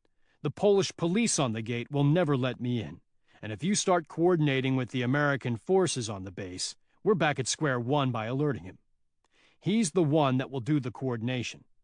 And before anyone mentions it, sitting outside hoping he leaves isn't a recipe for success." Kurt said, "All we need is a reason, some plausible deniability." Kerry Bostwick, the DCIA, said, "I can help there. The CIA is debating putting some UAVs on that airbase. we did a site survey a week ago, and it would be easy to plan a follow-up. You know, maybe check out the security situation. I said that would be perfect. I'd have to coordinate with the base security commander. You got someone on the airfield right now who can meet me? No. They're all forward, getting their jihad on for U.S. intelligence. And then I remembered. That's right, you jerked Brett Thorpe off my team as soon as the president ordered the task force stand-down. Where is he? Kurt asked. Offhand, I don't know, said Carey. But he's either in Poland or Ukraine. Either way, I can get him to Wask before Pike arrives. He's definitely less than 2 hours away by plane. I said, give him my cell, we're rolling. With Aaron's knowledge, it took a little under 2 hours to reach the road leading to the Wask airbase. Well, that and the fact that he drove like a lunatic. Apparently, there weren't a lot of police in the Polish countryside, and I found myself with both hands on the steering wheel just trying to keep up with his vehicle. When he exited the S8 expressway, he pulled over, letting me take the lead. I drove about 2 miles down a battered piece of asphalt and saw a Mercedes van. Standing next to it was an African-American fireplug of muscle with a decidedly irritated expression. Brett Thorpe, the man we called Blood. I pulled up next to him, rolling down the window. I said, "You need a lift? I doubt any Poles are going to help out a man with your demeanor." He shook his head and said, "I swear, when they told me I was pulled from my assignment to help someone get on a military base, I knew immediately it was your sorry ass. You realize that I'm actually doing something important, right?" I said, "Get in. Nothing is more important than what you're about to do." Chapter 71. Captain Devon Tatum hung up his cell, aggravated. His master sergeant saw the look on his face and said, "Trouble?" "It's Amy. She's got a problem with the Polish plumbers and wants me to come home." "You still working on the hot water issue?" Yeah.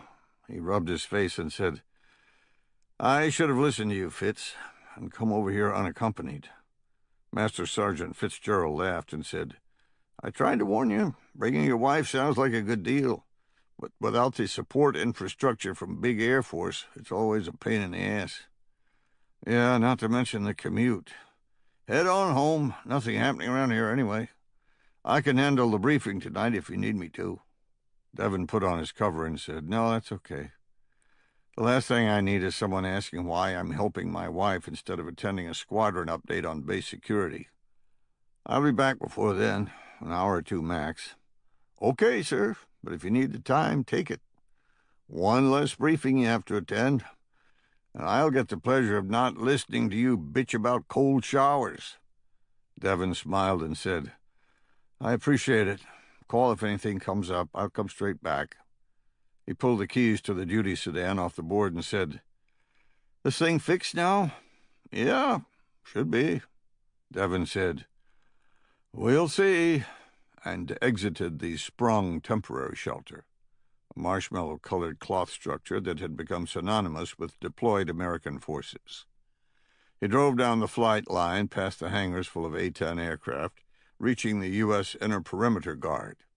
He waved, and the man raised the drop bar, allowing him through. He reached the main outer gate, seeing 2 civilians at the visitors' center. One was short and black, the other tall, with crew-cut hair and a 2-day growth of beard. Both were wearing civilian clothes. Spooks. He recognized the type, having seen them a few weeks ago during a site survey of his perimeter.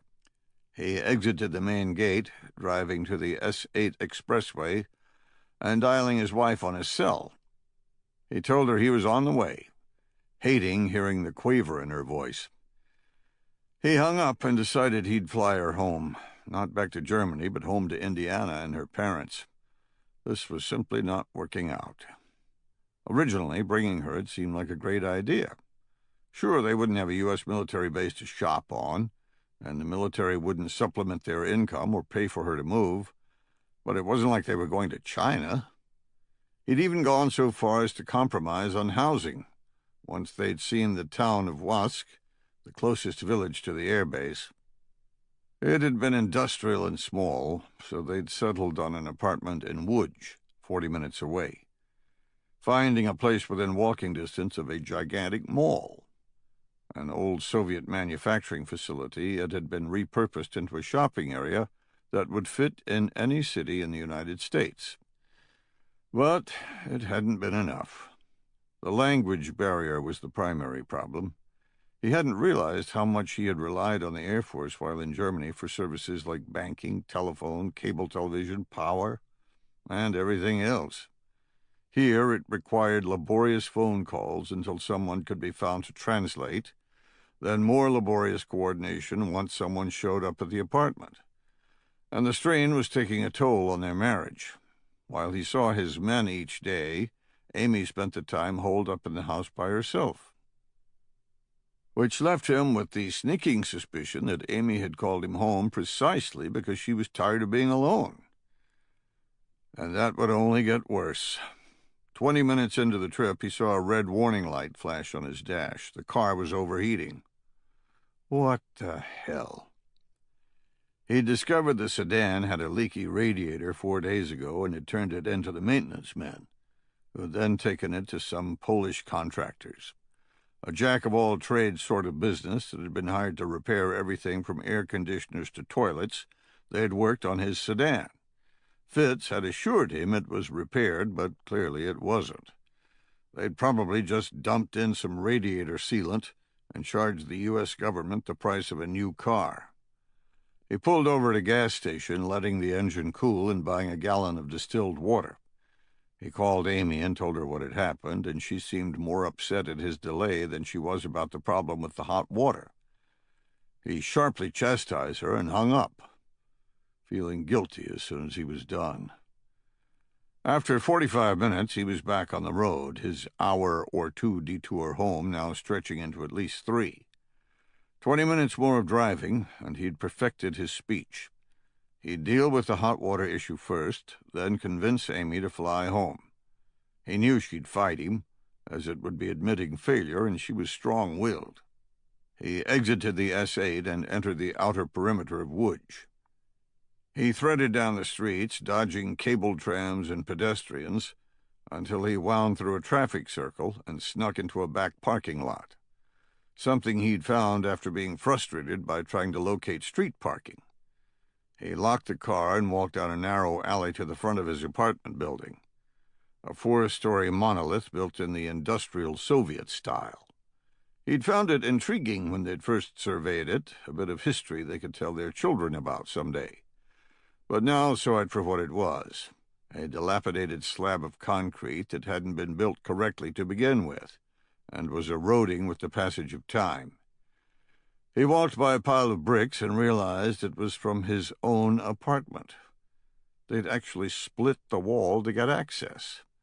He squatted down, seeing a gaping 4-foot hole. He could see the light spilling out from the makeshift cover in his bathroom 4 feet away, the pipes and dust from 40 years of communist rule in between him and the light. It confirmed his decision to get Amy out of here. He could live with the less-than-stellar conditions, but there was no reason she had to. He walked up to the front door and turned the knob. It was locked. Another indicator. If she'd taken to locking the door, she was afraid to even stay in the house. He pulled out his key, unlocked the door, and swung it wide, preparing to call out to his wife. What he saw caused the shout to die in his throat.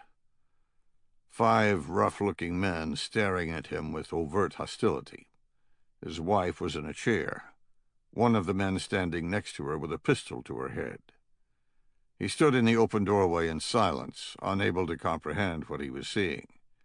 The man next to his wife said, "Come inside, please." He did so, closing the door robotically. The man standing over his wife said, "My name is Mikhail, and I have a favor to ask of you. It will not be pleasant to you, which is why we are forced to use such drastic tactics." Devon remained silent, staring into the eyes of his wife, seeing the fear, seeing the tears running down her face, knowing he'd brought her here. Mikhail snapped, "Focus!" Focus on me." Devon did. "We need some information on the American squadron at Wask. You can give us that. We want you to get us into the base. All we want you to do is drive us around the perimeter. We'll film and you'll drive. When we're done, you get your wife back and can scream to high heaven about what happened." Still overwhelmed, Devon said nothing. He glanced around the room, seeing his coffee cup from that morning, his gym shorts on the floor, the magazines he'd promised to get rid of. All the things that caused friction in his marriage above and beyond the move. All now ridiculously small. Mikhail said, "Hey, pay attention. We're talking here." Devon looked into his wife's eyes, and what he truly cared about came home. He said, "What do you want?" "I just told you we want on the base." He turned to Mikhail and said, "I can't do that. Surely you understand. My entire purpose is base security." Mikhail placed the pistol on a dresser and pulled out a knife. He held it to Amy's neck, causing her tears to flow and her breath to hitch. Devon crumbled. "Just pictures, that's all?" Mikhail said, "One lap. You go in, you drive a circuit, and you come home. After that, you can tell anyone you want that we were here. You get your life, and we get the information we need." "Why? What do you want out of it?" Mikhail said, "Don't be naive. We're about to be at war. We don't want it, but you keep pushing. We have plans in place, and we need intelligence. That's all." "But if you let us live, if you let us tell the authorities you were here, what good is it?" "Can you alter the airbase? Can you alter the hangars and where they are? No. It's just some pictures. Don't sacrifice your family over this." And Devon wanted to believe. Wanted to do whatever it took to save his wife, even as his instincts told him the man was lying. He hesitated, then said, "Okay." Mikhail withdrew the knife and pulled Amy out of the chair, pushing her to another man. He led her into the bathroom in the back and sat her on the toilet. Mikhail said, "Give me the keys to your car." Thinking of the problems they would have, inadvertently helping them in their plot, he said, "My car has a radiator leak. If we take it, we're liable to break down on the airfield." Mikhail scoffed and said, "Good try. No way are we going into an airbase without a recognized vehicle. Give me the keys." Devon complied, saying, "It's the brown Ford, four-door." Mikhail tossed the keys to another man, then said something in Russian. Devon said, "I need to call my work, tell them I'm not coming back. They think I left because of some hot water problems." Mikhail said, "No, that's not happening. Get in the bathroom." Devon realized that his failure to check in might be a good thing, and Mikhail recognized the same thing. He said, "Hold up." Devon paused. Mikhail said, "You call on your phone, and I'll listen. You tell him whatever you need to, but you don't give any indication of what's happening. You understand?" Devon nodded. Mikhail said, "If I think you've tipped them off, I'll gut your wife in front of you." Whatever thoughts Devon had about alerting his command faded away. 3 minutes later, the phone call was done. Mikhail took Devon's cell phone, then shoved him into the bathroom with his wife, closing the door behind him. Wiping tears from her eyes, Amy said, "What is this about?" He hugged her and said, "I don't know. I honestly don't. I have the ability to get on base, and they want to use it, but they won't harm you, I promise." She sniffled and said, "They're using me to get to you. You can't let that happen." He looked at her, seeing the strength that had first attracted him to her, and said, "Yes, I can." Chapter 72.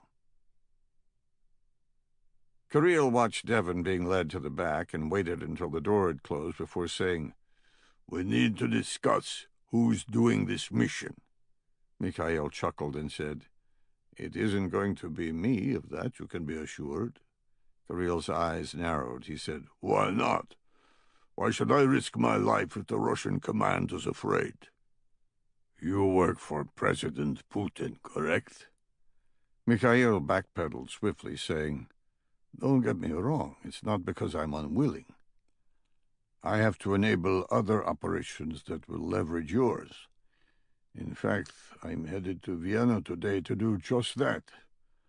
Get the device out of our car and put it in his. And for God's sake, make sure those idiots don't tamper with the timing mechanism." Kirill gave the order, still looking at Mikhail with distrust. When the man had left the room, he said, "It will only take one man to accomplish this mission. But he needs to speak English. And we need to leave at least one English speaker here with the woman." "And your point?" "We only have 2 English speakers, me and Oleg. I am fluent, but Oleg barely understands. He can order a meal, but he can't speak the language." Mikhail nodded, thinking, "No way am I being drawn into this." He said, "You go with the device. Leave Oleg here with the woman. All he'll have to do is answer her calls for water. Leave her in the bathroom for the duration." Kirill didn't look convinced. Mikhail said, "Hey, they're both going to die. If she gives Oleg any problems, he can kill her any time after you leave. And once you're inside the perimeter, you can kill the American. Remember, all we need is for the bomb to go off. It doesn't even need to harm anyone. There's no reason to turn this into something greater." Kirill said, "And yet you flee, as if it is." "You've seen what's happened. It's working perfectly. You're giving Putin exactly what he wants, the chance to devour NATO without being accused as the aggressor." "Where is Simon, President Putin's supposed ally?" "He's close and watching, as is President Putin. Are you now second-guessing your commitment to Mother Russia?" Kirill snapped. "No, of course not. But I'm second-guessing your commitment." Mikhail's trials of the last 24 hours flashed in his mind. The absurdity of what he was doing, and the sacrifices he'd made to ensure the mission continued to a successful conclusion. Shoshana's visage bubbled up, and he felt a wave of unaccustomed fear slam into him. He snapped out quickly, snatching Kirill's tattooed neck. To the right, Oleg jumped back, pulling out a pistol and aiming it at Mikhail's head. Bending Kirill over backward, Mikhail said, "You pull that trigger, you better not miss, because I'll kill everyone in here." Kirill gargled, and Oleg hesitated. Mikhail dug his fingers in and said, "Don't ever question my commitment. Make this happen. Do you understand?" Kirill nodded, and Mikhail dropped him on the floor. He looked at Oleg and said, "Save your energy for the enemy." He backed toward the door, keeping his eyes on Oleg, then left, slamming it behind him. Getting into the front gate of a foreign airbase proved a hell of a lot easier than I would have thought. But then again, I had the might of the CIA behind me. I'd left the rest of my team on the cutout where we'd met Blood, and the 2 of us drove down the road leading to the base. Along the way, I'd had the enjoyment of listening to him bitch about being pulled off his primary assignment. He'd said, "You know that the Russians have built a land bridge into the Kaliningrad Oblast? They've actually taken over NATO terrain. And you've got me here on some wild goose chase." "Yeah, I know, but it's not a wild goose chase." He snorted, then remained silent for a moment. When he spoke again, it was with a conviction that belied his usual happy-go-lucky demeanor. Polish nationals have started firing mortars into Russian positions. They think they're defending their land. But they don't know what they're dealing with. It's small potatoes now, but it's growing. Russia has held off for the moment, but that won't last. I know, trust me, I know. Everyone's looking for a spark, and I'm trying to prevent it. He swung into the road leading to the front gate and said, "Pike, you know, I'd follow you into hell and back. But you've just pulled me from the one thing that may prevent it. I can't provide the National Command Authority intelligence if I'm out here half-stepping for you. I was on the border, in the fight. I've developed contacts in the breakaway Polish gangs trying to start the war." I said, "There's a gang in play here that trumps anyone shooting a mortar." And I told him what I knew. By the time we reached the gate, he'd become a believer. He'd shown his badges, and after a brief phone conversation and a handwritten base access pass, we'd gone through the gate, then had driven down the flight line, reaching the second circle of protection guarded by Americans. He'd shown his badge again and said, "We need to speak to Captain Devon Tatum about force protection measures." The guard radioed someone, then let us through, giving us directions to a temporary shelter. We parked outside of a sprung, one that looked the same as the ones used in Iraq or Afghanistan, and Brett had said, "What's your play here, if you think he's bad?" I said, "Honestly, I don't know. Get him separated from his men, and then apply some pressure." He opened the door with a grin and said, "Glad to see your planning ability hasn't diminished." We went inside, seeing a master sergeant named Fitzgerald behind a computer. He glanced up at our entrance, and I said, "Hey, we're with OGA, and we need to talk base security for potential deployment of UAVs. Is Captain Tatum here?" He squeezed his eyes shut like he didn't want the question, wondering what problems we were bringing, then said, "You just missed him. His wife called and he went home for some plumbing issues." "Wife? Why is his wife here?" Appearing wary, he said, "He's asking the same question, trust me. He just called and said he wouldn't be back on base tonight. Makes my life miserable because I've got to take the update brief tonight." Trying for rapport, I said, "He's thrown you to the wolves because of some personal problem?" He appraised both of us and said, "Yeah. You guys ex-military?" I smiled and said, "Yep, and I've been involved in enough death by PowerPoint meetings to steer me clear of ever going back." He laughed, relaxing, and said, "What can I help you with?" We gave him our cover story, and he said, "Well, he'll be back tomorrow. Best I can do. If he was living with us, I'd say just drive on over. But he's 40 minutes away in Łódź." He pronounced the town correctly, Łódź, indicating he'd been here a while. Brett asked, "What time does he show up in the morning?" I felt my phone vibrate and saw it was Kurt. To Brett I said, "Figure out a link-up. I have to take this." I left him in the office and went outside. Chapter 73.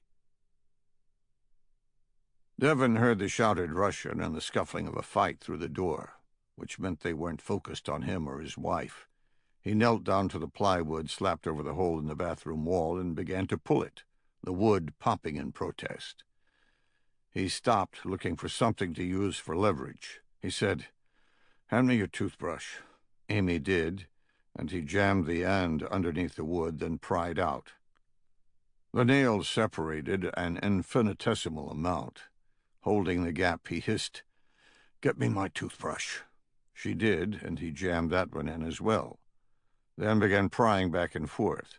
He heard footsteps coming down the hall and stopped, turning around and hiding what he was doing with his body. One of the Russians opened the door and said, "I am Kirill. It's time. Come with me." Devon said, "What about my wife?" "She stays. She'll be here when you get back." He handed Devon the keys to the sedan and pointed toward the den. Devon turned around, kissed his wife, saying, "Be strong. This will be over soon." She wiped a tear away and nodded.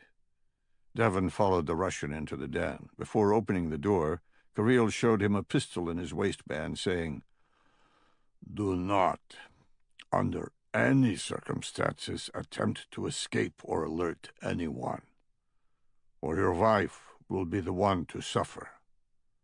Devon nodded, and they went to his car. He saw a briefcase in the back seat and asked, "What is that?" "It's the camera I'm going to use. The gate might search it.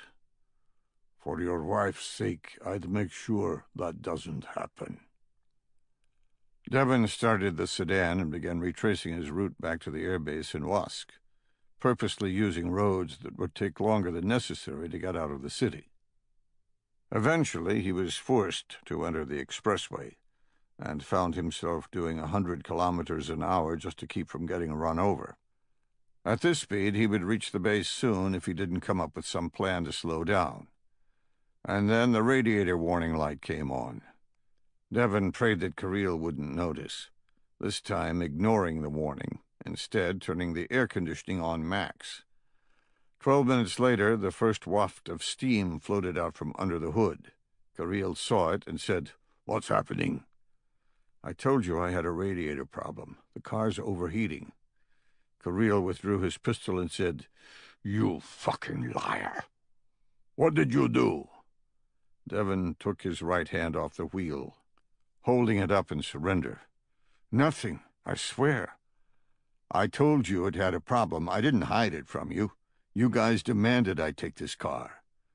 Kirill turned off the air conditioner, rotated the knob to heat, and said, "Get off the road before it seizes up."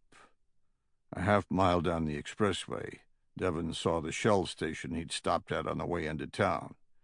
He coasted off the exit ramp and rolled into the parking lot, the motor coughing and sputtering. He killed the engine and said, "This is going to take about an hour to cool down before we can put in some water." Kirill said, "Get out of the car. We're going inside to buy coolant. If you try anything, I'll kill you and anyone else inside. And then I'll spend some quality time with your wife." I watched Brett talking to Master Sergeant Fitzgerald through the glass in the door and said, "What's up, sir? You got Captain Tatum yet?" "We're on the base talking to his NCO, but he left early. He's got some family issues. Brett's finding out what time he's coming in tomorrow and setting up a private meeting. We don't have time to wait. We need to get him right now."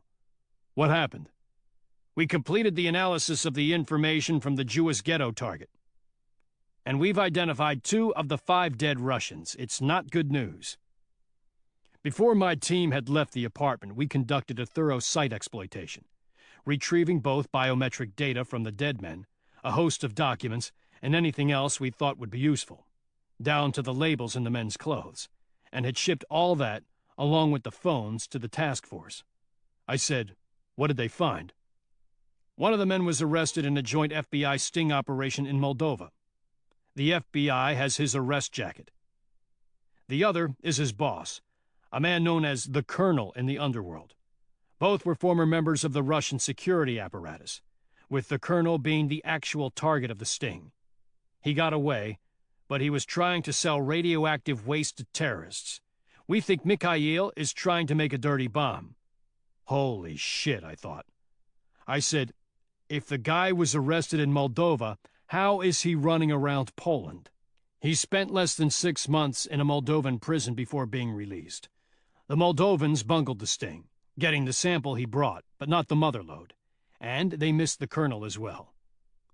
But these guys were about to torture the hell out of Mikhail. That doesn't make any sense. We don't know what went on in that apartment. We can only go with what we do know, which is that an attack is planned, and the planners met with a Russian group known for trying to sell radioactive waste to terrorists." Needless to say, I was fairly sure that had the presidential administration's ass in a pucker. I said, "I'm on it. I'll interdict him in Łódź. But I'll have to figure out his address. Where do we stand with Simone?" "Knuckles has the phone pinpointed to the Ritz-Carlton in Vienna. We're currently trying to neck down his room, but it's a lot of information to go through, and we have no idea what name he's using. We're focusing on Russian passports right now." I saw Brett heading my way and said, "I have to go, sir. I'll be in touch." I opened the door and Brett said, 0730. We'll be the first on his agenda. He saw my face and said, "What happened?" I said, "Hang on a sec." I turned to Master Sergeant Fitzgerald and said, "There's something else you can help us with. If we put drones here, besides the force protection issue, we're going to need a place for the maintenance team to stay. Do you have the real estate agency that Captain Tatum used?" "You don't want to go to Wooge. Too long of a commute. Hey, no offense, but my days of sleeping in the dirt are over. We've already looked at Wask, and my guys are going to want a town big enough to have at least 2 bars. He laughed and stood up, saying, "I don't have it, but it might be in his desk." He rooted through the top drawer, then pulled out a card, saying, "Here it is. I remember he kept it because the lady he worked with could speak fluent English. He sometimes calls her for things that have nothing to do with real estate. I think it's how he found the plumber he's using now." I took a picture of the card with my phone and thanked him, saying we'd see him tomorrow morning. Once outside, Brett glanced at me, and I gave him the news. He said, "Wow, how do you always end up in the middle of a shit sandwich?" We got in the car, and I said, "Skill." I sent the picture of the card to Kurt, then tried to call, getting his voicemail. We exited the base, going back to the turnout where the team waited. On the drive, Brett said, "You remember Iraq in 2002? "Yeah." "Remember when the world leaders were all looking for an out, and everyone was talking about inspections, UN resolutions, and the way to head off a war?" "Yeah, I do." We reached a point, long before we crossed the berm, where the war was on its own trajectory, and nothing anybody was going to do would alter that. We'd built up so much combat power that it became a self-fulfilling prophecy. Somewhere we crossed a line where all the talk was wasted breath, and the only thing remaining was the timing. He exhaled, the air leaking out in a resigned way. He said, "I think we're close to that here. This thing is going to take on a life of its own within 48 hours, and after that, nothing you or I do will change it." I hoped he was wrong. We exited the gate, finding the team patiently waiting on us. I briefed them on the status of Tatum, then where we stood with Simone. Jennifer said, "Sounds like Knuckles is having better luck than us." "Not really. All they have is a gigantic hotel. Simone's using an alias, and they don't know what it is, only that it's probably Russian." Shoshana said, "Tell them to look for Israelis. If he's using a false passport and Mikhail is involved, it'll be Israeli." Of course, I thought. I felt like planting a giant facepalm. My phone rang, and I saw it was Kurt returning my call. To her I said, "You're a damn genius." Shoshana grinned and said, "I know."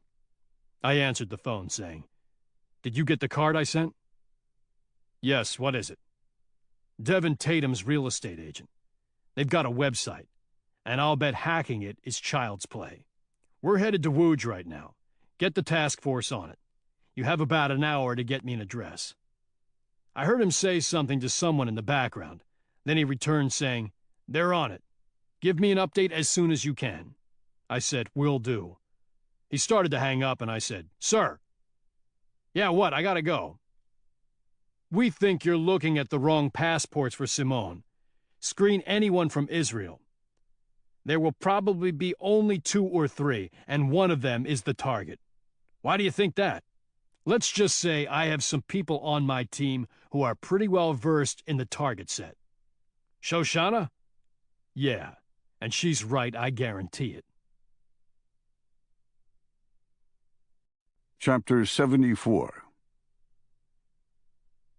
On the portico of the West Wing, Kurt Hale hung up the phone and began giving rapid orders to George Wolfe. He passed the photo of the business card, gave him the Israeli information, then said, "Get back to the task force and start working this. Pike needs an address in an hour or less. And give whatever you find on Simone directly to Knuckles." George said, "My pleasure. You ought to come with me. Get out of that hellhole.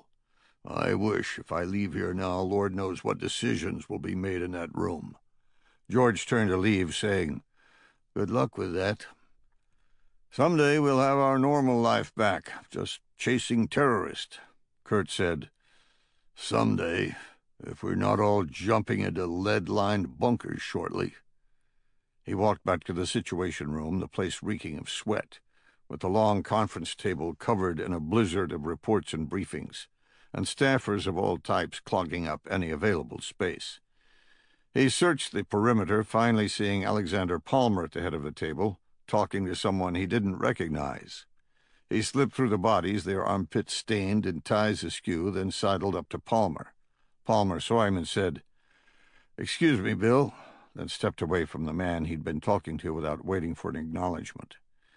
"Tell me some good news." "We got a handle on Captain Tatum, but we don't have control of him yet. We've also got Simone's phone necked down to the Ritz in Vienna, but we don't know a room." "Well, shit, I can't take that to the president. Come back when you've actually worked a solution." "What's the latest?" "NATO's fully alerted. Poland hasn't invoked Article 5 yet, but that's because President Hannister has asked them not to. Doing so is basically a declaration of war, and when that happens, Putin's going to smash everything around him in a preemptive bid to keep NATO out. So far, they've listened to us, but they've got some nationalists who are making it very hard." "What about our forces?" "Hunkered down in a defensive perimeter. Putin saturated the Luhansk province with his forces. In fact, they're still flying in." "I thought we were finished at the crash site." Palmer scoffed and said, "Yeah, we were." He flicked his head to the chairman of the Joint Chiefs, standing across the room and animatedly waving his hands about something. He said, "That jackass failed to take into account that jumping into combat is a one-way ticket. Once on the ground, the only way out is by foot or by link-up with someone who can drive. The Marines and Army forces we sent in don't have enough vehicles to extract the 2 battalions of the 82nd on the ground, which means the armor that could have gotten out on its own is staying behind for a defense. We need to tell the Russians what we have. Let him know about Simone and that we don't think Russia was behind the downing of Air Force One. Someone needs to tone down the tension here." "President Hannister's talking to them, but they're belligerent," Palmer said. "And I mean really belligerent. Putin is not backing down at all. He's blaming NATO and the West for the entire escalation, screaming about the Polish nationals that are doing hit-and-run attacks on his forces, conveniently forgetting that he fucking built a land bridge to the Kaliningrad Oblast through Polish territory. He's not going to listen to anything we say without proof. And after what you reported about the Russians trying to take out Mikhail, we'd better find that proof before he does. If he killed Simone to protect himself, we're probably going to war." Kurt said, "I'm working it, sir." Palmer said, "I know. I just wish it were quicker." Kurt let him return to his work, then took a seat and listened to the various conversations occurring. After 40 minutes, he was considering returning to the task force headquarters, feeling he wasn't doing anything constructive here when his phone vibrated with a call from George. He answered. "You got good news?" "Pike's information panned out. Simone's got an Israeli passport. It took us about 15 seconds of sifting to find his room. Knuckles is asking where the hell the FBI tactical team is. He's ready to hit right now. He needs to link up with them." Kurt smiled for the first time. He said, "I can make that happen." Amy Tatum had been sitting still for so long her legs had fallen asleep. Every so often a man named Olyek looked in to make sure she was behaving, causing her to tremble, but she gathered a little more courage each time after he left without harming her. It appeared they weren't going to rape or kill her outright. She began timing the visits, finding they were between 8 and 12 minutes apart. After the last one, she hesitantly decided to do more than simply sit. She slid off the toilet and tentatively worked the 2 toothbrushes still under the plywood. She pried them back, gaining a space between the wood and the wall, but she couldn't slide the toothbrushes higher to increase it. Every time she created a gap, she lost it. She needed something larger to prop open the wood before trying to move closer to the nail. She heard footsteps on the tile outside and scrambled onto the toilet. This time, when he opened the door, she asked for a glass of water. He muttered something incomprehensible, but brought back what she wanted: a glass. She waited until the footsteps retreated, straining her ears to be sure he'd gone, then dumped the water into the sink. She levered open the plywood, gaining the same space she had before, but this time she jammed in the glass, keeping it open. She slid the toothbrushes higher and levered again, gaining more space. She slid the glass upward and repeated the procedure until the nail popped out of the gypsum board wall. She rotated the piece of plywood counterclockwise on the remaining nail until the hole in the wall was exposed. She bent down, now knowing she was committed but not wanting to be so. If someone came in to check on her and saw the hole, she'd probably be killed. But if she tried to run and was caught, she most definitely would be killed, and she was sure they would catch her. She could see the daylight coming from the hole in the brick of the outer wall a mere 4 feet away, tantalizing her. She went back and forth in her mind, considering the risk and feeling the seconds tick away. The man would return in 5 minutes, and the longer she sat there, the less time she had to run for freedom. The fear overwhelmed her courage. She started to rotate the plywood back over the hole, then held it for a moment. She thought about what her husband would do, and she took that path. She flung the plywood back and squeezed into the small opening, worming her way through the pipes, feeling the grit of 40 years digging into her skin. She reached the opening in the brick and cracked her head on a cinder block, seeing stars. She fought through the pain and wriggled the final meter, spilling out onto the sidewalk next to her apartment complex. She leapt up and began running, looking for anyone to help her. She went north toward the mall and hit Staromiejski Park. She saw a woman walking a dog and sprinted toward her across the boundary street. The woman took one look at her dirty appearance and began walking rapidly away. Amy caught up to her and said, "Help me, please, I've been kidnapped." The woman shouted in Polish, scooped up her dog, and scurried away. Amy looked behind her, checking to see if she was being chased. She was not. She thought through the problem. She needed people. If they didn't speak her language, they would at least understand that she was being threatened if one of the men came after her. She saw the giant Manufaktura Mall in the distance and remembered the food court. Most of the people working the counters spoke English, and the place was always crowded. It was her ticket out of this nightmare. If she could get there. Chapter 75. Knuckles walked into the lobby of the Ritz-Carlton, his eyes scanning for his contact. He'd been told to look for a man reading a newspaper with a cup of coffee in front of him. But when Knuckles saw the contact, he didn't need any bona fides. Like every other operator in the United States arsenal, the guy couldn't stop the hard edge from leaking out. Knuckles tugged the knapsack on Retro's back and said, "That's him." They walked up and said, "Marty Crestfield?" The man stood and said, "Yeah, but it's Martin." He pointed to a man on his right and said, "This is Crutch." He shook their hands and said, "You can call me Knuckles. This is Retro. Where's the team?" "Not so fast. I was told to meet you, but I'll be damned if I know why." "Who are you?" Exasperated, Knuckles said, "Look, we don't have time for a dick-measuring contest. I work for another government agency, and we have the intel in the location of Simon Mikunev's room.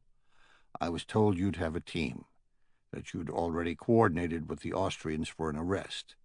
He said, "CIA, eh? Just up front, you need to know that this is a law enforcement mission, not some James Bond intelligence collection op. You give me the information, and we'll take it from there." "So you don't have a fucking team here?" "No, I don't. Did you expect me to bring in a bunch of guys all kitted up sitting around the lobby waiting on you? Give me the information. And like I said, we'll take it from there. We'll need to do some development first. Tap the room phone, get some intel from the staff here, and place surveillance, that sort of thing. There's not a rush on this. We expected a month or more of investigation. And Knuckles realized that he thought he was doing nothing more than arresting someone on their most wanted list.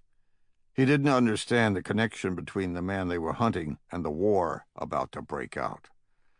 Knuckles said, "You two are special agents in the FBI, correct? You can arrest somebody, right?" Taken aback, Martin withdrew his badge and surreptitiously showed it, believing he was providing proof of his position and not understanding the reasons for the question. He said, "Yeah, we're FBI." "And you've already coordinated with the Austrians for the eventual arrest? They're expecting it?" Now confused, he said, "Well, yes, but they'll be the ones doing the heavy lifting. We'll accompany them, but it's their arrest on our warrant." Knuckles said, "Not anymore.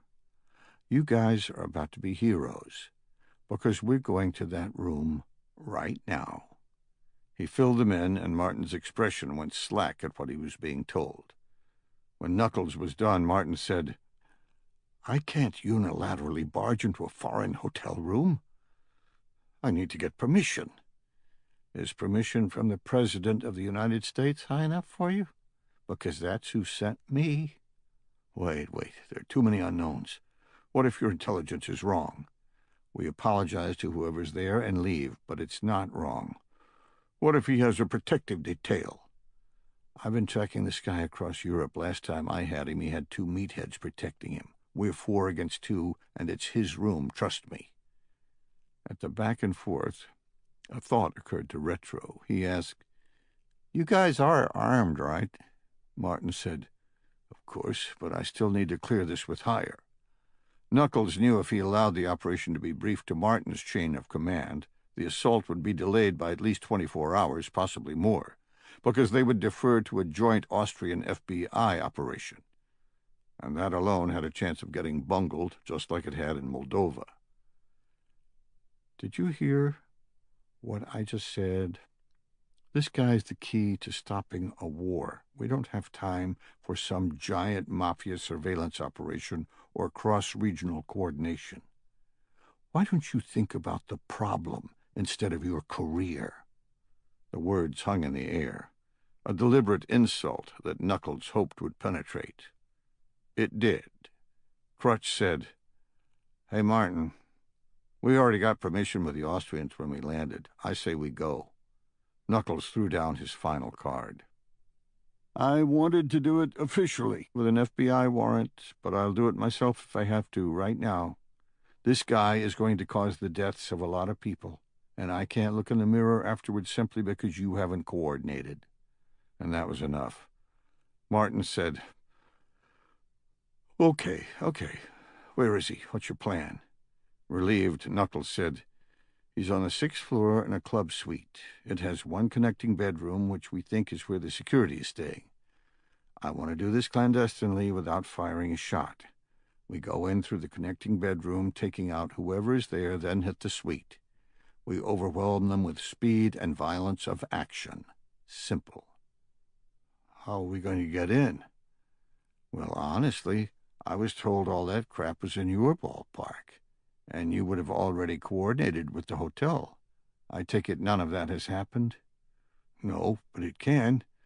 It'll take some time because we'll need to get our Austrian counterpart over here, and he'll probably need to get authorization from the Austrian government, get them to serve the hotel their version of a warrant." Retro shook his head, saying, "I told you so." He walked away, heading to reception. Knuckles said, "Don't worry about it. We rented some rooms on the 6th floor. When he gets the key, he'll recode it for the suite." In a few minutes, Retro returned, and they took the elevator to the 6th floor. Knuckles glanced at the room direction placard and said, "He's to the left. Where are we, Retro?" "Right." They followed him, Crutch saying, "How are you going to reprogram the key?" "I have a portable encoder. All the keys work off a central system, but they aren't centrally connected. Each lock is just run off a battery, but it keeps the last key used in memory. The next key wipes the authorization of the last one, if it presents the correct code." "Yeah, so?" "I rented 2 rooms adjacent to each other.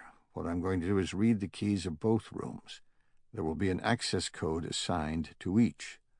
I'll get them, then match up the access code to the room number. Once I have that, I'll simply do the math to his room, because they're run sequentially. If the first code is something like 123 and the next is 124 or 122, I'll know which way to count. I'll enter the access code, reprogramming my key for his room. He reached the first room, swiped, and entered. He sat on the bed, opening up his knapsack and pulling out what looked like the kind of portable credit card reader seen all over Europe. He started working, saying, "The key, no pun intended, is the encrypted security code that tells the lock the card is legit. I can't duplicate that, but fortunately it's the same code on every key card in the hotel, which is why I needed to rent a room." Crunch said, "Maybe we should just knock." Martin glared at him, and he said, "Just kidding. How are we entering? What's the order?" Knuckles let Retro work, thinking about it.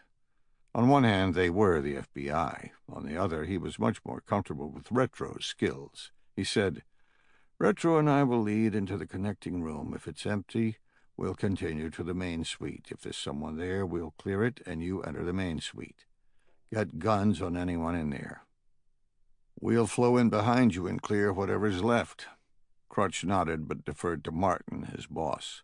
Martin says, "You guys ever do anything like this before?" Knuckles said, "Yeah. Trust me, we've got the skill." "Why didn't you take him down before if you were tracking him?" "We didn't know what he was doing then. By the time we figured it out, he'd slipped our net." Retro interrupted, "I'm done.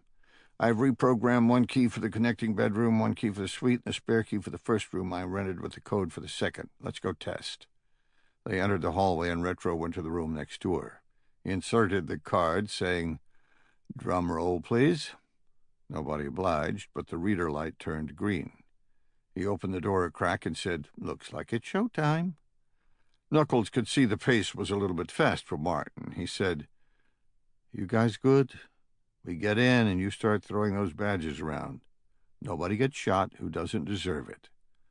Overwhelmed with how quickly the operation was progressing, but gaining confidence in the skills of the man asking the question, Martin nodded, saying, "Let's do it." Knuckles smiled and said, "Okay then, let's go." They walked past the elevators, took a left, and continued down the hall toward a large double door at the end.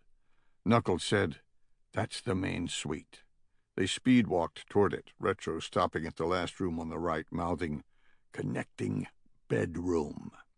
Knuckles checked the hallway behind them, finding it empty. He withdrew his Glock 27, and the other men followed suit. He moved to the right side of the door, next to the handle. He waited until the other men stacked behind him, then nodded at Retro. Retro stuck the card in, and the light went green. He flung the door open, only to feel it slam into the U-bolt latch after an inch of travel. Retro's eyes popped open in surprise, and someone inside shouted in Russian. Retro slammed his shoulder into the door, ripping the U-bolt out of the wall and flinging the door open. It hammered into a man walking forward from the other side, knocking him into a wall. Retro dove on him. Knuckles leapt over the fight, shouting, "Bathroom!" Martin broke that way, and Knuckles entered the main suite with Crutch directly behind him. He went left, and Crutch went right. He swept the main living room, crossing his fields of fire with Crutch, but it was empty. With a bathroom on the left and a bedroom on the right, Knuckles pointed at the bedroom, and Crutch started running to the door. Knuckles caught movement out of the corner of his eye and turned, seeing a bear of a man coming out of the bathroom, barreling at him and screaming. The man leapt through the air like he was tackling a fullback running to the end zone. But Knuckles was no longer where the bear had intended. Knuckles rotated out and down, tucking at the waist. The man landed on his back, and Knuckles gained control of one of his arms, then used the man's own momentum against him. He sprang up, flipping the bear off his back, and sending him crashing through a glass table in the center of the room, controlling the fall by leveraging his arm. Knuckles held onto the man's wrist with one hand, aiming his pistol with the other. The bear groaned, attempting to get up, and Knuckles shook his head. Crutch shouted, "Jackpot!" Martin entered the room and Knuckles said, "Other target? Down. Cover this shithead." Martin leveled his pistol and Knuckles went into the ornate bedroom of the suite. He saw Simon Migunev sitting on an ottoman and wearing a robe. Showed not a whit of concern. Before Knuckles could speak, Simon said, "American FBI, I presume?" Crutch said, "Yes," then began to read him his Miranda rights. Simon waved his hand and said, "Don't waste your breath. My lawyers will keep me from being extradited."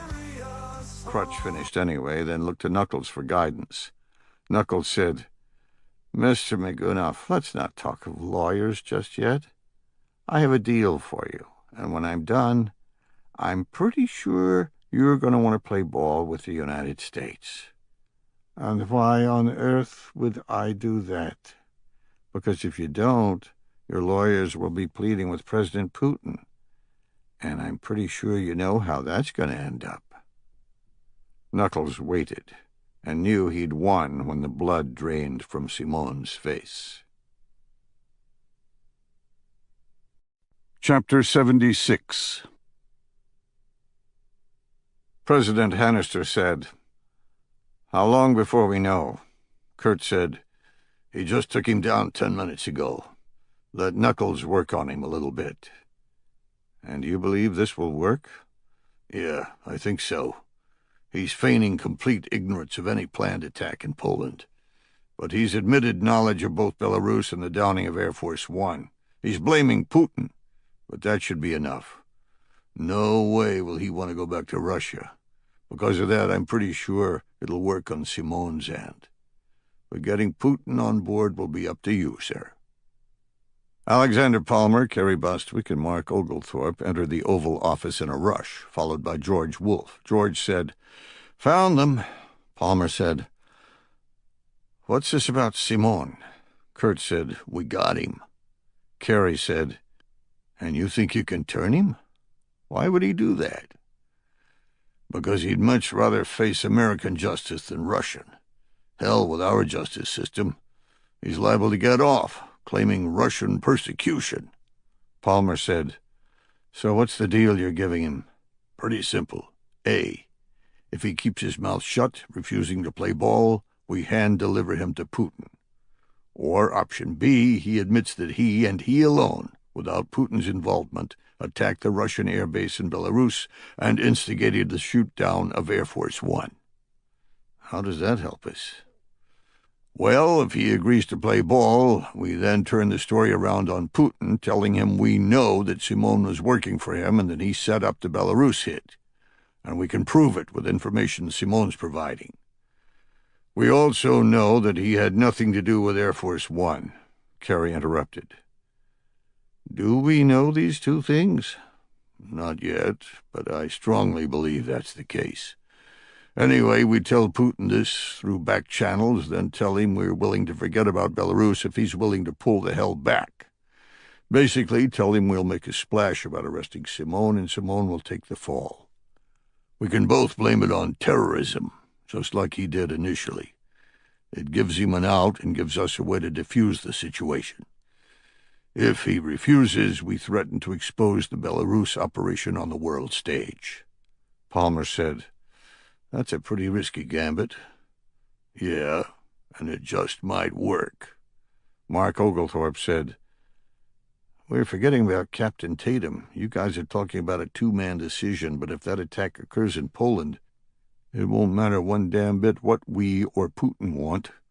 We'll be going to war." Chapter 77. I made Veep slow down so I could study the apartment buildings on my right. The GPS was saying Tatum's address was 200 meters away, but that didn't mean much. The only thing I trusted from it right now was that it had me on the correct street. We'd already reached the outskirts of Łódź before the task force had called with an address and description. They'd managed to crack the web server of the real estate agent, but had then had to scrounge up someone who spoke Polish to translate it. Luckily, there weren't a lot of Americans renting from this agent, In point of fact, only one, so it hadn't taken long to find the correct address.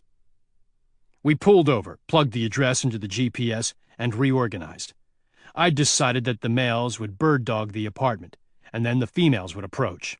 They would knock on the door without any fear of retaliation, and then get a read of the atmospherics.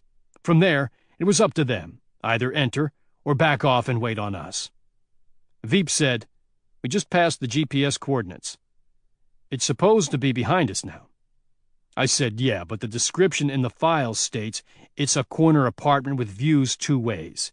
That GPS grid doesn't fit." We reached a cross street, and I saw a pile of bricks on the ground from a hole in the wall of the last apartment. I said, "That's it." "How do you know?" "He came home because of a plumbing problem. The real estate file says it's a corner apartment, and we're on the right street. Pull over." He did so, and I radioed the rear car. "Coco, we have it. It's the last apartment on this block. Go ahead and park. We'll keep eyes on." She acknowledged, and Aaron said, "Pike, movement from the apartment." I turned around and saw 2 men leap out, comically look left and right, then bolt across the street into a park. The shirt tail of one flapped up as he went across, and I saw the butt of a pistol. What the hell, I thought. I said, "Change of plans. Coco, carry, dismount, and follow those guys. Find out what they're doing. Roger all. Careful, they're armed." To the car I said, "Kid up. We're going in hard." 10 seconds later, we were jogging up to the front door. Veep tried the knob, then nodded at me. I nodded back, and he swung the door inward, allowing me access. I raised my weapon and saw a man talking on a cell phone, his back to me. The rest of the team came barreling in, clearing the apartment. He turned at the noise, dropped the phone, and reached for his belt. I closed the distance and hammered him across the bridge of his nose with the suppressor of my Glock. He fell to his knees. Veep came from the back, saying, "It's clear." Aaron picked up the phone, seeing it was still connected. He said, "Hello?" He waited, listening, and I saw him smile. He began speaking in Yiddish. He turned to me and hung up. He hung up. Can't imagine why. Confused, I said, "Who was it?" "Mikhail." I recognized the voice. "What did you tell him?" He asked who I was. In Yiddish I said, "I'm the bill collector. I'm coming for the payment." "No shit. I didn't think you had that sort of humor in you." "That wasn't humor. I am coming for him." And for the first time, I saw a little of the dark angel that hovered so close to the surface with Shoshana, floating deep within him. I replied, "You should have said, 'I want my $2. "Huh?" "It's a joke from a movie. Never mind. Veep, start SSE. Turn this place upside down and see what you can find." I turned to the Russian at my feet and said, "You speak English?" He just stared at me with his pale eyes, uncomprehending, and I knew I was out of luck. Aaron said, "He speaks English." He would have at least understood the question, and shook his head. He's faking. Aaron squatted down, saying, "If he doesn't have that capability, he'll be able to speak my language, I promise. Everyone understands pain."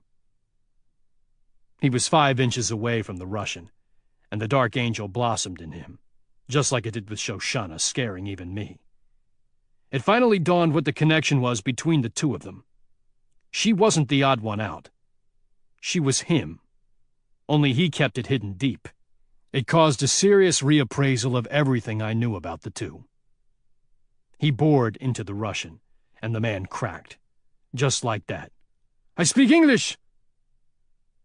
Without breaking his stare, Aaron said, "We have some questions for you, and an answer of 'I don't know' will not suffice. Do you understand?" Chapter 78. Jennifer and Shoshana managed to keep the men in sight without spiking, even as they ran through the park. They were clearly searching for someone, and because of that spent just as much time running parallel as moving forward. Eventually, they reached the top end and began arguing between themselves. One of them pointed to the west, and Jennifer saw a large brick building with the word Manufactura on top. On the walkway leading to it were multiple sculptures painted in bright colors and throngs of people coming and going. A shopping area? The men took off toward it, no longer outright sprinting, but jogging with their heads on a swivel. Jennifer and Shoshana fought to keep up without showing a signature that they were, in fact, trying to keep up. The men were caught at the pedestrian crossing for a 4-lane road, both sides building up with people waiting to cross. Jennifer and Shoshana joined the crowd, watching the light. When it changed, the men jogged across, then slowed to a walk, glancing all around, trying to find someone in the crowds. Jennifer and Shoshana followed, still with no idea whom they were looking for. They walked past the sculptures, then entered the building at the end of the brick promenade, and Jennifer found it was a shopping area. A gigantic 3-story mall not unlike the kind found in America, with even a few American brand stores sprinkled throughout. The men discussed, and one took the escalator to the second floor while the other pressed ahead. Without needing to use words, Shoshana split off, taking the escalator. Jennifer followed the man who'd stayed on the ground floor. They began to wind through the mall, him still craning his neck at each store entrance, and her earpiece came alive. "Coco, Gary, this is Pike. You copy?" She acknowledged and heard, "We caught a guy here, and he's talking. They're after Amy Tatum, Devon's wife. She was being held hostage and managed to escape. They're using her as leverage to force him to give them access to the base." Her phone vibrated, and he said, "Just sent a picture. I don't know how old it is, but Devon's in uniform and he's wearing captain's rank, so it can't be that off." She looked, seeing a bright, cheerful woman, a little on the heavy side, but with a beaming smile. She said, "Got it. She's the key to stopping Devon. Find her before they do." Shoshana came on. "What's Devon doing?" "He thinks he's facilitating them taking pictures, but he's really transporting a dirty bomb." Jennifer said, "Tell the base to stop him." "I'm afraid to do that. I'm afraid with his wife's life in the balance he may do something stupid to gain access. We have no idea how this thing is triggered, or whether his passenger is on a suicide run. Remember Secretary of State Billings? His captor had the detonator on his body. Billings would be alive today if we'd realized it, and I'm not making the same mistake twice. I've got blood prepared to interdict at the base, but this is much more than simply preventing an attack against our aircraft. If they trigger anywhere on the base, even if it's at the front gate, it could be catastrophic. We need her to contact him, give him a way out." Shoshana came on. Break, I found her. I say again, I found her.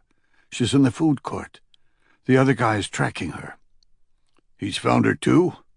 "Yes, he just closed in. He's sitting right next to her. He's holding her arm, and I'm pretty sure he's got a weapon on her." "Shit. The guy here says they're going to kill her the first chance they get." Jennifer saw her man answer his cell phone. She said, "My target's on the phone. He's turning around." Shoshana said, "Ike, he just stood her up. What do you want?" Jennifer heard, "What do I want? I want the fucking Pumpkin King." Amy reached the top of the escalator and went around to the side where she could get a view of the entrance. Drawing in deep breaths, she began to calm down when the two men chasing her didn't appear. In the park, her small bit of safety vanished the minute she finished with the dog walker. She'd made the decision to sprint to the mall, and then had seen the two men who'd held her breaking into the park, scaring the life out of her. She should have had at least another 5 minutes on the loose before they discovered she was missing. They must have heard something. She crouched behind a bush, the option of sprinting now lost to her, because it would highlight where she was. Luckily, it was easy to keep track of the two chasing her, precisely because they were running back and forth like a couple of dogs chasing a ball. She kept the bushes between her and them and managed to slink 4 feet at a time to the far side of the park. She circled a building now blocked from view of the park and began speed-walking toward the mall. She reached the 4-lane road at a bus stop and waited for the light to allow her to cross. It did, and she was halfway across before she glanced at the large crowd on the main crosswalk 100 feet to her left. She saw her hunters and almost froze. She kept walking, getting to the far side, once again putting a building between her and the men. She'd taken off running at that point, trying to gain entrance to the mall while they searched the crowds on the primary walkway. She reached the building and sidled toward the entrance, scanning the crowds. She didn't see the hunters.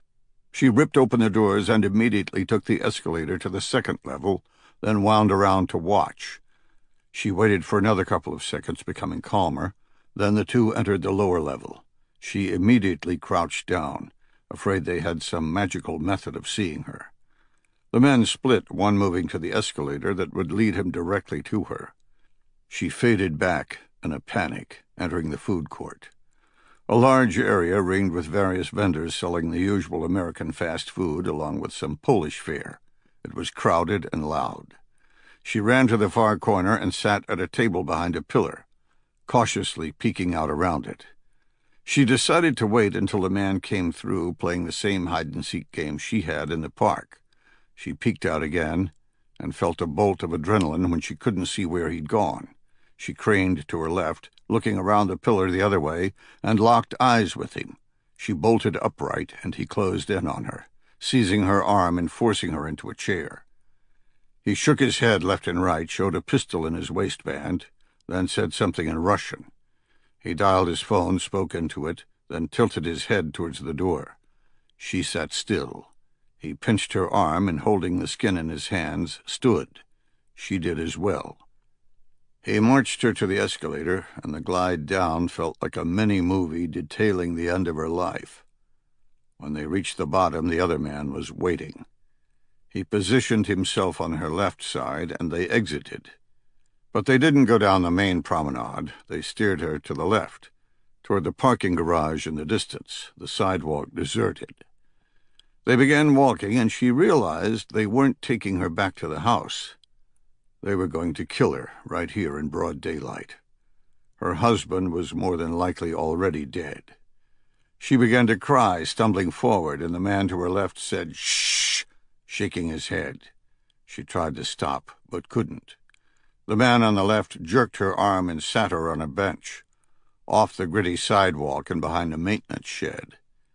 He sat next to her, and she thought, "This is it." He put a finger to her lips, and she realized that they were simply waiting on some pedestrians to pass. 2 females were coming down the walkway, talking animatedly. They drew closer, and she recognized that they were speaking English. One was definitely American, with a blonde ponytail. The other had an accent she couldn't place, with black hair cut in a page boy. For a fleeting moment she thought about shouting at them to get their attention, but she knew she couldn't. All it would do was get them killed, and she couldn't be responsible for that. They came abreast, and in the span of a second she realized she had feared for the life of the wrong people. Without warning, the 2 women turned toward the bench. The man standing in front of her, pretending to be engaged in conversation, made a half-turn before his head exploded, spraying the man seated to her left in gore. The man sitting next to her made it halfway off the bench before he suffered the same fate. He collapsed back, making more noise in the fall than the weapon that had caused his death. Her mouth opening and closing in shock, she looked at her new enemies.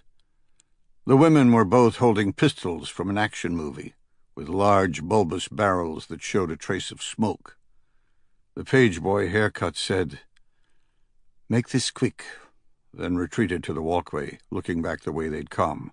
The blonde said, "Amy, my name is Jennifer Cahill. Are you all right?"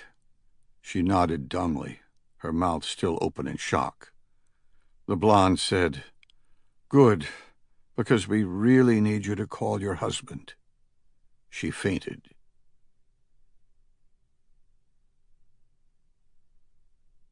Chapter 79. United States Air Force Captain Devin Tatum recognized the landmarks and knew he had about 5 minutes before he reached the exit to Wask.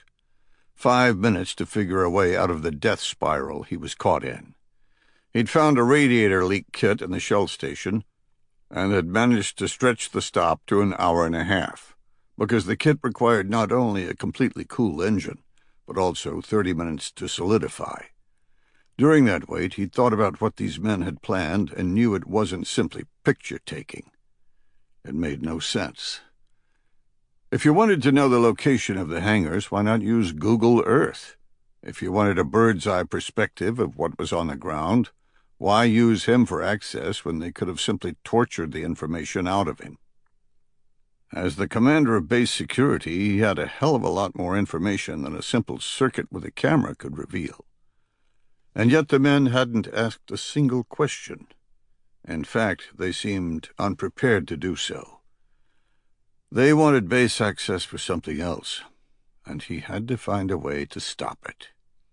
He considered just driving the car at high speed into the 14-foot noise reduction barriers that blanketed the expressway, as he knew he was a dead man anyway, but found he couldn't sacrifice his wife. And then the true fear came home. If they were going to kill him, she might already be dead. The thought brought a bolt of rage. He tried to contain it, but the man called Kirill noticed and said, "Don't get any thoughts. This is easy. 1 lap, and you're on your way." Devin knew that was a fucking lie. If he let this killer on the post, more men than just him would die. He prayed to God for an answer, and was given one. He heard the distinctive ringtone of his phone, the song "Wild Thing" by the Trogs filling the car. Kirill pulled the phone from his front pocket, looked at the screen, then held it out for Devin to see. He didn't recognize the number, but said, "It's my command. If I don't answer, they'll just keep calling. Better if I did so, since we're about to enter the gate." Kirill handed him the phone, saying, "I'm listening. You say anything suspicious, and your wife is dead." Devin took it, hitting the green button at the bottom, and said, "Hello?" and heard his world flipped upside down. "Captain Tatum, my name is Pike Logan, and I work for the United States government. I need you to pretend that this is an official call, and I need you to just listen. I know who is sitting next to you. Do not say anything to alert him, okay?" Devin said nothing. The man on the phone said, "You can answer the damn question with a yes or no." He said, "Yes." "Good. First, your wife is alive and fine. She's with my team. The men who held her are dead. Do not, under any circumstances, ask to speak to her." He felt a bolt of adrenaline at the news and fought hard not to show anything. Robotically, he said, "Okay." "Good. You're doing good. The man in the seat has a dirty bomb in your car. He's planning to set it off inside the American perimeter at the Wask Air Base. Confirm you understand." "Yes, I got it." "Say something about the flux capacitor, like you're talking about work." "What?" "Say something related to work. Make it sound like you're talking about your job." Devin glanced at Kirill and said, "Yes, I have the oil for the flux capacitor. I can bring it tomorrow." "Jesus, man, I didn't mean actually say flux capacitor. Listen, I don't want you to try to do anything. We don't know if this guy's a suicide bomber or what. He might have a detonator on his body. Under no circumstances are you to try to stop him. Do you understand?" Confused, Devin answered, "Yes, I understand," but thought, "If not me, who?" "Good. Listen, you go to the airbase just like he expects. When you get to the American perimeter, you'll be met by a guy you don't recognize. I need you to show him your ID card upside down. Do you understand?" Yes, I can do that. How far out are you? You can answer that, but do it in a normal way. Sure, that'll only take about 5 minutes. It's easy. Okay, got it.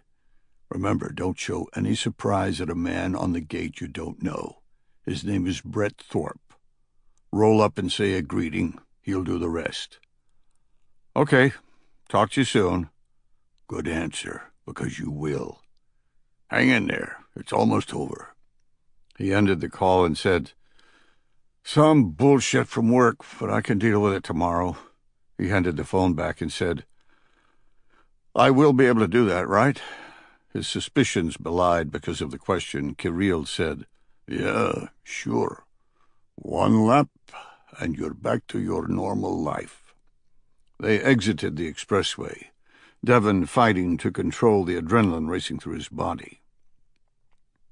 They reached the street that dead-ended into the base and went down the pitted asphalt to the main gate. He rolled up to the outer perimeter, seeing the same Polish man he'd seen when he left earlier, fearing that he'd be stopped and questioned about his passenger. Wondering if he was about to feel a fireball, the man didn't even ask him to roll down the window, waving him through. He exhaled, and Kirill said, "Good, very good. Keep it like that, and you'll be home with your wife soon." They rolled down the flight line, and Kirill made no attempt to retrieve his camera from the back. Devon realized everything the man on the phone had said was true. He saw the temporary American inner perimeter ahead and felt the spike of adrenaline again. This is it. He slowed, seeing a short African-American man he didn't recognize, wearing a uniform that didn't fit. He prayed that Kirill wouldn't notice. He rolled down his window, struggling to remember the last name of the man, but couldn't. He spit out, "Hey, Sergeant Brett, just running in for something I forgot." Devon held out his CAC card, upside down. The man called Brett leaned in as if to study the card and said, "Hey, how's the wife?" Stunned, Devon stuttered. She's good," he said. "I know." He jammed a pistol past him, slamming it right up against Kirill's head, then pulled the trigger. Chapter 80. "So they really have him?" Putin asked.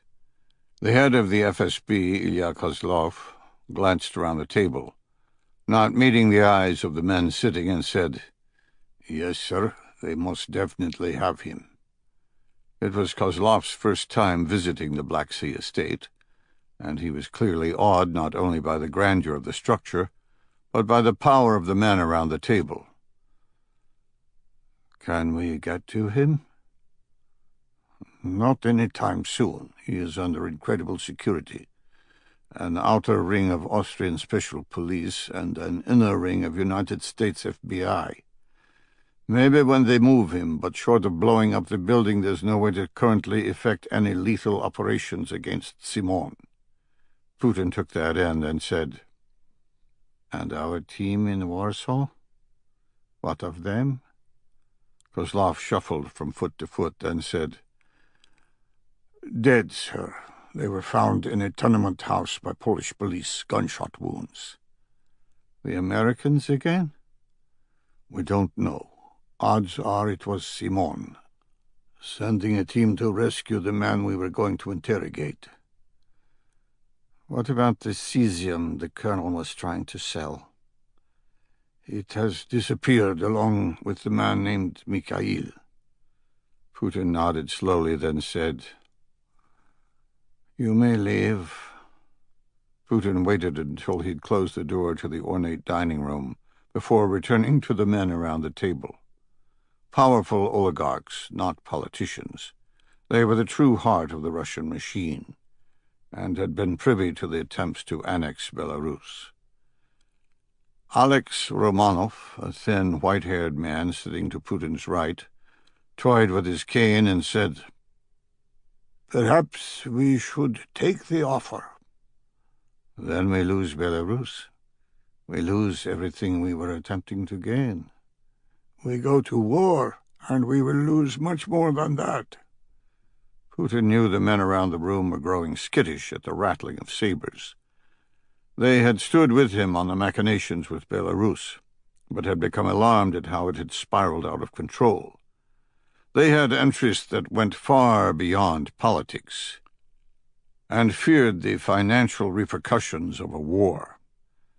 They could not tell him what to do, of course, but he held no illusions as to their power, and neither did his personal staff. Before flying here from Moscow, his most trusted aide had said one thing: beware the Ides of March. Putin may be the emperor, but like Caesar, it didn't make him invincible. Putin said, "What if Simon begins talking? How can we guarantee he won't raise the truth at a later date?" A younger man with a scar on his cheek, seated farther down, said, "Each day that passes makes him less believable. The President of the United States said he would announce Simon's sole culpability. If Simon says something at a later date, it will look like a desperate man attempting anything to save himself. It will mean the United States is in on the conspiracy." He smiled, showing yellow teeth. "And who would believe that?" Romanov said, "Don't forget, he's charged in the death of President Warren. It's not inconceivable that we will get the opportunity to take care of him. Remember what happened to Lee Harvey Oswald.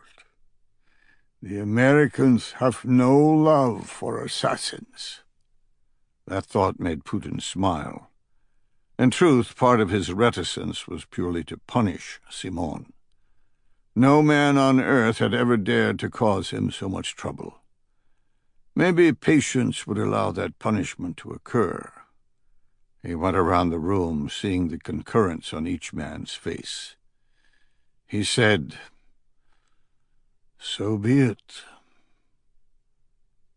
Private First Class Joe Meglin was one of the last aboard the MC-130, having been tasked with the final scrub of the perimeter.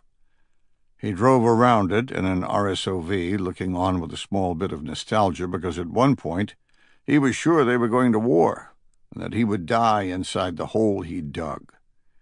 They'd had the radio reports coming in every 10 minutes, and had known that if the Russians wanted to take their airfield, they would do so. Unlike some of the press reporting coming out of America, he understood that they were but a tripwire for commitment of United States forces, and resented the people who screamed at the president to show strength. Show strength, my ass. You pick up a gun and get your ass over here. It was the difference between involvement and commitment, like ham and eggs. The chicken was involved, but the pig was committed. One thing was for sure, he'd never make fun of the FBI again. Who would have thought this whole crisis would be precipitated by some crazy Russian with a grudge against President Putin? It was surreal. But he'd listened to President Hannister announce the arrest and the tireless work from the FBI that had made it happen. He would now come home a hero for his actions. But those guys were the ones who deserved the praise. If they hadn't broken open the case and tracked that nutjob down, there was a good chance he'd be coming home in a box. He remembered the relief they'd all felt when President Putin agreed with President Hannister's statement, following up with a press conference of his own. Of course, he demanded the extradition of the instigator to his judicial system, but as he was implicated in the death of a United States president, nobody saw that happening any time soon. When the Russian armor began to roll back to the border, they'd spent the last 3 days bringing in vehicles to extract the 82nd paratroopers from the Air Force One crash site. And now it was time for him to go home. He swung back to the tarmac, telling his squad leader he'd seen nothing of note. The squad leader replied, "Let's go. First in, last out." They loaded the vehicle, cinching it down in the aircraft. Then he'd buckled into the webbing of the MC-130, his squad leader next to him. He said, "If this wasn't combat, what was it?" His squad leader considered for a moment, then said, "Just the New World Order." The bird lifted off, and Joe said, "So no combat infantryman's badge?" His squad leader laughed and said, "Don't worry. I'm sure we'll be catching our original deployment to Afghanistan." Chapter 81. I rolled over and cocked my eye at the clock, seeing it wasn't yet 10 a.m., which meant I wasn't getting up. A pillow hit the back of my head, and Jennifer said, "I see you're awake. Come on. This is getting old. You've caught up on your sleep." I rolled over and said, "Not when you keep me up at night." She put a hand on her hip and said, "Okay, if that's what's causing the issue, I can fix it, starting tonight." I laughed and sat up, saying, "Don't you ever want to sleep in? Just stay in bed until you have to tell the maids to go away?" "Not when I'm in Vienna. We only have 2 more days here before our flight home, and I don't want to spend them in a hotel room." Which was a poke in the eye, and she knew it. The Rockstar bird had come for the team in Warsaw, delivering us to Vienna, and we'd been suitably rewarded with rooms at the Ritz-Carlton, then conveniently separated from task force control. I understood why, given our connection over here with the Israelis and the always-present concerns over cover, but it was still a little shitty. We'd had to buy our own tickets back, and I'll be damned if Jennifer hadn't been upgraded to business class. Which didn't make me want to get out of bed any sooner. She said, "You've got no excuse. We weren't roped into Simone's interrogation. You should feel lucky." She did have a point. Knuckles and Retro were tied into Simone and the FBI, and because Retro had flown across the pond on the Rockstar bird with Veep, so was the vice president's son.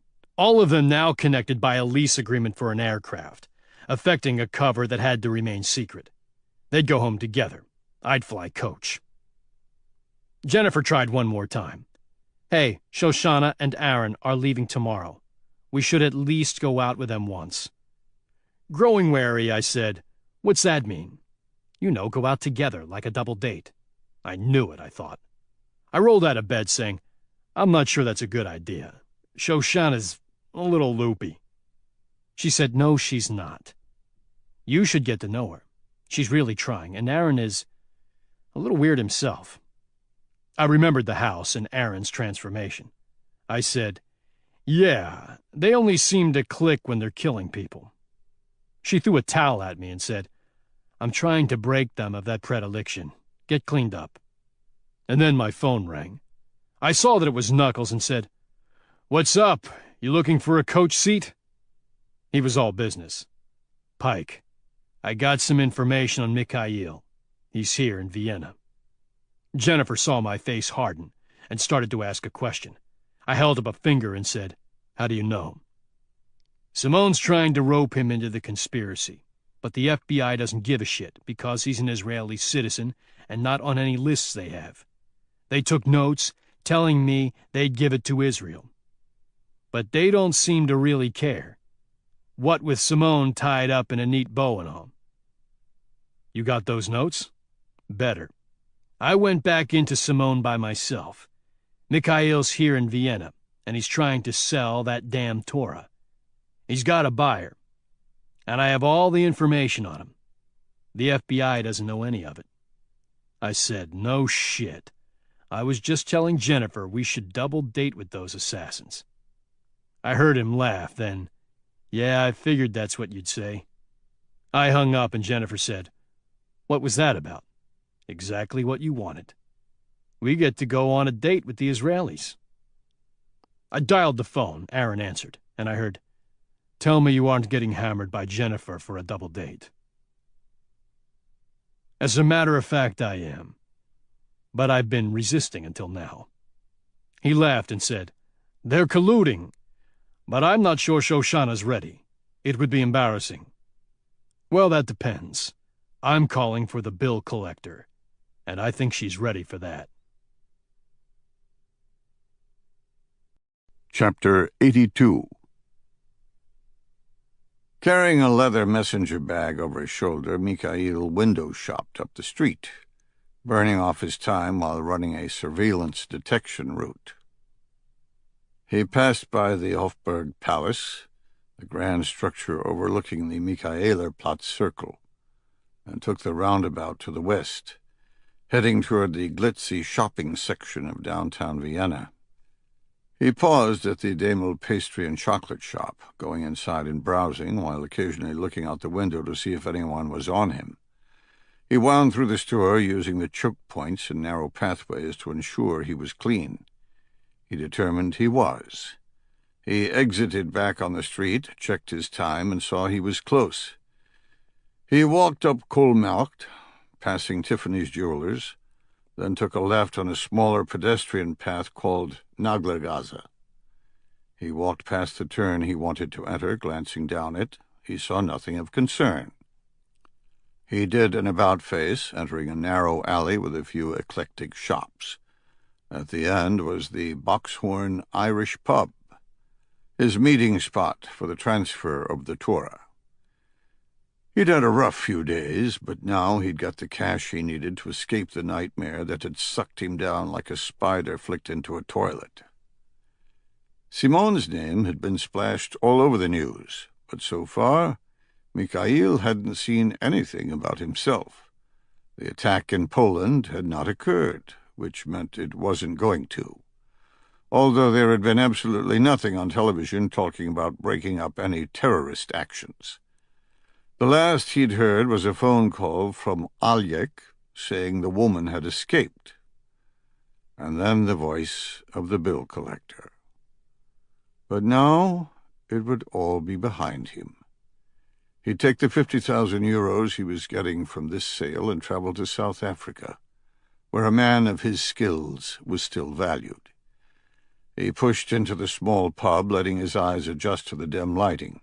He saw the narrow bar snaking away from him to his front, two drinkers leaning over it.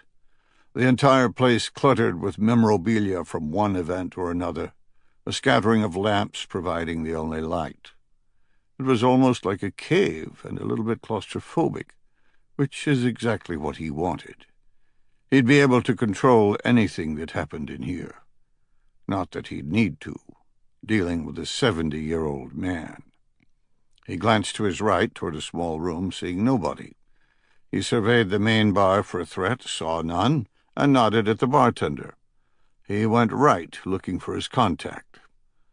The room was really nothing more than a hallway with tables running down it. At the far end, he saw a man with a full beard, a fedora hiding his face. Next to him was a briefcase. He walked up, getting the man's attention. He said, "You can find the most interesting things shopping these small alleys." "So I've heard, but they don't sell what I'm looking for." Satisfied with the answer, proving the man was his contact, Mikhail sat down, saying, "I don't want to spend any more time here than I need to. Inside this bag is the Torah. Look at it, satisfy yourself, but don't take forever." The man raised his head, and Mikhail recognized the eyes, recognized him. He snapped his hand to his waist and in Yiddish said, "What? Are you going to kill me right here in the bar?" Calmly, Aaron said, "No, don't be silly. I'm not going to kill you. That wouldn't be right. I'm not the bill collector." Mikhail caught movement behind him and turned. Aaron said, "But I brought her here with me." He had a brief flash of recognition just before the blade penetrated his ribs. Shoshana above him, the dark angel expanding out of her, enveloping them both. He gasped in shock, grabbing her arm. The knife bit deeper, and he felt the rage coming through the steel. She twisted, expanding the wound channel, excising every horrible thing he had forced her to do. He tried to stand, but she bore down, spearing him in place. He fought against her, weakly batting at her arms. She said not a word, working the knife. Aaron refused to move, never even raised a hand, content to simply watch. And Mikhail succumbed to the inevitability of Shoshana's rage, the demon inside her consuming him. He dropped his hands and sagged back. His last vision on mortal earth, the dark angel, extracting the payment of his soul. Sitting at a small outdoor cafe, our work done, Jennifer was growing concerned. She said, "What's taking so long?" "I don't know. Let 'em work. We did our track. The rest is up to them." She glanced at me and said, "You don't feel responsible at all?" "For what?" "I'm just thinking about—" "Never mind." "No, what were you going to say?" She leaned forward and took my hand, saying, "We just set up a man to be killed. Doesn't that affect you at all? I mean, even if it's right. Don't you think about it?" I squeezed her hands and said, "What I thought about was you telling me a horrific story in the back of a van. That's all I thought about." She took that in, then said, "Yeah, but it's not the same thing. We just killed a guy in cold blood." "No, we didn't. We killed a parasite. Just because you happen to be born with a human body doesn't make you human." She said nothing. I said, "If you'd have killed him on the train, would you have second-guessed yourself?" "No, of course not." "Then why are you doing it now? That fuck was trying to cause the death of half of Europe in a world war, and he sure as shit screwed up Shoshana." She cocked her head at that and said, "That's what this is about, isn't it?" I took a sip of my beer, saying nothing. She said, "It is, isn't it? You do care about her, and she told you something. She opened up to you, and you wanted to make it right." I said, "Look, all I did was facilitate their operation as payback for helping us. That's it. We owed them for their help, and I honored that." She squinted her eyes and said, "That's bullshit." I was saved by seeing Aaron walking down the street, Shoshana next to him holding a messenger bag. The same bag I'd seen Mikhail carrying 20 minutes ago. I waved, and Shoshana waved back, a childlike grin on her face. They sat down, Aaron pulling off the fake beard and Shoshana opening the case. I said, "Looks like it went okay." Shoshana held out the Torah and said, "Yeah. We bring this back, and we'll get more work than we can handle." Jennifer said, "What did you do to get it?" Shoshana seemed to shrink a bit in the chair. She said, "I did what was required." I started to interrupt, scared that Jennifer would take away what Shoshana had just achieved. I needn't have worried. Jennifer leaned forward and said, "Shoshana, I don't ask because I fear for him. I fear for you." Shoshana absorbed the words, believing she had earned Jennifer's disapproval, and I could see it hurt. Like Aaron, Jennifer had somehow become the Dark Angel's mentor. She remained silent for a moment, then defiantly spit out, "I killed him, and it was good. Is that what you want to hear?" Jennifer saw the change in demeanor, the statement bringing closure for someone she held dear. She said, "Yes, Pumpkin King, that's exactly what I wanted to hear." Shoshana was shocked at the response, not expecting it from Jennifer, and her strict moral compass. And because it had come from her, it meant all the more. Her face lit up in a smile, and I said, "Well, this is pretty much what I thought a double date in Vienna would be like with you two. Me and Jennifer tracking a guy, you and Aaron killing him. Much better than dinner and a movie." I saw my sarcasm take a small slice of her newfound sense of purpose for her life, and I immediately backpedaled. I leaned forward and said, "Shoshana, I'm going to let you in on a little secret. After all of your research into my relationship with Jennifer, looking for the perfect answer, You missed the most obvious thing. We're all Pumpkin Kings. We're all trying to find our way." She said nothing, but her eyes told me all I needed to know. She was good.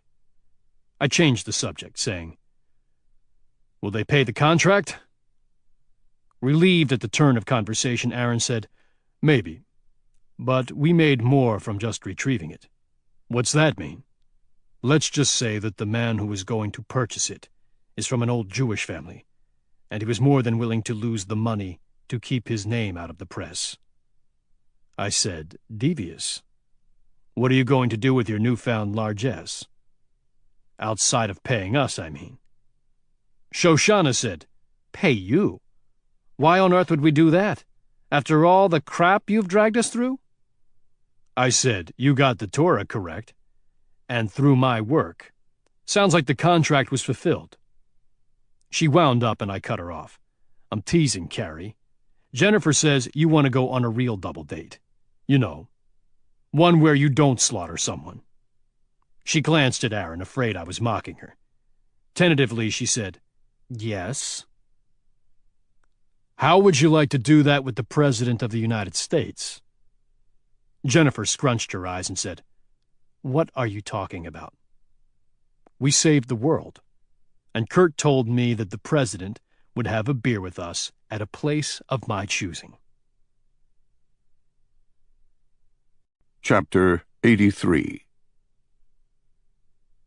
Talking into a speakerphone centered on the conference table, Kurt Hale said, "Have you lost your damn mind?" George Wolfe hid a smile, waiting on what that lunatic Pike Logan would say next. The voice came out tinny, but the request was valid. "Sir, you said if I saved the world, I could have a beer with the President at a location of my choosing." "Yeah, we were just bullshitting. And anyway, I thought you meant coming over to the White House or something, not in Charleston.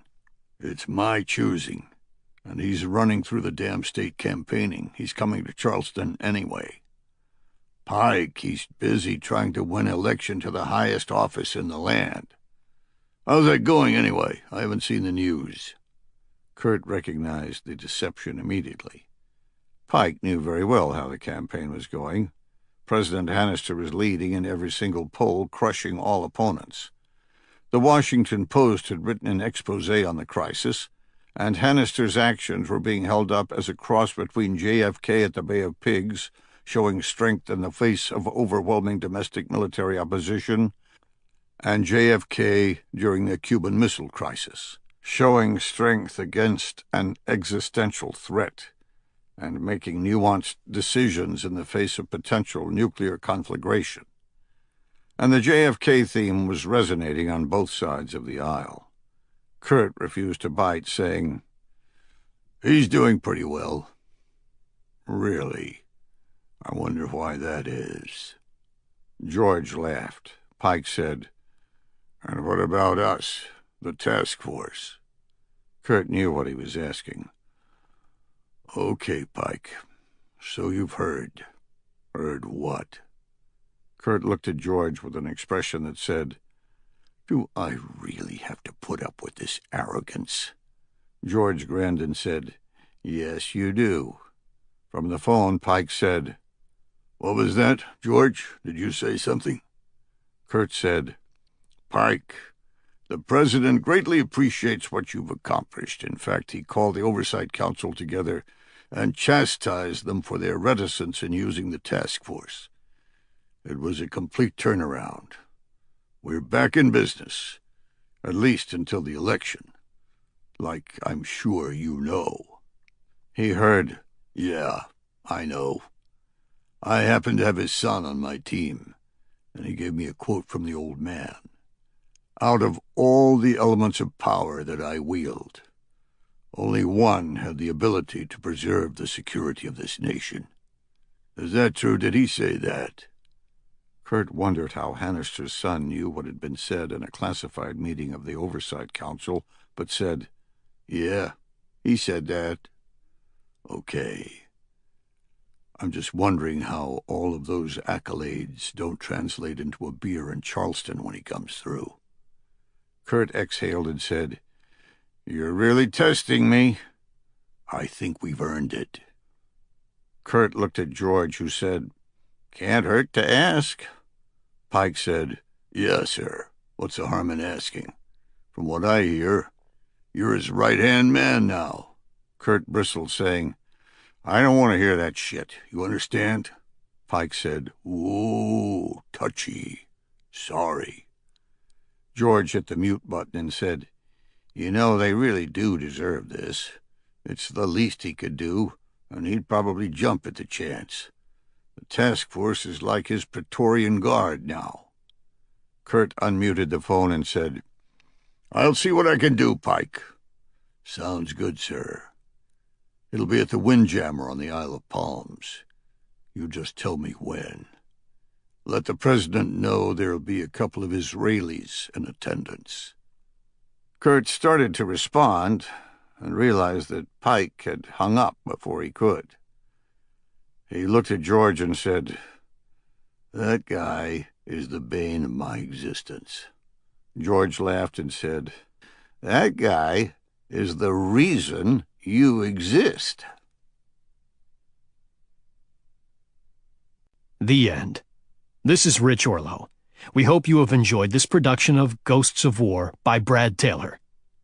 Recorded Books offers a wide selection of bestsellers, classics, histories, and more. So look for us at your public library or on